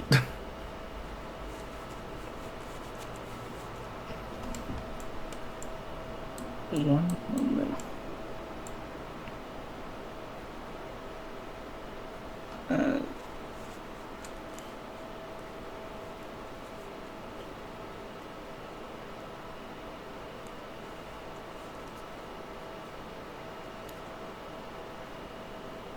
So, it is the final fight of the first round. What is Lee thinking? Who does she think is going to win? Oh, Lee's thinking, how's the feet work? And then, but as for who's actually going to win, it's hard to say, but out of the two of them, Erica put on an incredibly impressive display before, and she has the Conqueror's hockey boon, so, you know, she strikes Lee as an incredibly strong person. I mean, Lee's gone to look at both of them now with the, like, my demon scouter eyes, so knowing that, which does she like empirically think like has the edge if there's enough of a difference? So Jean is certainly better in a technical sense than Erica in terms of like martial arts prowess and just like technical ability, like being able to incorporate moves and really like practice. It clearly shows that she is a true master of martial arts. Yeah. But Erica definitely has the edge when it comes to like raw power and speed. Yeah. Especially power with the explosive nature of her devil fruit. Yeah. And like her weapons, her Conqueror's hockey, like she definitely has the edge in that department. Yeah.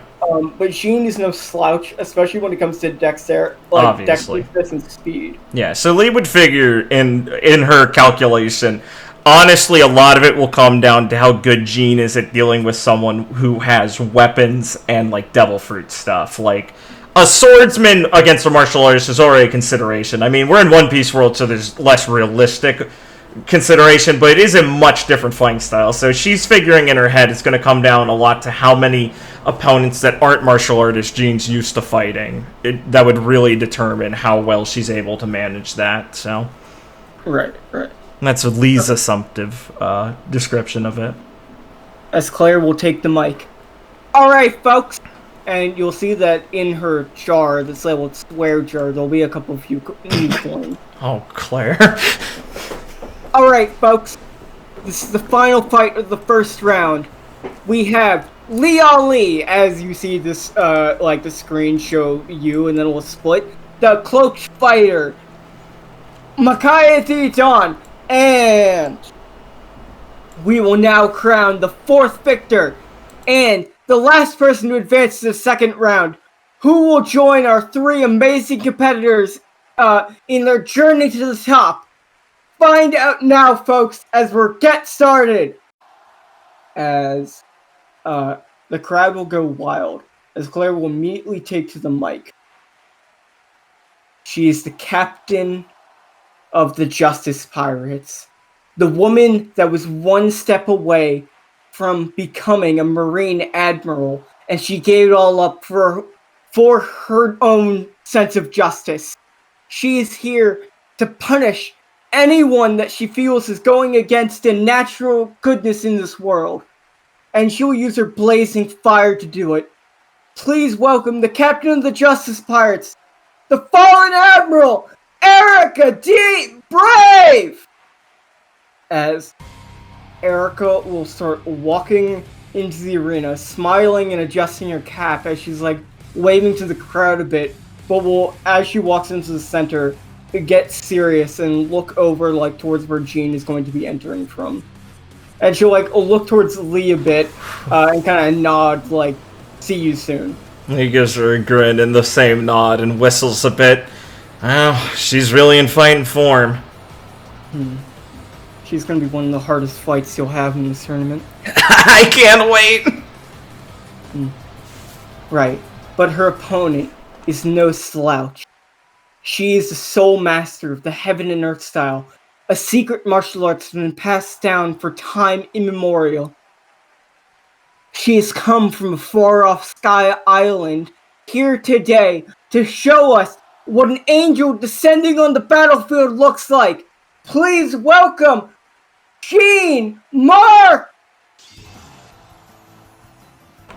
As Jean will walk into the stage, smiling and fully prepared herself for a fight. Glorious fame, Kino. As the two of them will ready their weapons, Sirius will give the countdown, and the battle will begin. As it explodes from the start, as Erica will coat Durandal in blue flames, and start like tossing fire around the arena as she immediately approaches Jean, who will nimbly dodge the sword and the flames following it, as they move around the arena rapidly. Damn. Erica's so... Well, it's not rigid in a bad way, just... She really knows how to utilize her fruit that well. It's like watching a machine go through an operation or something, right? As someone will look over. Not quite. It looks like she's got some creativity in there too. As Erica will swing Durandal, and like let go of it in mid-swing.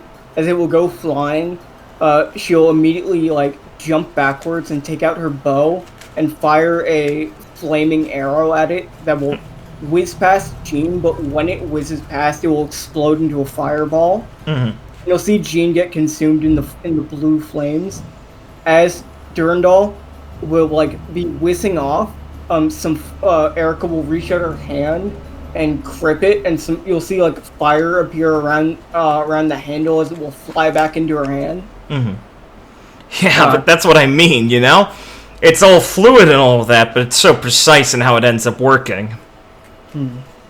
As Jean will escape from the fire with very slight singes, but it looks like she's able to avoid most of the actual flames.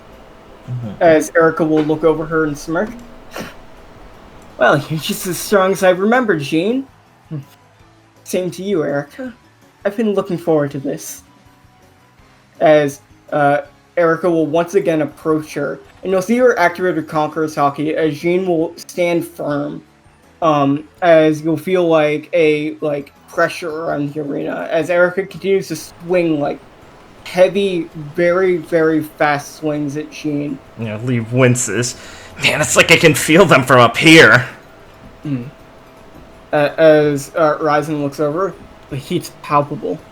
Oh, yeah, at least I'm spared from that, mostly, Lee says as she kind of wipes a little sweat off her brow. Margaret will like hang her tongue out. I'm hot. Oh, someone get Margaret an ice cube. As Bella will walk over and take her, and Bella has naturally kind of coldish skin and kind of cradle Margaret a bit. Thanks, Bella.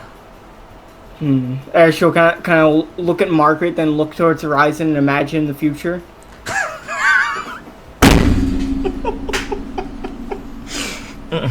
Lee will sweat a little bit this time from seeing that look.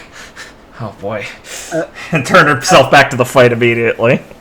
As you see Erica swing down Durandal at Jean, Jean will look like it's about to collide with her as she walks. It looks like she's about to walk into the blade, but as it almost collides with her, you'll see her like step back onto her heel, and like with her wings fluttering a bit, like dodge it by like a hair, and then her wings will flutter more as she like steps back. This time focusing on her like toe area, and disappear as she steps in towards Erica and appears behind her. And you'll see Erica pause for a moment as there'll be a very noticeable impact as Erica will cough up some blood, and there'll be a heavy impact under her as the arena will crack. Sort of like what Lee does with the crushing palm, where there's like a large like impact crack. Yeah, Lee's eyebrows will raise up a little bit. Oh, yeah, so that's what she means with the feet. That's a lot of precision in that. Along with the wings, I don't know how. Well, it looks like there's even more intricate movements I couldn't catch. What about you? Yeah, honestly. Someone will look back of his head. I think that's a bit beyond me for one sight. Honestly, Lee kind of darts over towards Chloe. It kind of reminds me of how she's able to rebalance herself. Without being able to properly see all of the movement in her legs. It's not like it can be copied, but... As Chloe's looking over, I don't even know how to go about pulling that off. She tapped the ground so many different times with her feet. So, it's like a rhythm thing. As Erica will swing Durandal at Jean, Jean will duck it, and then grab the blade, her hockey coating herself, stopping her from getting burned by the fire, and then swing herself on top of it before she kind of wheels around and steps on the blade to kind of jump up, and she'll go into a ball in the air, and you see when she hits like the apex about like 15 feet in the air, she'll use Geppo and use her wings to flutter to go down like a comet. To use Descending Angel. Sick. As she will basically put one of her palms out and the other fist like near it, and when she descends, Erica will try to block with her blade, and the palm that's slightly extended will tap the blade, moving it out of the way with like extreme precision. As she will jab, hitting Erica directly in the jaw. It's pretty sick. As Erica will wheel back, she'll like smirk a bit, dropping Durandal, so Jean will like pivot a bit in the air, and in that moment, Erica will burst forward with like an explosion of fire, elbowing Jean in like the ab area, sending her flying back, and in one moment, Erica will pull out her bow and fire an arrow of fire that will go towards Jean, and as Jean goes to basically like use Geppo to dodge it, it will basically go soaring above her, rapidly accelerating like in an odd fashion. And then it will explode into a rain of fire that's starting to coat Jean, forcing her towards the ground. And when she does, Erica will be in position with Durandal, using one heavy swing as the blade is coated in blue and slightly gray flames. Oh, there it is. Smashing into Jean, sending her flying, and as she uses Geppo to avoid falling in the water, Erica will fly up into the air using fire and slam her down, sending her careening into the water. Like a fucking Smash Bros. Character move. Fucking meteor smash her off stage. Before landing on the edge of the stage. That's it, folks! We finally have our winner! Erica D. Brave! Little grin. You can see Erica kind of wipe her mouth a bit, as she took a lot of damage in that fight. Little grin like a mad woman, excited by that display. Even moving like all that, even with all that improv, it's always so impressive from Erica. He just sighs and he goes, I can't even tell if her observation hockey's that good or if she's able to just figure all that stuff out on the fly. And Zarin looks over. I bet she's a natural type like you are, Mickey. Oh, that's gonna be a really flashy match. As Mikhail will smile, I can't wait. Good thing I brought Disco Shades. As we will fade out on the first round, as we have our 4 winners. Hell yeah, bro. We will stop there. Alright, I'll make